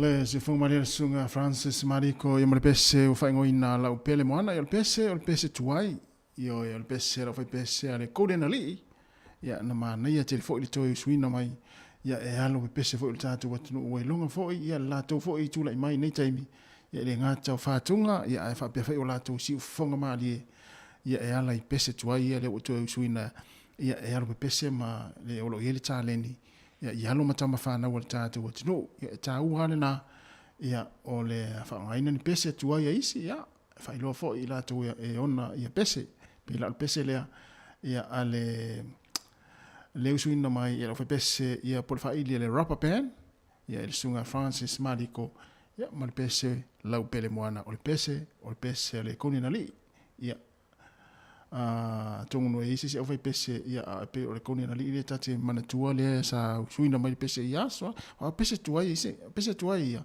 o ka se mana ia mana ia si fongo ia o ila to fo i o fai pese tua ia ona o pau fo ia nei fo i tal fo ia mana nei fo i soifua nga wanga inga iluma ia le taleni ma tulanga pe ona fa ngai nai ia me fai fa ili ia o pese ia i whangaina o tenko losi whaona pōnei le wāti le ona mana ia whātunga fo i nei fo i teimi ia aile maua fo ia whātunga ia sola ia i leo ia ma whainga fo i o mea whai whaili ia sola ia ale lātou fo i ia o tamari i pepese i ronga tātou atu o nisi o whai ilangi fo launga ia ai mana tua peo lātou si o whonga mani ia e ala i pesepesenga ia i wato is huina e alo matama whanau o le tātou atu o lea ua e mai le lātou fo i tāleni le taimi ia i tūlanga tau musika. To e se furu tono minute o na tālo lea o le i tūla se furu manilua. Ia, o le asta mawhitanga to ina manlo o matua i le nei taimi o le awa uli tātou le au kuka. Ia whapea nai o toi whaavevela le i ana na toi mea nafi o mana ia telefo. Rita paka. Sina ia.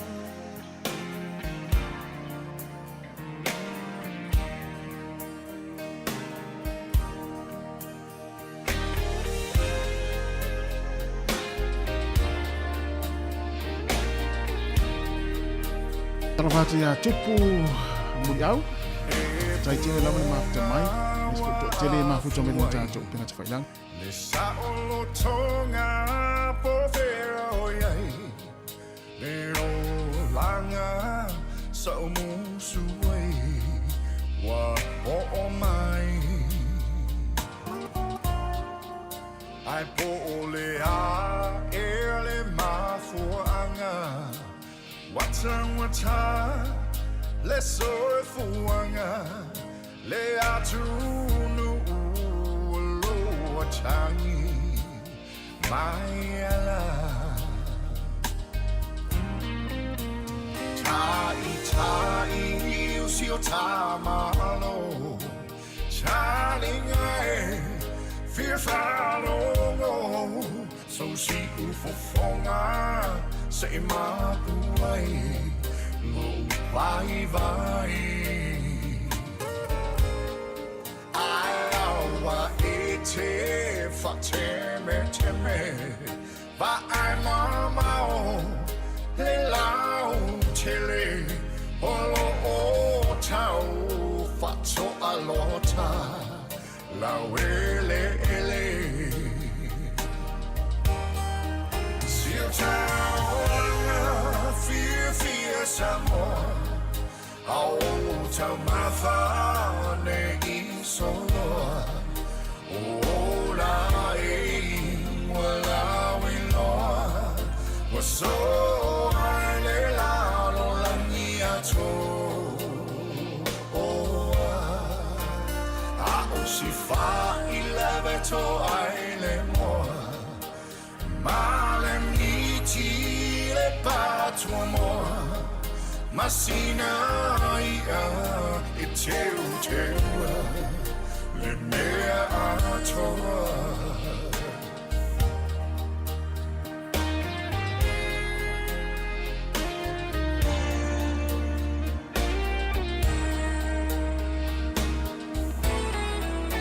Ama fau ia soanu inai tua wa mava tu le tau ma fainga pela ea e lava singanu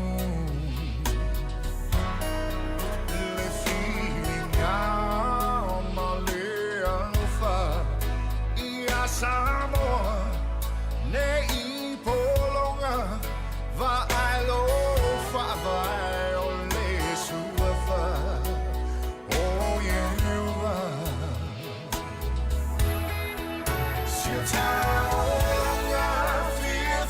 Samoa, oh, Talofa, nei soa, oh, la wala wilo, so ai le la langi ato, oh, ako si fa 11 to ai le mo, ma le miti le patro mo. Masina ia e teu le mea atoa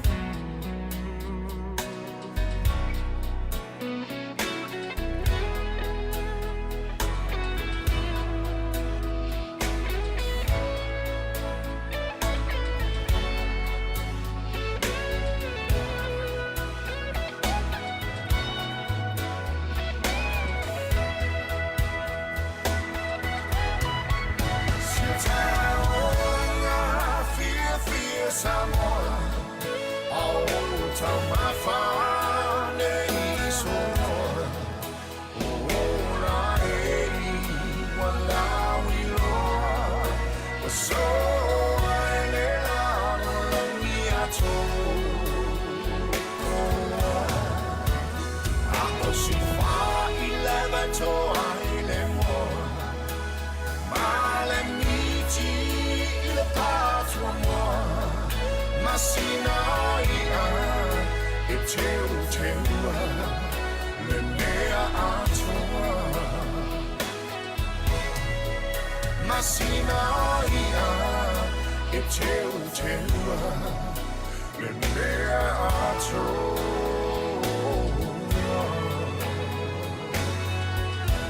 Le seu fong malia le sunga ya Regis Parker ia mele pese o faingoina ia sina ia avai pu sina ia nei matua tali la so ni taimi o le auli le toi fitu minuta tars fu lua ia wa lava mat toile na ia fai la to maftanga o le auli ia ona vai le pe la fu ala o inu ia ile te au le tula fu male lua pe mai to maftanga toi fa talo fa tu ni taimi Malo lava le mafta mai fa talo fa tu ia ile Tua ia po marriage lo mafuta mai au kilani Malo lava le mai mo mai tato fa fia ni taimi ia ele manatu atu no ia nga fo nei musika mane fo I fa fia ia e fa ngo fia fo ia to nga luenga ia e mese fo ia to fu fanga lo fianga ia so se vai ngole lo langi ia le ngata ni usila nei ia fa pe fo so se atu no lo langi lo to mafuta mai ai ia si tato pese lea ia lo fa to mo to malava ele ngata I tato wala leo ila to lo mafuta mai ai ia fa pe foi la tolo mai mo mai lungo tato penga tfa ilangi o le o to yono minute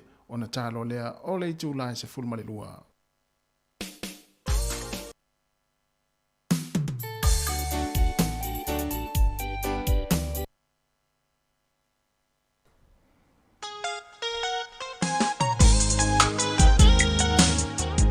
Ya lue nel pece na ya mai sa vale tu ku ka rega ta su lu ya su lo ya ta mustanga lungo launa tolo I matau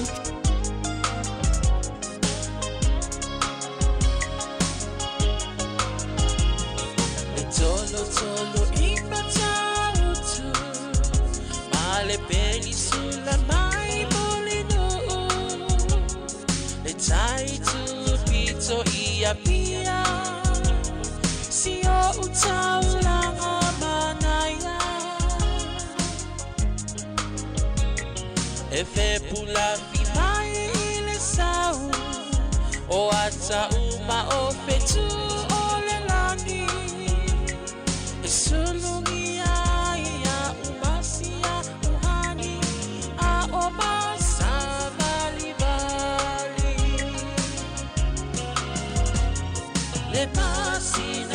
i Jesus solo ia Samoa lo uatulu se i fai mafia fianga ie mama atene matama olo sisi vai mapepese matata lato tulele a umae mane ilano ole ni na o umasi a ukele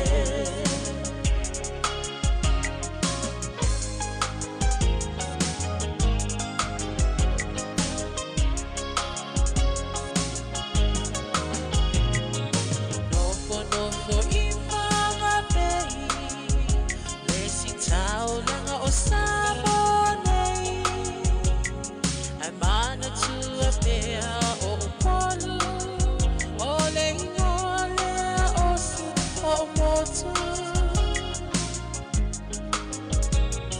ele mawhai nanga o nangalo le tape mali o mai singano lo o nofo ai tine matama yunga lona awala lau papa le masina se i Jesus solo ia Samoa lo uatulu se i vai mafia fianga ie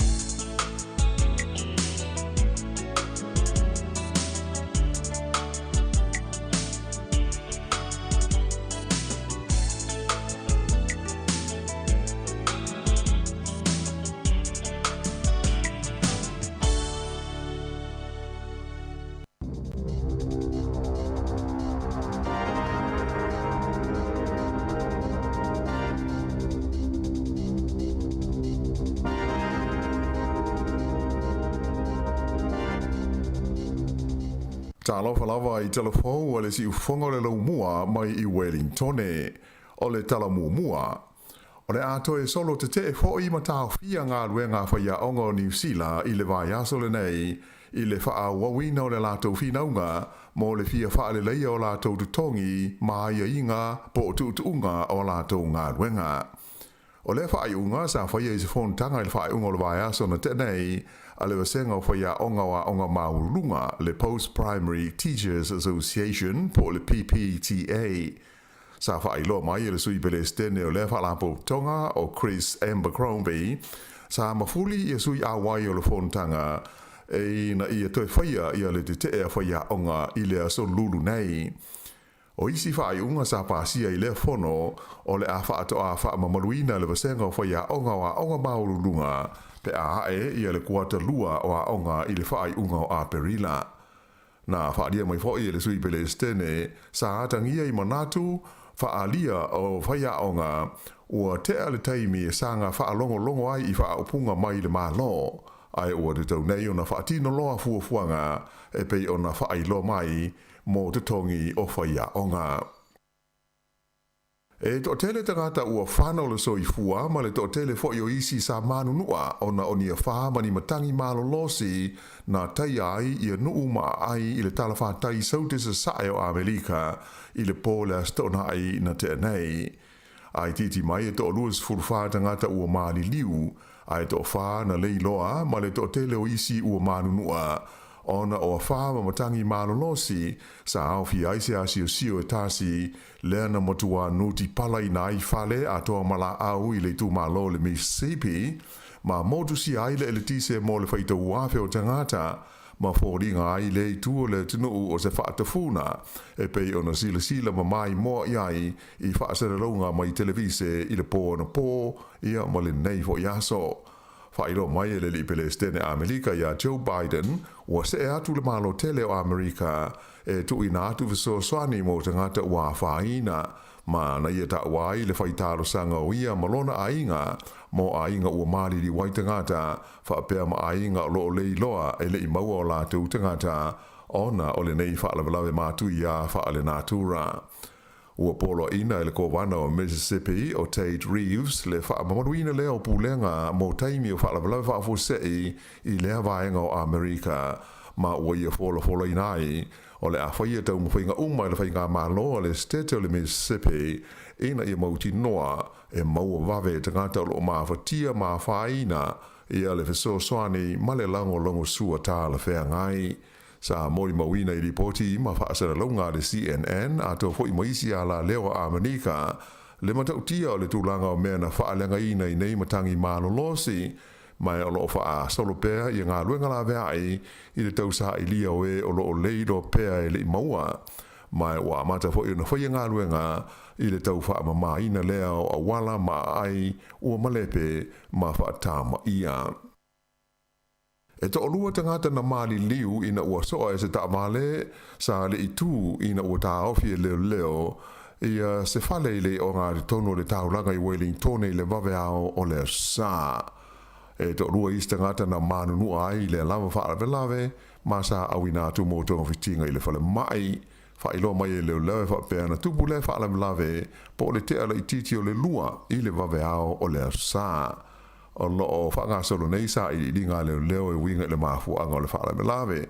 Ai na whaari mai e leo sa tau ma whai la tau e ta ofi le ta wale le nei a o le I la vea ma tupu le whaala me lave pe tai na musu le ave ta wale tu ai wha wau pea se ia o ina la vea ina ua feto ai ma le tuli manu o se whane I le awala o le Shevis Key wha pea ma le Capel Street. I le taimi nei, o lo whanga solo I a seisi sua suenga wha apitoa leo I le lau mua I Wellington I le vai o se tangata lea wha pena maua I seisi I se mata whanga I pitone I le tai ao le astona ina te nei. Ta ua mai leo wha pena maua I le nei tangata se vai o lo o ia I le tonu I le lofi vai o se tangata pe tusa o le tulai valu I le tai ao le astona I le mata whanga I pitone. Na amata mai I lea taimi sa I linga leo I le sami a toa ai ma le matawhanga ma le lau ele ai ele I maua I se mea o loo wha wau pēr lea sa I linga. Taimi nei, ua tawhia leo i esta mai tai o masalumia i le whalawe lave, le whapena whapapai na ai se whana mai se tāpale, e anga i ana i se whale o se ainga i New Plymouth i le amatanga o le māsina nei. O loo masalumia e lua ni pulu whana na whapapa ane anga i se whale mai se tāpale sa tuwai lona driveway i le wale ingo o le Penrod Drive i le aso se furu iwa o mati, e le iai seisi nā whaina pe manua ai i ia pulu whana. O le asto na ilana te nei le ana loka ma tāwhia i leo ia se tamai tai e whaase furu tau sanga le matua ua masalumia ai i lea whaala me lave. Mai o le atu lai o ia i lumo le whaamisinonga whaitu Malo i New Plymouth i lea so luru nei. O morianga ua whengai ma le mawhine e au whiairo na whaatamala i le whaapaina o se whana a toa ai malele ai o sona lei sene e umi ai se au penga Malo si. Whaelo mai e le Lisa Tini leo o Byron Reed e talusia o le ao ngā ia le tawhia ma le mōlia o le neita mai tai e tau whaatoa malia ai ia le tunuu i le ngā luenga whaia leo i le pui puinga o le saunga le mu o te ngata oma. E to tele tangata sa awai ni solo mani whaatasinga whala wai tele sa whaia ana nafi le lau mua i Wellingtone ai whape ai ma le aiokala i estete sa alalanga pepese ma siva ma whaali ai lo lato langolongo ina o aia te tau o tangata afa po o transgenders i le ngana peretania. Ua whaia nei whaatasinga ma solo te i le tuana iai o le asto nai lea na whaafeao ese ai i lalo le pui ngā leo ia le tamai tai mai peletania o Poise Parker a o le i whaia sana tautalanga i se whaatasinga na fuafuaina e whaia le Albert Parki o Kilani. O le solo i karai stete na whaia e la talata i le alaupapa o le Bridge of Remembrance mai o le tautele o lātou na awai sa tofu malaupapa e tūsi ai whaapunga e winga i o lātou langona i le nei mata upu. Sa iei fo i lewa engo karai stete ni sui o le loto le Destiny Church mai sa tiute ai ma leo ina ia mautinoa e tu ese ia vaenga i lua ma ia awane i ali mai ai se vesi i le lau mua i Wellingtone e lata i le afe la whai o tangata na whaatasi ai i le Civic Square i le awaudi le sa i le whaatasi nga tele le nei whaalia mai e se sui o le maaftanga na whaamoe moe o e whaia ia le solo te ai e moane leata ua pāti ma whai fia lātou sa whaatasi ai. Ai o le pōlawa le sto nai le ana toi tu ai lau whanua o Aotearoa e le tamaita i Peletania le nei o Poise Parker ma lana whaupunga o se atunu le nei e au pito siri o na leanga ma le lei mo le tu pao tina ma tamaita i ua ia asi i hai. O Poise Parker o se tangata e tu Malo si e whinau ma whaata ua le una ia leo a ia le tau o le tu pao tamaita i. Mai o le tele o na whaapunga ma la fonga e whaia wala o i tele e le fia i aile to tele o istangata ona o lona tau whai ma lona tau whaamatau i isi tu ai ngā tangata e au fia ai whaafine mai si o le ingoa sa o le maafine nei o Kelly J. Kin Marshall na maafua na malanga mai i New Zealand o le fia whaia leo ni ana whono tanga whala o i tele e whaata tau i o na manatu malangona ia de tau o tina amata mai tai. Pei tai e le i o le ulua i whaata singa sa whape whaia ilana tau talanga i le Albert Parki o Kilani ona o le to tele o tangata na solo te iai sa whaao ngā i nisi tangata i ni sosi tamato e tau o iai fōringa o le tamai tai ma mafuai o na abe sea mai whaana tinati o ia leo mai le nofuanga na wha moe whaia i le whaate singa o le ave vesi au Kilani na mafuai o na tau fia ma le whaataunu ina i a lesi maftanga whapea na wha moe whaia le neita mai tai i te tonu o le lau mua i Wellingtone i le asa ana nafi.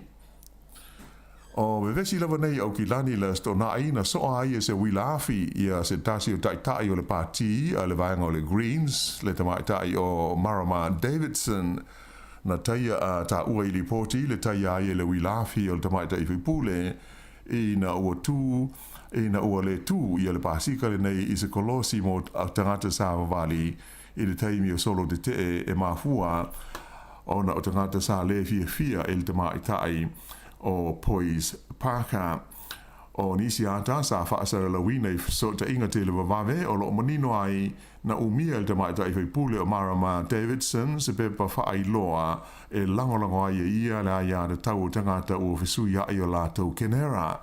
Whaai lo mai e stasio dai tai o le Greens le le min style si o manga ia David Shaw sa waia ia se fo mai e le tamata I pule o Davidson ia mai o whape fo i na lipo tialo ia lea whaalawelawe I le ofisa o le leo.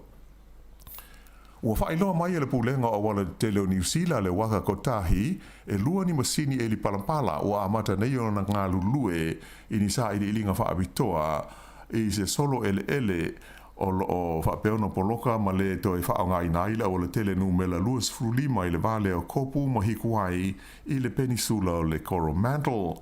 O le nei awala na amata tapuni ma le mawhaio na whewa ai ni ta amale mai le whaai unga o Januari I le taimi o timunga mamafa lea na solo ma tawhia ai I le vanu se vaenga tele o le awala. Ta uala I le waka kotahi o suenga o whaanga solo le taimi nei o le ai loa ai le tūlanga o le ele I le vaenga tonu o lo o iai le solo fiso sani le I le fausio se fufuanga mautu e toi wha le ai le awala. O lo wha moe le tau na uma ia ngā luenga I le vai aso a sau. Ta ua mai foi e le pūlenga o wala masalo le awala tele le nei I le Coromandel e uma le nei tausanga o tā punia mō le wheo inga masani. O lo fia maua leo le teimi nei nisi sa mori mawina se vevesi nādi ni mai le Fiafilas Freile I le awala le o Hero Road I le pitonu o Brooklyn I le lo mua I Wellingtone. Whaero mai e leo leo whape to lua ni awe ta wale sa fia I lea mata upu e le o mauti no le mafuanga ai o lo o masalomia pe sa ita lesi awe ta wale ona o se whaale tonu o lesi awe ta wale mata ai e lesi le uru o lesi ma awe I le whale mai e tonga fiti ai o na manuanga whaari e leo sa I longa o na pisi lea la tele lea o le o Hero Road I le teimi na lipoti mai ai lea whaale belawe pe tu sa o le tu lai lima I lea fiafi o so stasi na te sila fia ia le mata upu e ma whaia na whaafsota I atu leo I le lato numela o le tasi o lima. Na manu malo le au soka li I New Zealand le All Whites I le lata longa whaasama sama noa ma le aua saina le sa whaia I lau mua I Wellingtone ana nafi. O le ta longa mua I le vau au e lua na tutusa ai e tau whai le ai ni ai. Ai o le ta longa lona lua le I le sa na manu malo ai New Zealand e lua I le tasi.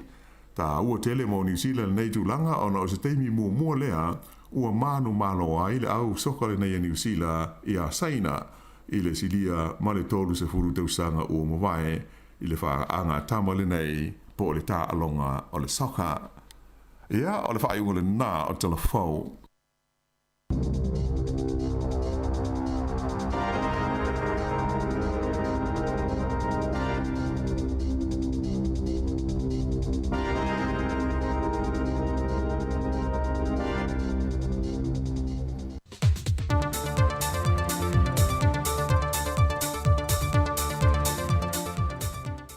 O te whiawhia whaatalo whātu le amatango nei fwoi vai aso fōlu tātou tunuu, e au seisi fwoi whao pōponga tu tua masani a le siu whongo le lau mua. E se saunanga whane malo le fionga le sui pāle mia, le fionga tuala Josefo Bonifacio, na ia whae loa nisi o fōwhanga le malo ma whae unga le kāpeneta, o loo wha wapea o na wha tino, e le ngata le toi tō fia leo nisi o wha urulungo mtanga luenga le malo e tō tonu, e au fia mtuitonga Christina Angela Teo Faitele, e a vea matausi mawaenga mole ofisa o tausi mawaenga Samoa. Fai loe le fionga tuala, o lo wha ngā solo pe au o nanga le malo mole au ina atu leo ngase motong fitinga I fafo. O le teimi nei, e nā o New Zealand lo au ina atu iai ngase a Samoa. Motong fitinga e le o mawhai o na wha atino le atino. E le vaiaso wa te e se formalitasi ngase na wha amaunia ma au ina atu motong fitinga I New Zealand. O le tele o nei ngase, o lo a awhia ngase whaingata e iei le fatu, o le kānesa maisi wha maitu ngā. O le tūlanga le wale na wha eloe le fionga le tamai tai pāle mia, e le sana saunuanga le masino November le tausanga ni te nei. E leo wha iti tia le a fio tātou tangata, mai wha mai o ngaonga le pepesi. Ma ua mai tawina I pia le kabineta I vaiaso ta itasi, e afua mai lava I tu ai ngā soifuanga o tātou tangata I aso whaisoo, ai maise lava I tau mafa o lo whao ngā hina. Ua pāsia le kabineta le toe whao popo ai o leisi 5 miliona tā la, e le paketi sa whaatulanga le Talofa te tau au tua le tupe se 4 miliona tā la, e fisoasoani I porkalame nei al Malo le awina atu o tātou tangata, e sa ili tonga fiti I totono New Zealand. O lo whaangaso lo pele whaamai ai no le toi loiloi no whinga whaavai al tātou Malo. E le whiangai e leo Samoa, New Zealand ma Australia, mo le whaatinonga leo porkalame o ngā luenga whaavai taimi. Whai loe le whionga le sui pālemia I a tuala Josefu Bonifasio, o le autu o le toi loiloi no le nei whinga whaavai, e na ia mautu le lei ai mana ongo Samoa I lalo le nei porkalame, ma manino ai ai ai ngā mo le whaafainga luenga I no tātou tangata, pe amalanga atu mo ngā luenga whaavai taimi te tonu o ia atu no. O lo iei le fōwhanga le tātou Malo I na ia whaata atia mo mua na whinga whaavai fōu nei, o na whai e leo se whaatala noanga ma le Malo New Zealand ma Australia, mo ia ai ai ngā fōu.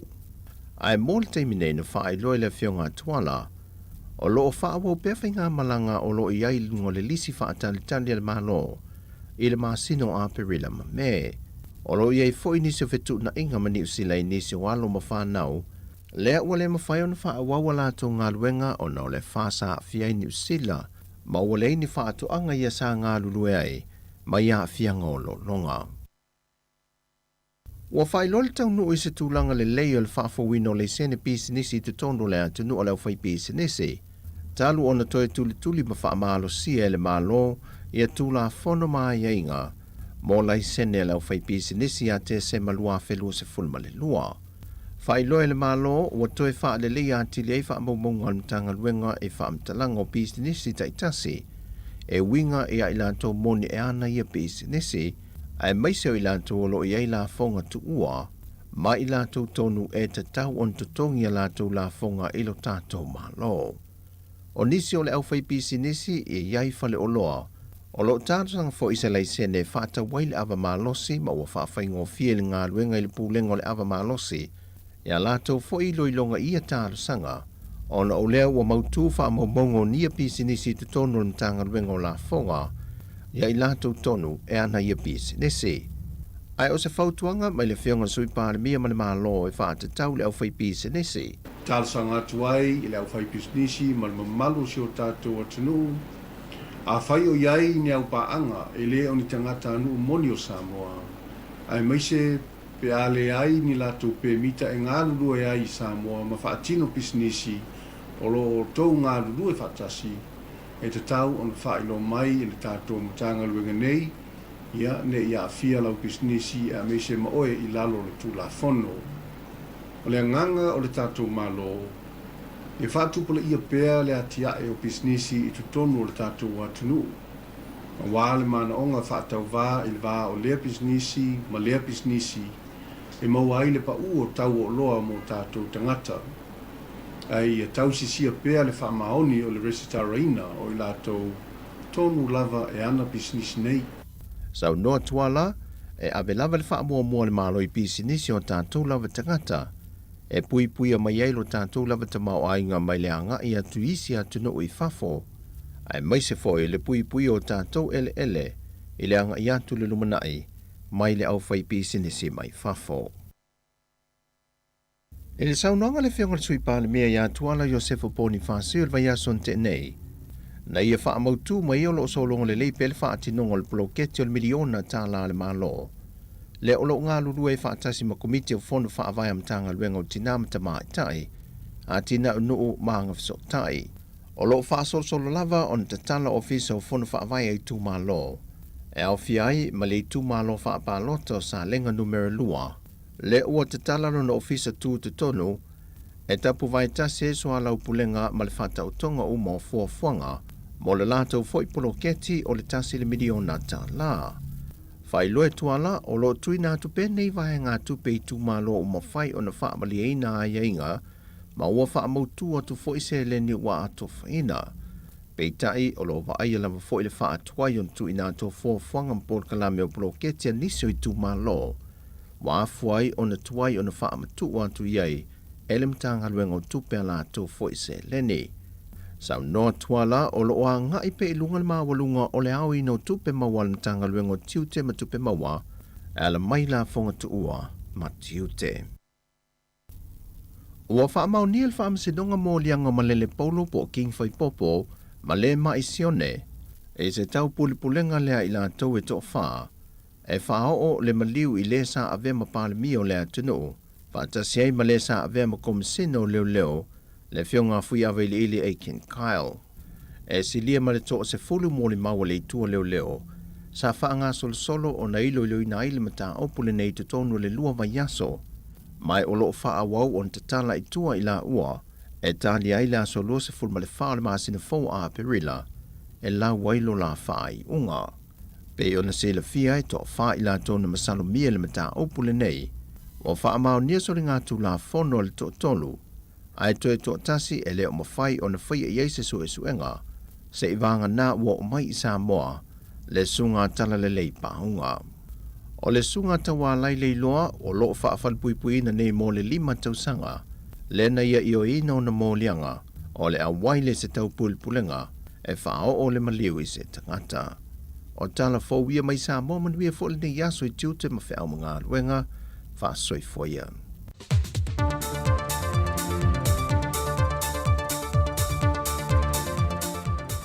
Malo va tai fa fonga mai le tunu luas fulu minuto te nei le tu las fulma lua tan tasi talu ta to fa salanga tu sa Samoa ta to ofisa tu ila vaya tu mai le sunga ya ta se salam sam e lungo ta to penga fa ilange pe o Facebook ma YouTube ya ma futai ma ta to tunu ma au mai mo na taimi ya na wa mai to fo ile to va salawino telefon ma tala mai Samoa mo le nei fo taimi ya ai to fa malo atu le taimi ma futa mai ya ma mai mo mai ta to tunu ya ilungo tātou penga te whailangi, mai se lātou tāri sua fo ni nei taimi, whaisina wha malo stino, ya ua fo i nei tau maftanga, mai se fo i la unga lulue, lo unga lulue pēr nei taimi, ya nisi fo i na ua alo le tau maftanga o le uli, mai se nei mātua, ya malo lava le tāpuai, ya tari la i o le sua, ya mafuta mai pēr tātou whaafia fianga nei taimi, ya ale si fonga le laumua i Wellington, to e whatalawatu, le whatua e Fortino, Koren, ya whapea fo i Ulai Josefa, ia o tupu muri au, ia whapefo i Pua Paris,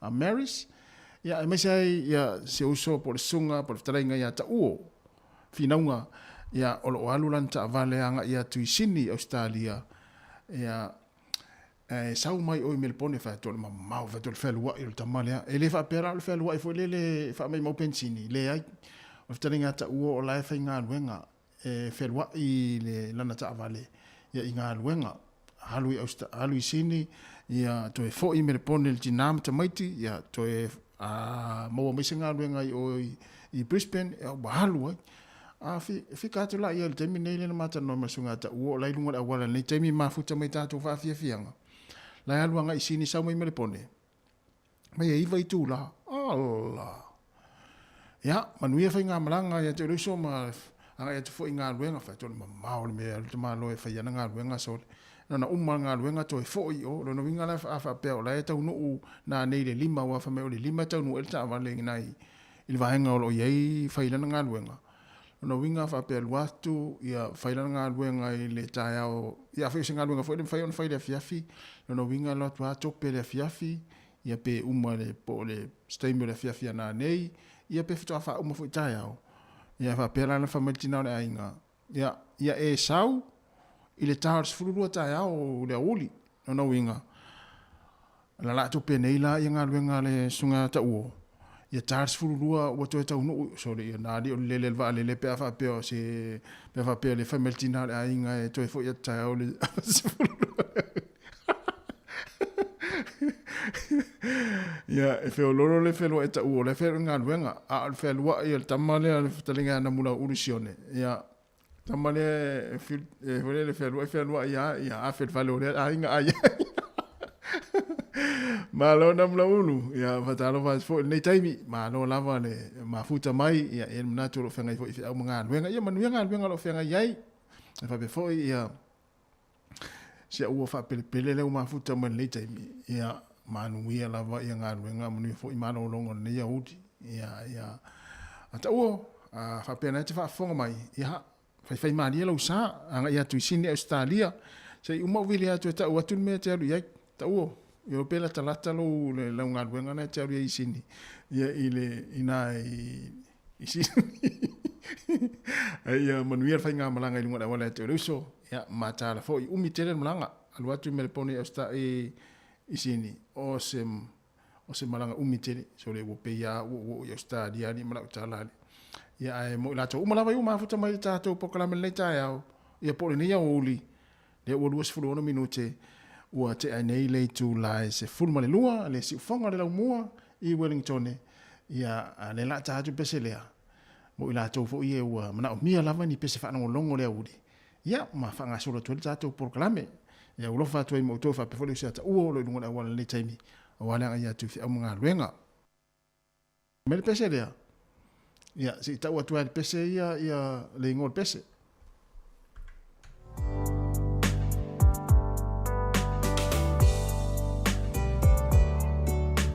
o pese falongo io o fifia o falongo o tau sa uno fo fatali male o no sai o mao ele umalo saluai ilo fia falongo sa upu mai ya we hani ba imau ba futanga ba fana be anale ai le fili ole ne olanga o ulangona wa mawa luma ia osunga lo fa wa lunga o e ma ui aso uma o fatu o atae o vai le fia vai le fia baya tu ia o hani se upu malu e faile amao usulu ni moa molulu liu pulu weta musu se masalo wa emusu yata ita wata o upu fabesi you still Talemu lo ufatu ia ufainga soifua e malolo i lo ainga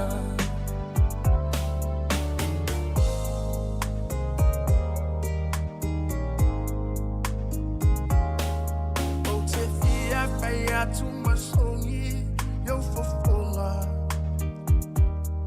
tinga ona le tau e tu mau pe ale lofa a oe ua sui i lauva ai sina upu se tasi o te fia ai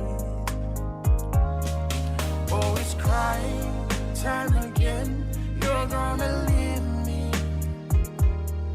I can see that far away look in your eyes I can tell by the way you hold me darling that it won't be long before it's crying time oh yeah wali one leva yo sina bele e apule oe ila rufili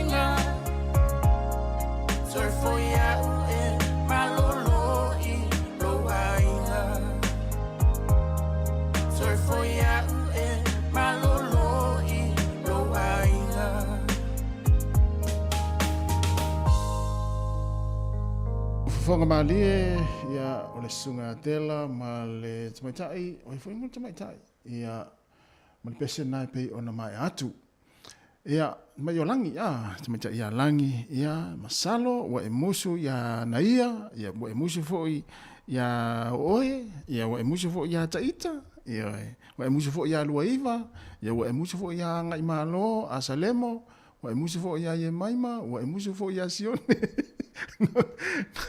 na mula ulusione nei taimi o le auli wa e musu foi ia ta uo finaua ia le musu le ia ta uo le alu ta uo e fainga luenga su e tupe ia wa e musu foi ia fotino ia vainga umana ia fatata ingon pese o upo le pese nei ia upo ai malo lava le mafuta mai tatu watu une nei taimi le wa afali tu la sifun male lua ia e lau fa fonga mala mai moa ia nei taimi malo lava le tawa ta ifa o manga luenga o tau lo fa o pe nga luenga nei taimi mafuta mai pe le tau tua ale si fonga le lau mua mana fa afia fianga su filoi musika o malo longa ma tau mafutanga o leo au si fonga o le lau mua ia o tātou o si mea whaalongolongo, o si mea moe, ia o si mea fulele tope ile o vai, ia ma vai nga, malam whapena, ma si to inga pese fulele wosi o lea uli, wai ma whai fuina e wosi lea uli, e li whapena o i whaafiafianga, ma siwa fo ye o i whatam whaina wosi lea, i mwhai ana lua wosi malito, ina polo matua i luma sitting room, tai min nei.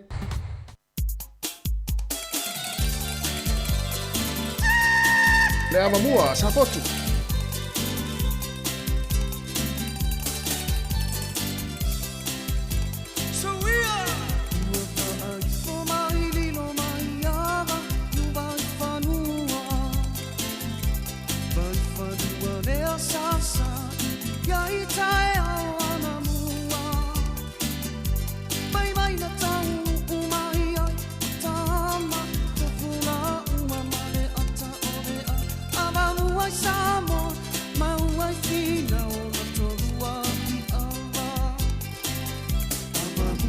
Sabai ua tupua e wa fiti fiti fiti fiti motu motu ba asafua tua i upolu na o te wina e ali itae ai aina pare upolu tofia pali uane ina fetalani a ia e mana tua o sa fortuna vale pomai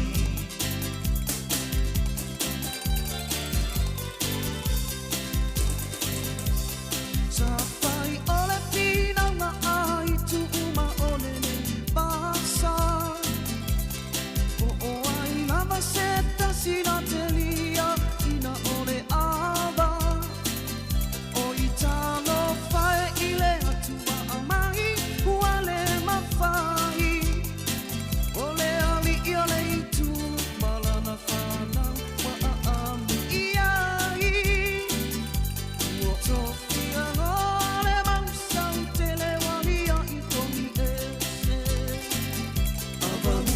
Sabai ua tupua e wa fiti fiti fiti fiti motu motu pa asafua tua i upolu na o te wina e ali itae ai aina pare upolu tofia pari uane ina fetalani a ia e mana tua o sa fortuna vale pomai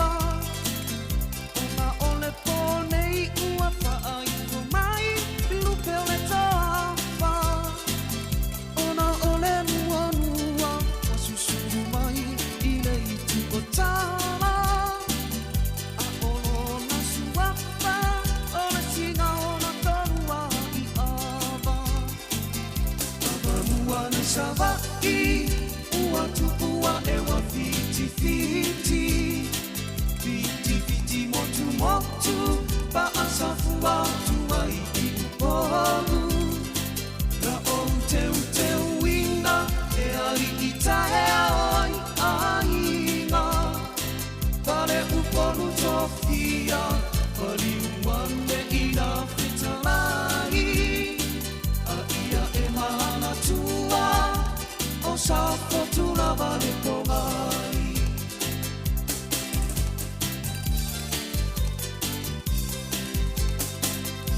ia e tali tanu Samoa ilelei upu ole a ano atamali ina tupu ama isi o ulupu ua mafuai me vangana petalai I ava ole ata ole ama me fina ona tolua I ava tupu matamali le saufa inga wataru mamafa ava mua mai savai ua tupua ewa fiti fiti fiti fiti motu motu pa asafu atu ai I upolu na o teu wina e ali itae ai ainga pare upolu tofia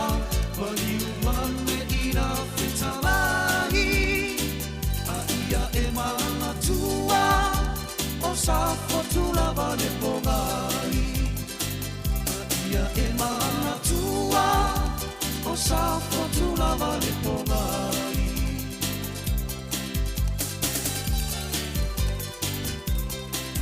Lea mamua mai sa vai sa fotu va pongai e pe sa o le pese. Ba fia mo sunga tau langa tangaloa ina o to 2 minuti ona ta leo le tu la tasi e to va tu la fa silanga ne o ta le tu la fu ma tasi o le polo kalam me ale ofisa por mtanga luenga onga a New Zealand no no winga ta lo na mtanga luenga onga no winga New Zealand atoa ta ya la le tu la fu ma tasi o le polo kalam me ia ole a fata noa toe le fionga ni pule a famasanga te alu moresi ia le faletua ia Hanna Tusa ia ma le sunga le whawhengainga ia Reverend Nove Vaila au I le tūla si fuma le tasi tae au ia I le tautua si fonga lau mua ia awane I misia le pokalame na ia po a ni vaenga tā ua ia o a foi ia o onga whanau ia o tau walo o lo a ongai ia I le nei atunu po a ni swinga o ni vaenga foi tā ua ia awara foi whanau Pasifika ai meise lava ia tātou Samoa. Ia, o leo ua tau lua se furu tasi minute o na tālo leo le tasi tariu tātou whasalaunga I Samoa I le sunga ia tā sesa lamsam ia le tātou ofisa au tū I lalo vaia ia o le atau tua mai ai ma tō mafuta I le tū la tasi se ia pa ia le tū la tolu I le aulia na nei lunga le Facebook ma le YouTube ia mana tua whaimatango I share tātou Facebook pe a mana o ia o tini ropo le ale mea la ale ia share tātou Facebook ia si le lo tango share tātou Facebook le lo tango share fusu anga le whailunga o Facebook o isfa fine ai maa fua ista malo ia o pese nei ia o ngā maa mo I tātou ia o ngā mo waiva ia o ngā mo maima ia o ngā mo vaenga lele nei ia whaafonga mai tātou wala leo ia mai tātou ma lava le mafuta mai nei taimi.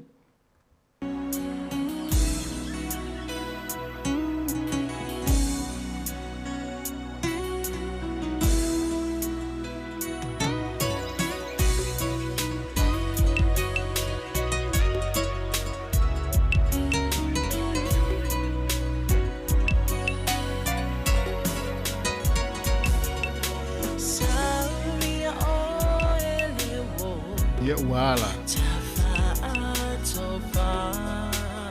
Ya dengan ni.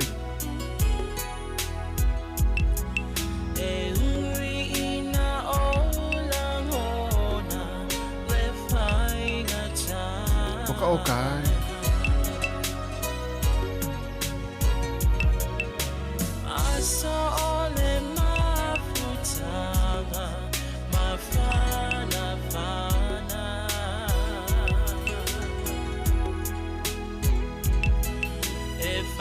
Solo my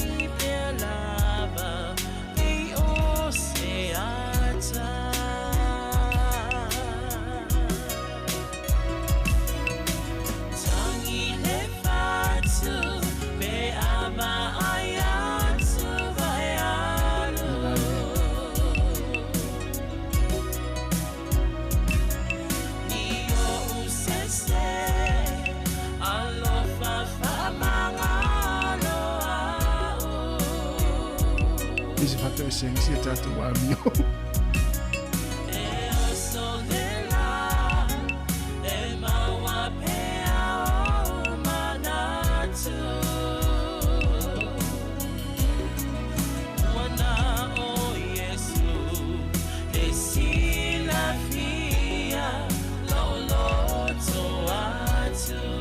Watu sati inso isi ya ngaya ulum na mau.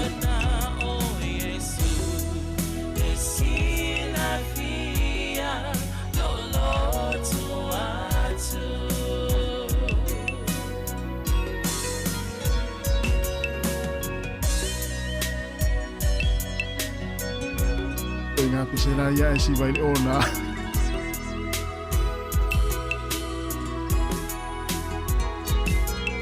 Fusia tu ada sang panga e fusia.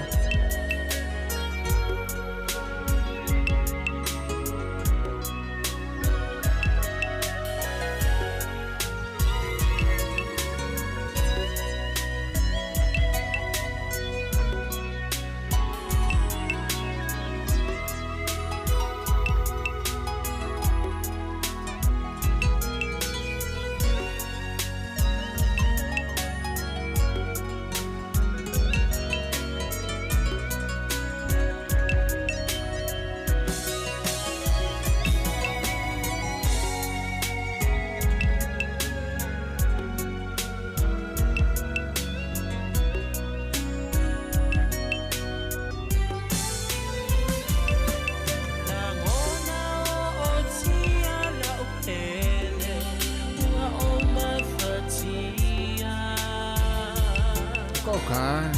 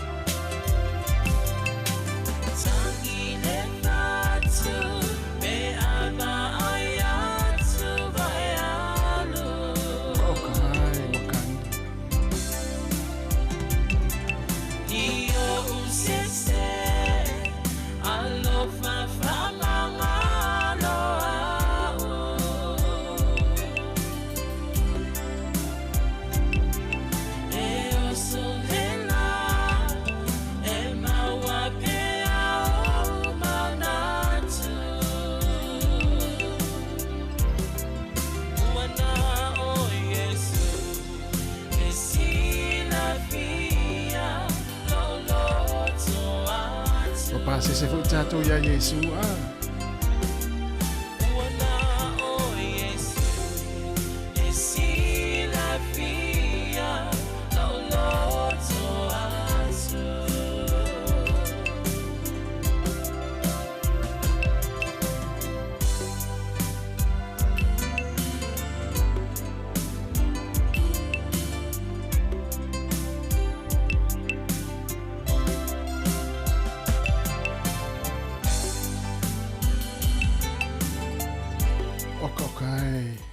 se finga ta u pole pese o tatangi atu ya mata ita mena o le tu e tu i ngona wata ya ona o tatangi atu ya mata ita pese asi usole mana yo nei fa fi fianga nei te mi o le uri ya wala fo lo ma futa mai ya mala fa fonga mai e ana le tau tu ala wala leo ya o le si fonga le mo weling tone le tasi o no tesi ma le tasi fa mo ya fa pe fo ila to afa pe o nei o yesa vai nga foila lena e se ai le fa ingol vai aso fa pe lena se taman tina fa ingol vai aso pena se le tina po le taman fa ingol vai aso ale ai te le fa to ese le taman pe le fa to ese le taman tina le pese tonu ala le te lo to fa le le aso le ya afa pe lena lu fe u wa fa le ma e alu o le tina te fa nga luenga e te le tala no al tamata no mai le asto na yesa po le taman fo i le tala no al tina pese tonu ale te lua fa le yai ki la pese le te vai ia le ana rua whaanongolongo le pese. Ai whawhesanga, vai. Whawhesanga i le leia o rua le tamama le tinama ki pese lea. Pe ale mana o leisi, foi le e whaise upu i leisi. Ki le pese lea, ai pula leisi i mata o leisi. E longo fia la tangata usala mo. Pe a tane pese lea. Te vai atu whaangau alo nao. Ia sa oi voi le. Whaangau alo nao. Ia mai vai wana inu alo le usala mo. Ia nanti ane uto le lua misa. Se fonga lau mua whawhiawhianga sui whiroi. Toi se fulu tolu minute. Ia ona tāro leo le tula tasi. Ia si tātu hatu sina pese vave lea. Ia e whangai fo i. Malo longa matau mawhitanga o leo au li si fofonga o le lau mua.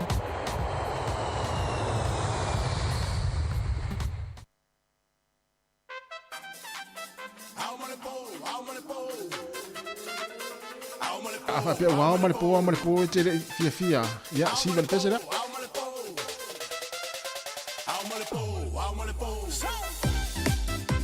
Yep. Na umana lo fetangi se pesele na matu lo si va lo pesele.